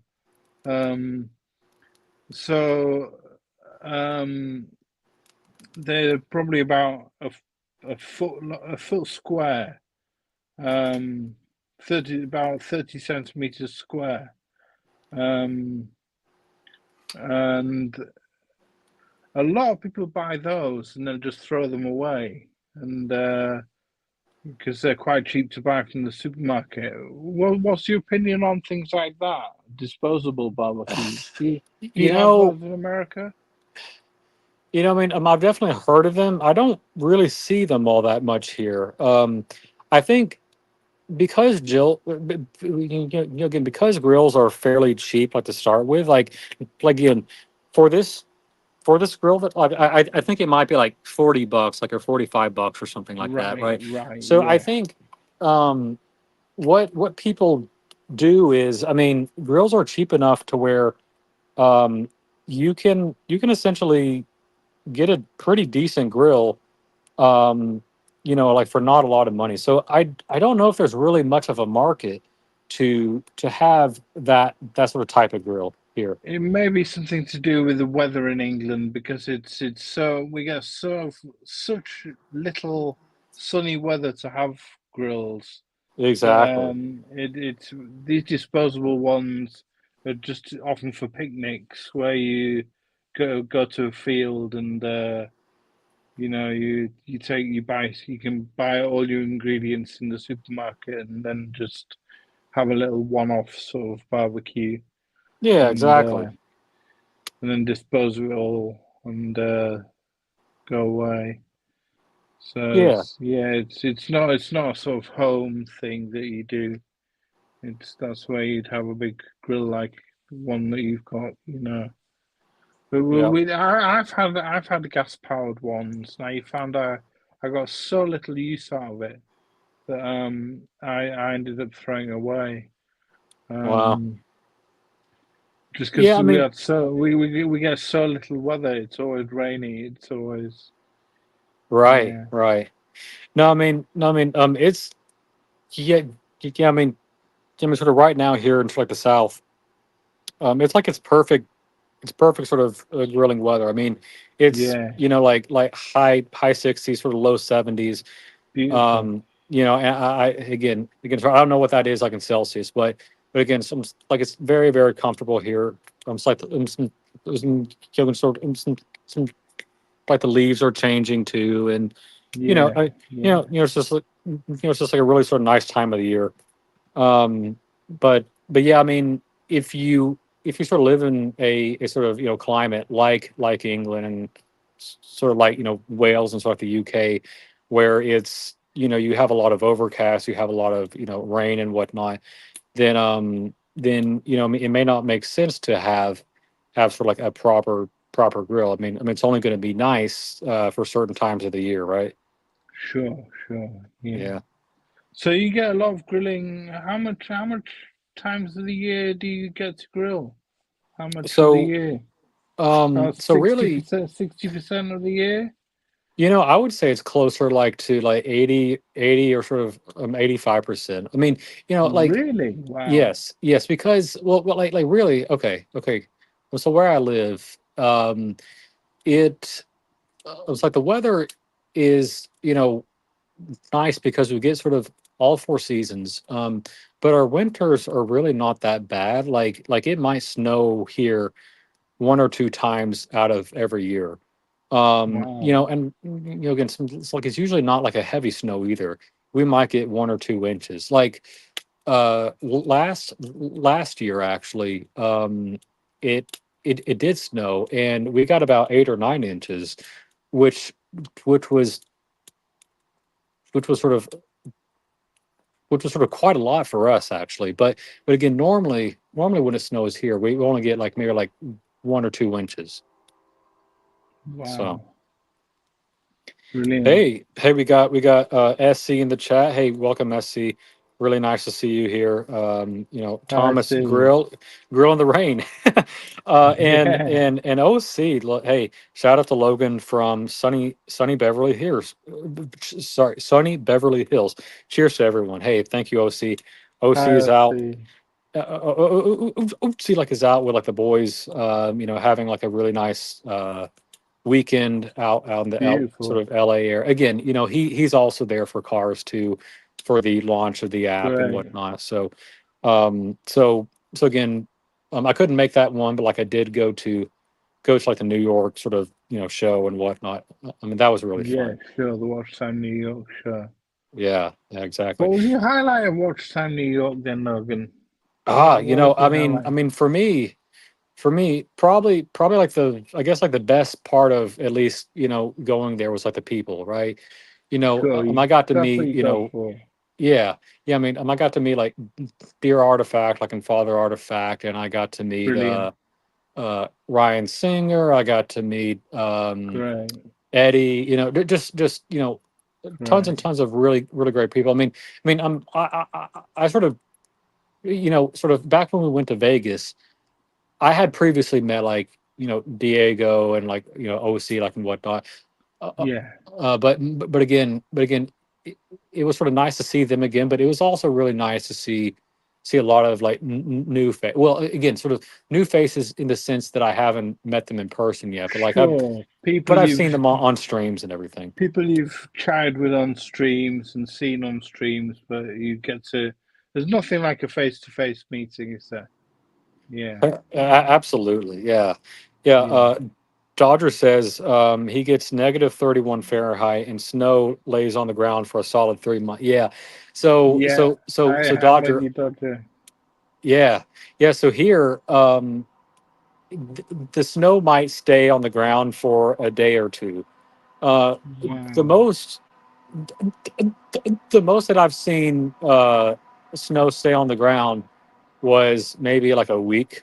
Again, so that's about it. Again, the southern sort of U.S. is very much like a hotter region, and Yeah. the snow that we get is more sort of the type of snow that just sort of comes and passes. I mean, it doesn't necessarily stay, I guess. Beautiful. Yeah. Beautiful. So we're getting pretty close back to where the temperature was. We are targeting about like 350 or so, and right now it's kind of right there in between 300 and 400. So probably, So, yep. Logan, have you already added meat to the chili? No, I haven't You haven't. because I want the meat to get up to a internal temperature of about 155 first. I think we still have about 20 or so degrees to go. Right. So now that this is properly going again, I'm going to set you guys down and I'm going to put everything back together real quick. Yeah. So let's Leave you do, to it. let me get my other glove. Yeah. So what Logan's been doing, you'll see, and see if you didn't catch it earlier, is he's been adding more charcoal to the barbecue, which he's been boiling his chili in for a while and grilling the meat section on top. Some meat that he froze for a little bit to um, he said it was better to cook when it was frozen just a little bit. So he's got it on the grill now and it's dripping into the pot of chili, vegetables, and various bits and pieces he's already prepared into little pot underneath Yeah. inside there that he put on top.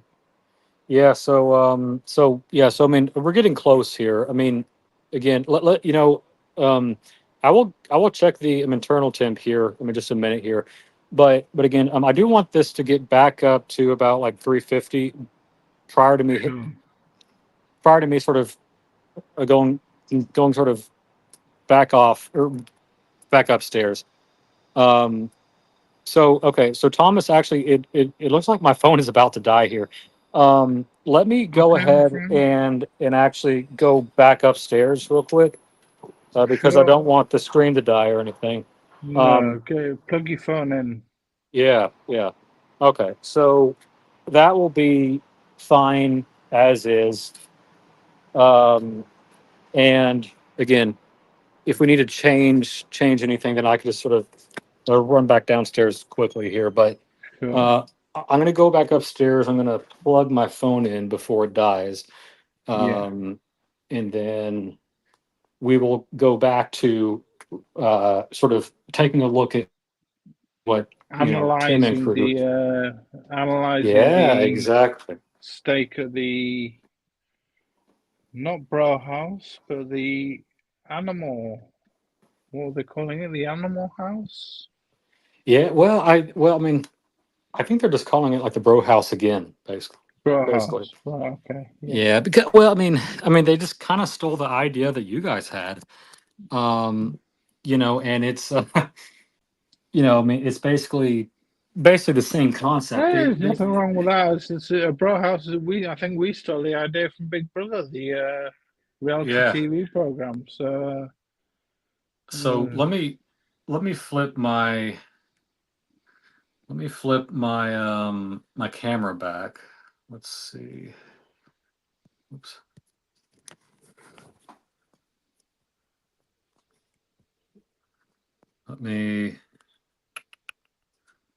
Let's do plug camera. in first. Plug in. Yeah, I did. Sorry. Okay, let me Good do stuff. this.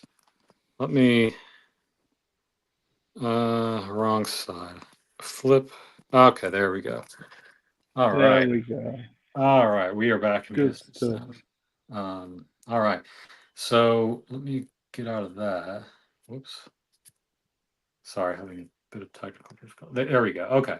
All right, we are back in business now. So we still have a bit of time to go through here. So let's check out. They're putting the zucchini on. They're Yes, putting the zucchini that's on. right. That's right. So we were talking about the differences between a watery vegetable and a Yeah. and a and a less watery vegetable. So So celery and zucchini and peppers and yeah, exactly. Jalapenos.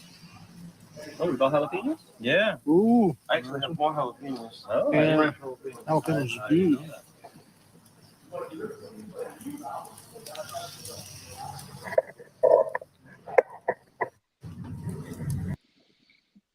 Lousy special. So these steaks have been on for quite some time, and you know, again, they're not necessarily doing it the way that I would do it. Again, for some people might say sort of, oh, well, sort of my way is very, very difficult or very different or whatever. But I mean, like it just but seems, again, you might do it different from Marcelo. Marcelo yeah, might yeah, talk to exactly, you, and exactly. he There's might that, say yeah, you're not doing the marbled 100-gram steak, aged meat like you should be doing. exactly, yeah. Yeah. So, but again, sort of just to sort of make the point, you know, again, typically what I would do, I would have a very hot side.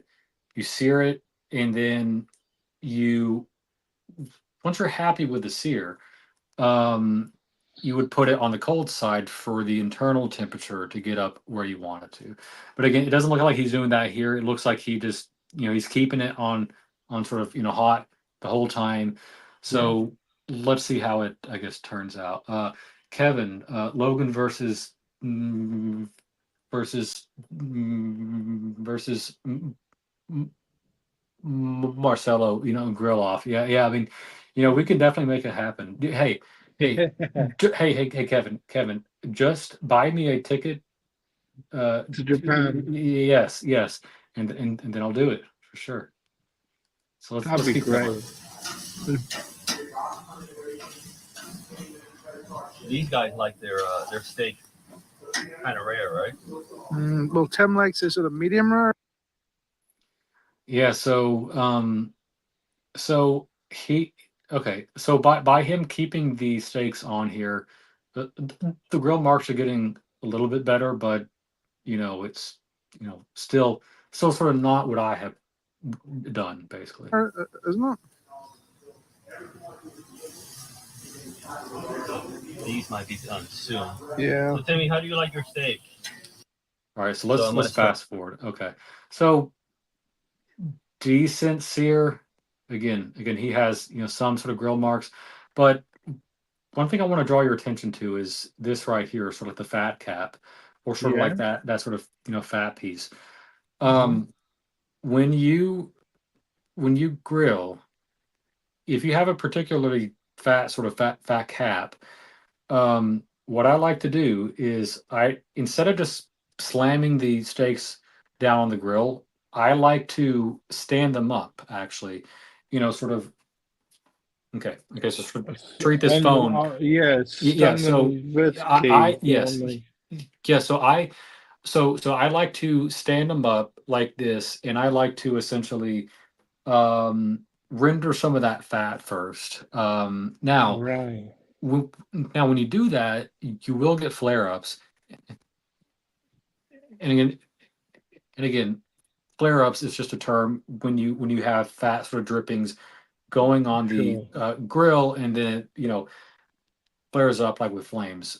Typically people don't like that, but again, I'm sort of What do cool you with it. think? What do you think to cutting the fat off before cooking? Is that a bad thing? Do you think, or do you think If it's? you Do you think the fat is part of the steak in I, itself and should I, be I left I on? do, yeah. So there's two types of fat. There's like the intermuscular and then like the intramuscular. I believe that intermuscular is more the fat that is kind of sort of embedded in the actual meat itself, but the intramuscular fat is the fat, sort of like this fat strip, basically, that is Right. sort of Sure. separate from the meat itself, but it's still sort of sort of attached to the meat, basically.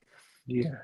Um, so again, he didn't really stand him up. Again, there's a lot of sort of fat that is not really rendered here.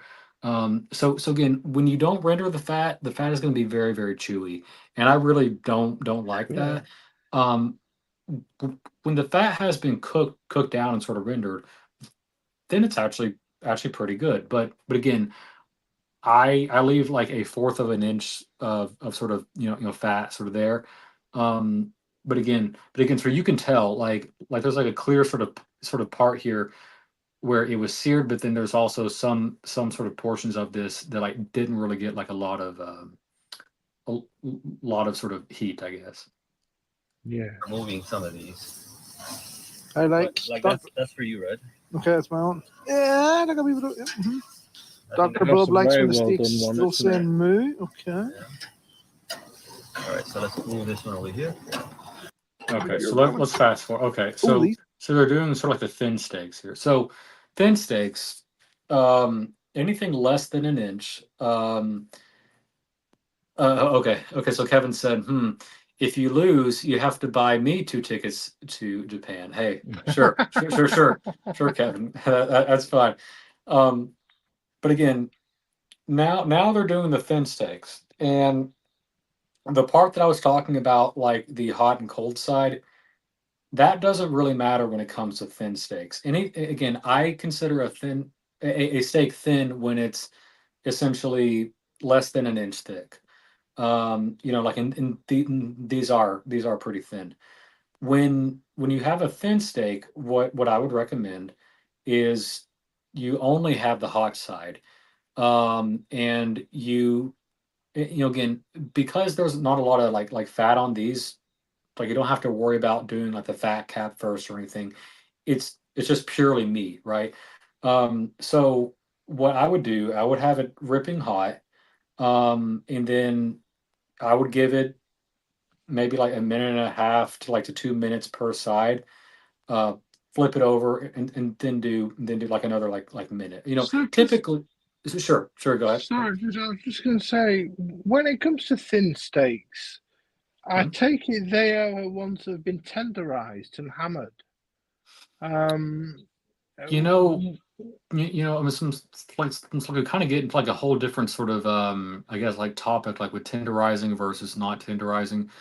yeah, I was Ten- going to say, I was going to ask you about that, but if you want to leave that for another no, stream, that's fine.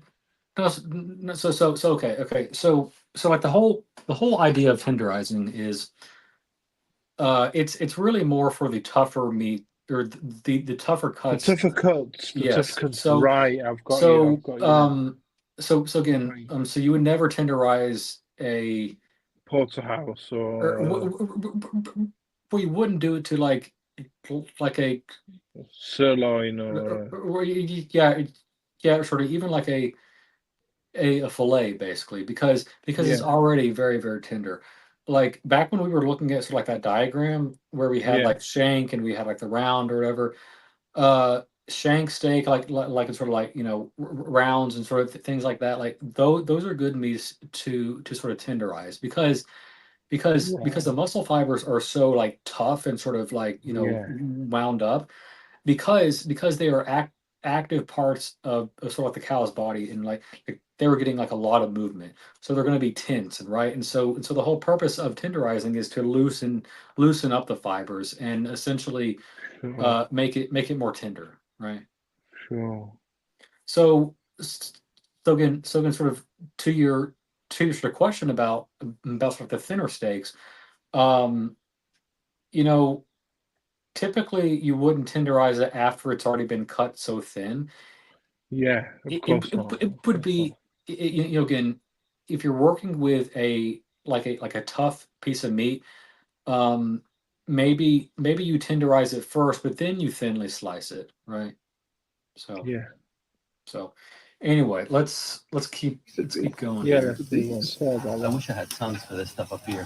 You really do need them, like, don't you? I do need tongues. If you, Okay, Greg, the steaks They're or still the working veggies? on those. They're still working on the I don't think them steaks will take long veggies. to cook.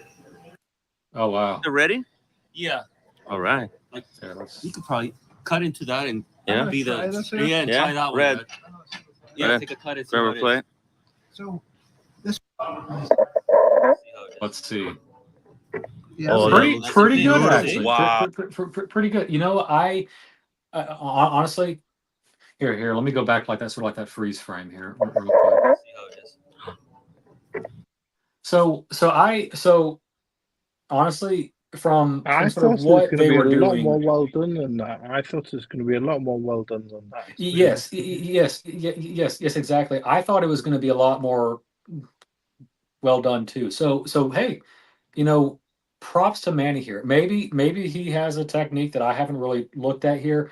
But I think you know he's he's done a good job here. This is a nice medium, not quite a medium rare, but like a medium. Um, and the thing that is sort of hard to accomplish is to not have much of a gray band. So like a gray band is essentially um it will be kind of around the edges and it's going to be close to where the sear was. Um, but again, when you sort of have a gray band, it sort of basically is kind of like what you don't want. It means that that portion of the steak was kind of overcooked. But again, um, I don't see a lot of gray band here. Like it's pretty much sort of wall to wall, even medium, which is good. So again, I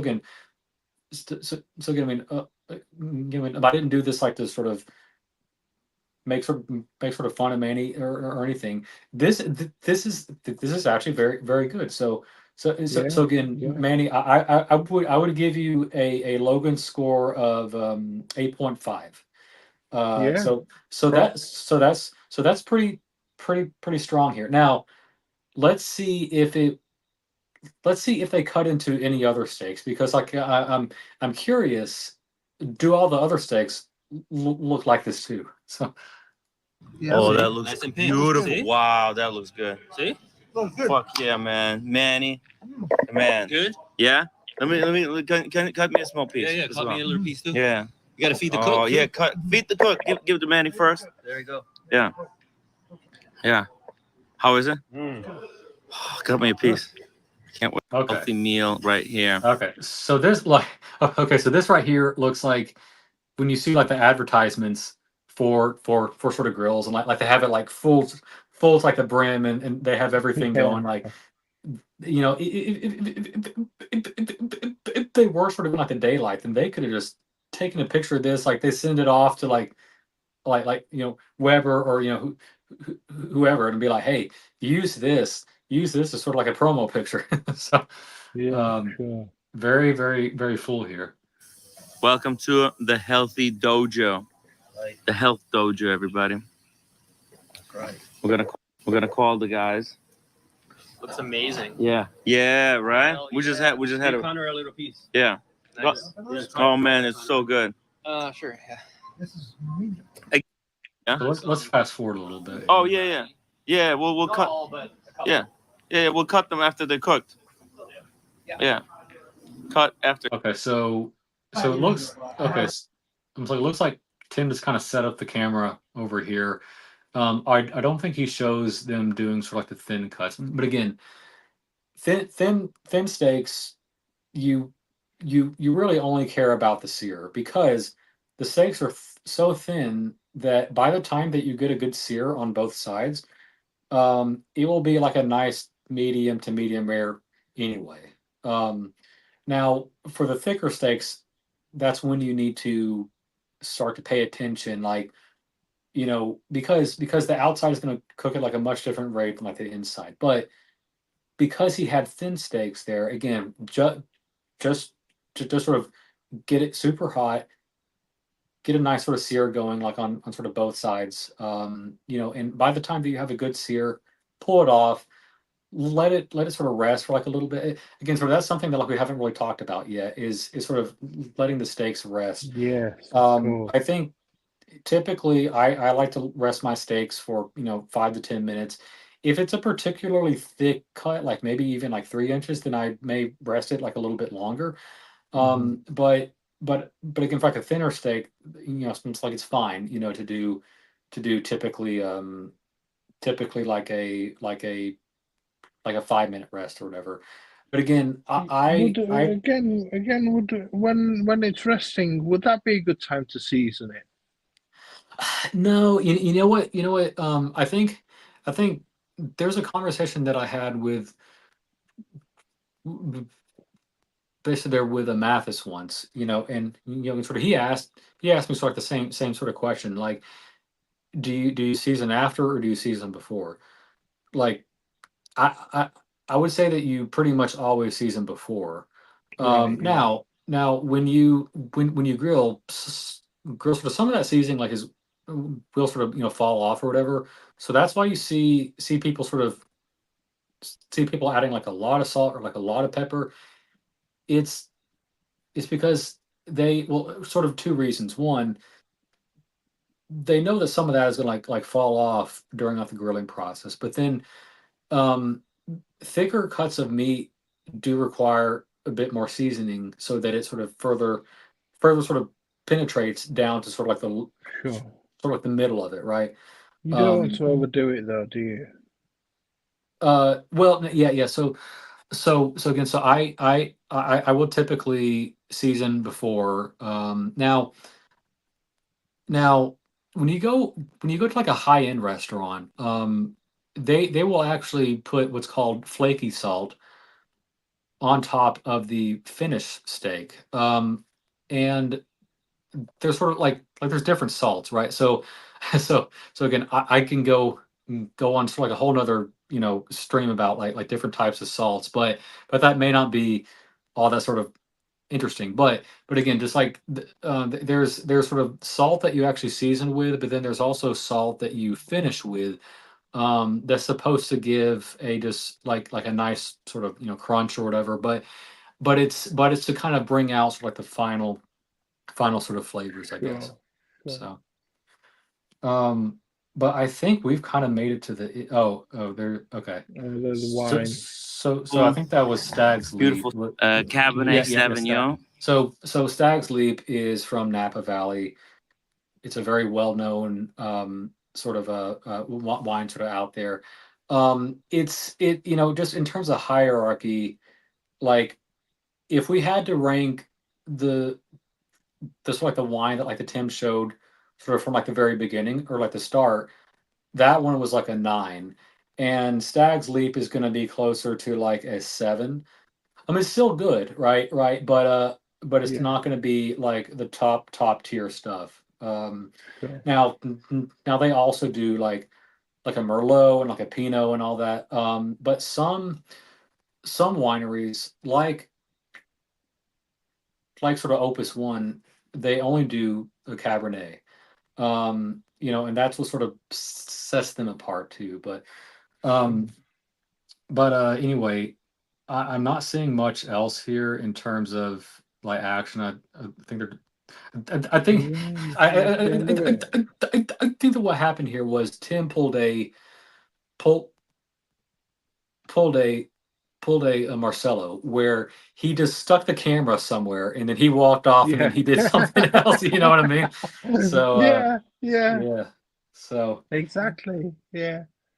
While he cool. wandered off and did something else. Yeah. Mm. Exactly. So So Thomas, I'm gonna how check. long have we got left? How long have we got left for You know the what? Let me check. Okay, so we need about 10 more degrees here. So I think what I will do is um I'm actually gonna bring my charger because I don't want my phone to die while we're out there. But yeah, let me bring this charger real quick. And we're gonna go walk back downstairs and actually back outside. Um let's see. Okay, so let me take my gloves with me. Um and Thomas, you'll just sort of hang out with me, or can sort of you can leave, sort of just like whatever, like don't feel like you have to sort of stick around or anything, but there's about 10 degrees left, and I'm guessing that might be 20 more minutes or so. right, okay. So once the actual meat is done, what we'll do is we'll actually crumble that up, and we're gonna mix that into into like the chili, basically. Yeah. So what I'm gonna do, I'm gonna plug in my phone charger here. And something that I'll probably do here, Thomas, is I'll probably clean up a little bit. When I do these streams, it gets very, very It gets messy, and messy. there's Yeah, yeah. I can there's appreciate that. there's Yeah. there's sort of often like a lot of cleanup involved. So I'm gonna set that right there. I'm gonna plug in my phone charger. Um, and let's flip this back here. All right. And let me flip the camera around. Um, yeah, so it's kind of a mess out here, right? So I think um we can definitely sort of Get keep the busy. conversation going and Mm, whatnot, but I will probably just be, doing sort of some cleanup here. sure. Yeah. So I'm almost out of chili powder. Let me put that on my list here. Um, but Thomas, have you cooked anything recently that is worth sharing? Not really. I mean, I can't. As I say, we don't really see much stuff. We don't really barbecue or grill stuff much over here. I've we do a lot of casseroles and oven cooking Okay. over here, and a lot of stews and things like that. So it's, generally, if we do roast chicken or something in the oven, um, we'll then use the chicken the next day to make a Yeah. casserole or a stew or Yeah. something. Yeah. Um, uh, but we sometimes make things like little kufta kebabs or something, or Okay. um, not so much hamburgers anymore, not so much beef burgers anymore, like you're making. My mum used to make lovely beef burgers, like little pasties like you made before, with onions in and um, yeah, I remember those as a kid. They were great, but we always Right. fry them. We don't grill them. We always fry them in a pan. So We don't Gotcha. get that. We don't get that authentic sear, that authentic grill. Right, right. Um, Gotcha. yeah. So Well, it's very pan based in Europe. It's very pan orientated. yeah, and Um, you know what. I mean, that's actually pretty true of like sort of French cooking too. Like there's not a lot of yeah, again, you can sort of I consider French cooking sort of like the birth of sort of modern cooking. And they don't really do a lot of grilling over there. Like again, get sort of if they do grilling, it's usually done on a propane or sort of gas grill, and sometimes like the really high end restaurants will have those sort of sort of in the kitchen. Like it's not just like an outdoor thing. Like they have like vents like and fans like take sort of all the smoke out and whatnot. But yeah, yeah.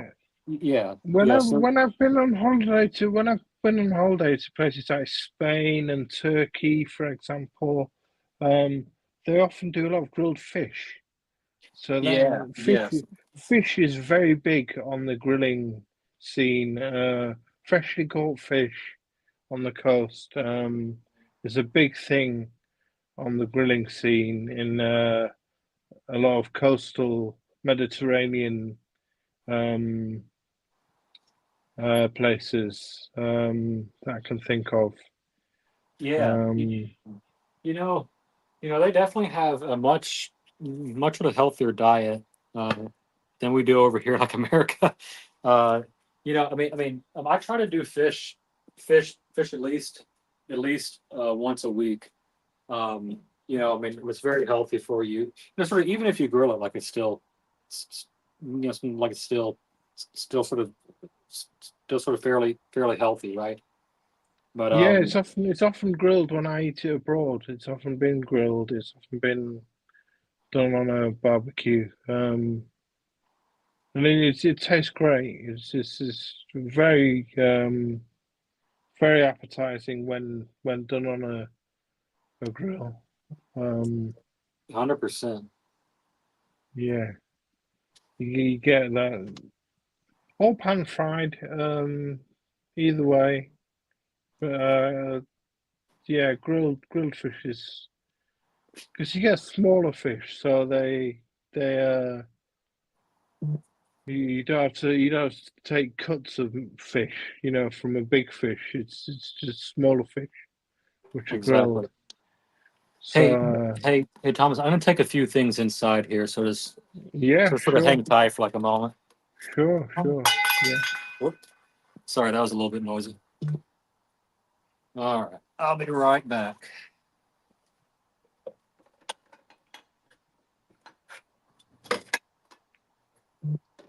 So I don't know how many we've got in the chat still.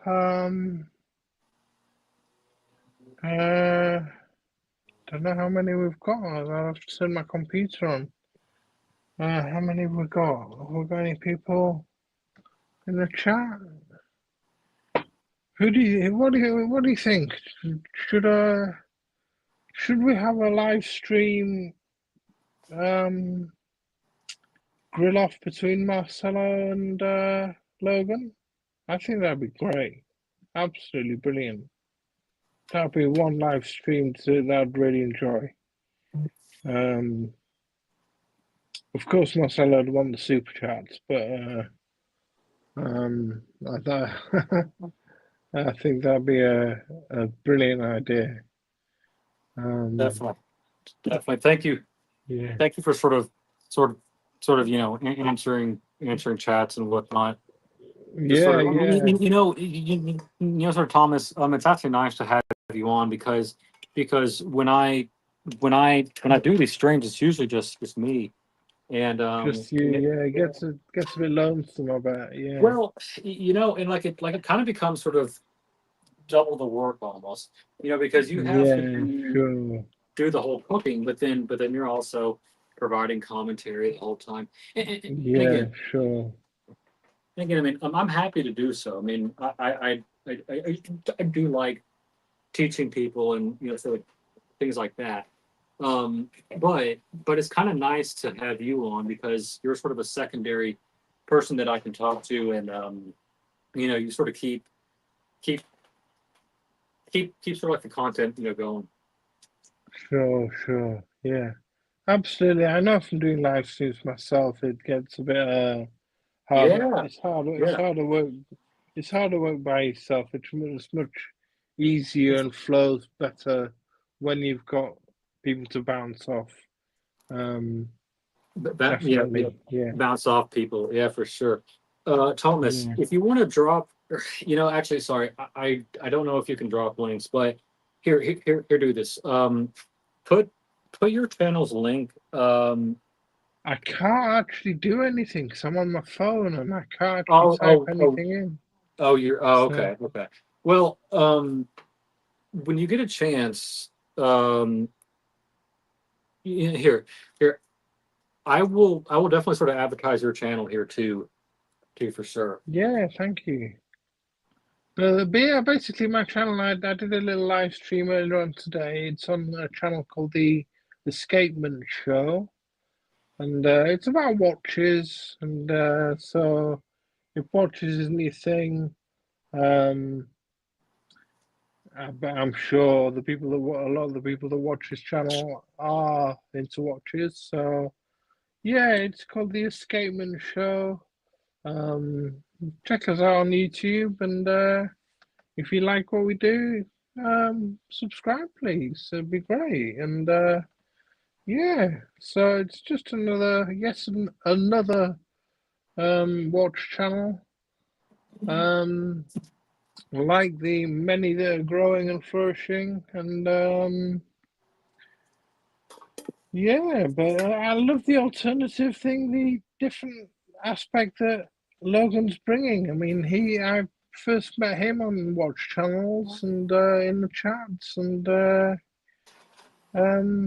long time ago, Very, very, very long time ago. Sure. many years ago, and it's good to see him doing something different, from watches.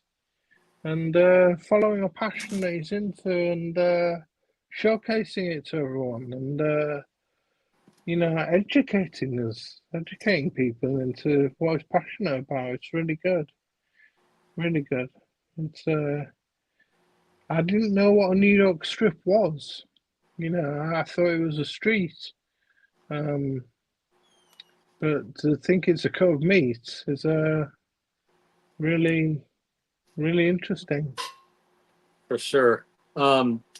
Thank you. Yeah, and I think I've got most everything sort of tidied up now and sort of back in the kitchen here. Let's take a quick look at what this looks like over here. Um, Yeah. yeah, so that's getting a nice sort of dark color. And again, it's like the main thing that I was because we're not really sort of not really sort of just sort of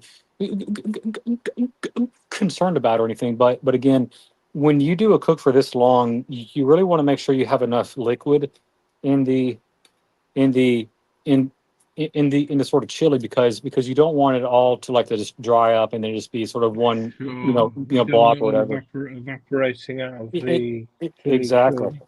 Yeah, but thankfully, Yeah. though, there's still plenty left in there, so I think we're okay. Well, it Um, will have reduced down to a nice thick stock now. I would have yeah, thought a nice yes. thick chili, which will have reduced and got a lot of the seasoning and the juices from the vegetables and beans and things you put in it, and yeah, hopefully it will be tasty as. So, so I mean, I just checked my sort of temperature gauge. We're at 153, and we want to be at 155. So we're getting very, very close. I think what I'll do to sort of stop this from from dying here. I need to plug it back in.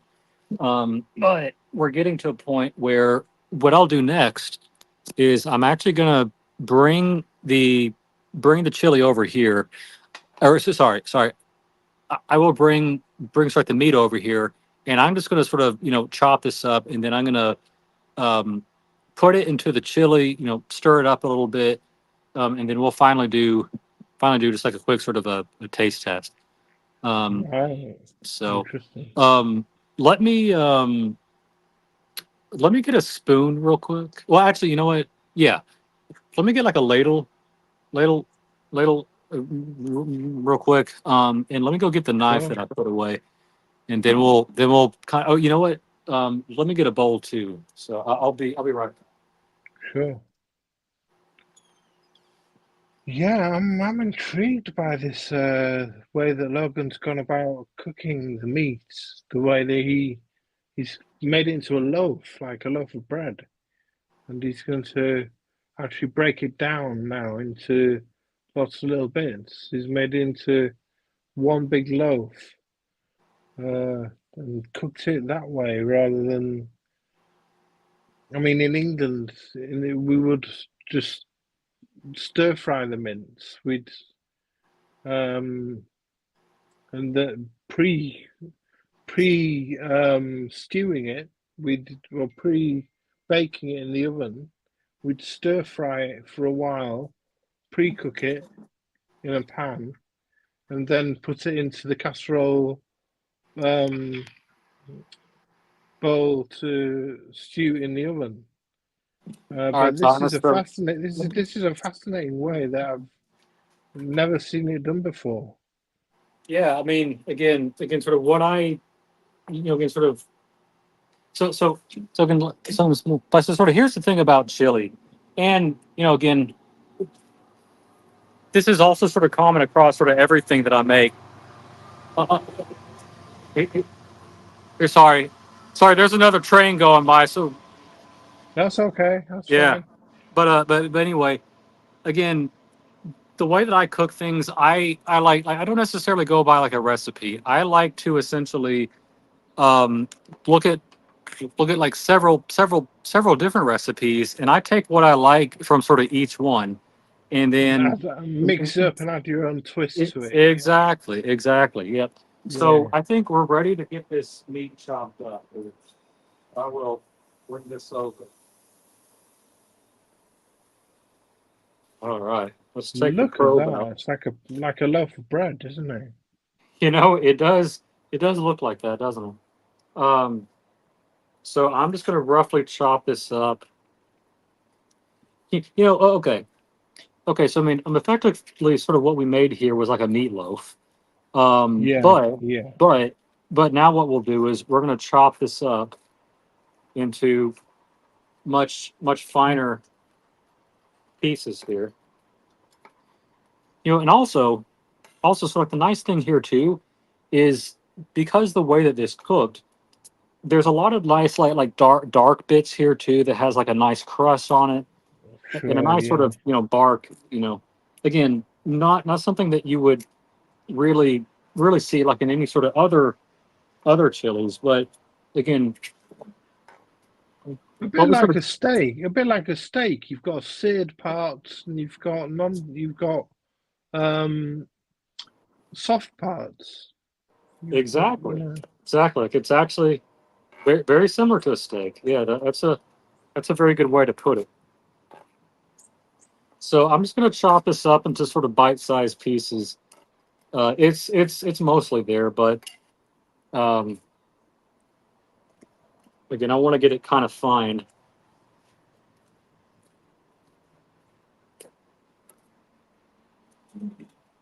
Looks great. Wow. Thank you. We are minutes away from. I'm surprised you don't need a bigger bowl to put it in, a Well, you know bigger what? casserole dish. Thomas, that was actually one thing that I was thinking of. Um, so, It's so enough I to mean, feed an army. It's enough to feed a well, yeah. So chili is actually one of those things that it works great in the freezer. Like, Yes, I yes. will, sort of any soup that I make, or sort of any chili or whatever. I like to freeze a lot of it, and when I don't feel Yeah. like cooking, 1 week or one night or whatever, um, You go to the freezer and just pull it I, out and yes, exactly. I'll just go to the freezer, pull it out, and then you know heat it up, and then boom, there's dinner. brilliant. Um, Yeah. so I think this is pretty much sort of where I want it. I'm gonna pull the chili off, and I'm gonna start to feed some of this in here. So let's take that off, and I think I'll put that down there so that I don't damage the table or anything. So although I thought it was quite expensive cooking on a grill, with the cost of the charcoal and stuff, it's actually quite the opposite, because you can make meals last for a long time, can't you? With the Oh yeah, freezing and stuff, like you say. definitely. All right, so this is nice and thick here, and Great. you know, I mean, I'm kind of debating on whether I want to like add sort of more liquid, like, and keep this going. Um, you know I what? think it'd be a good idea to do that, maybe. Yeah, I think Here, add a let me little do more. this. Let me do this. I will start to add some meat in here. Um, and I'll just kind of start to like to slowly like sort of get that in there. And then sort of what I'd like to do is just kind of close things out here. Um, and again, once I once I sort of do like the taste test here, I will probably add a bit more liquid to it and probably put it back on for just maybe like another 20 or 30 minutes or so, just so that like it has sort of everything like I want in it. But what I'll do, I didn't bring a spoon, so I'll have to change that real quick. But again, I'm just going to do just like a quick sort of sample here. Yeah, Um, sure, let me get my my spoon, and then I'll be right back. sure. That looks tasty. Very tasty. I can imagine it's going to taste great. Yeah,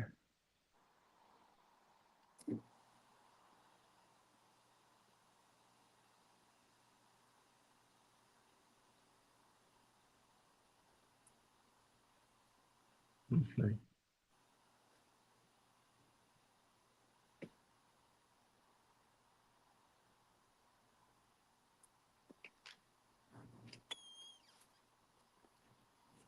All right, guys. So, Logan, do you think that once you add the meat, it needs to actually absorb some of the juices a bit more?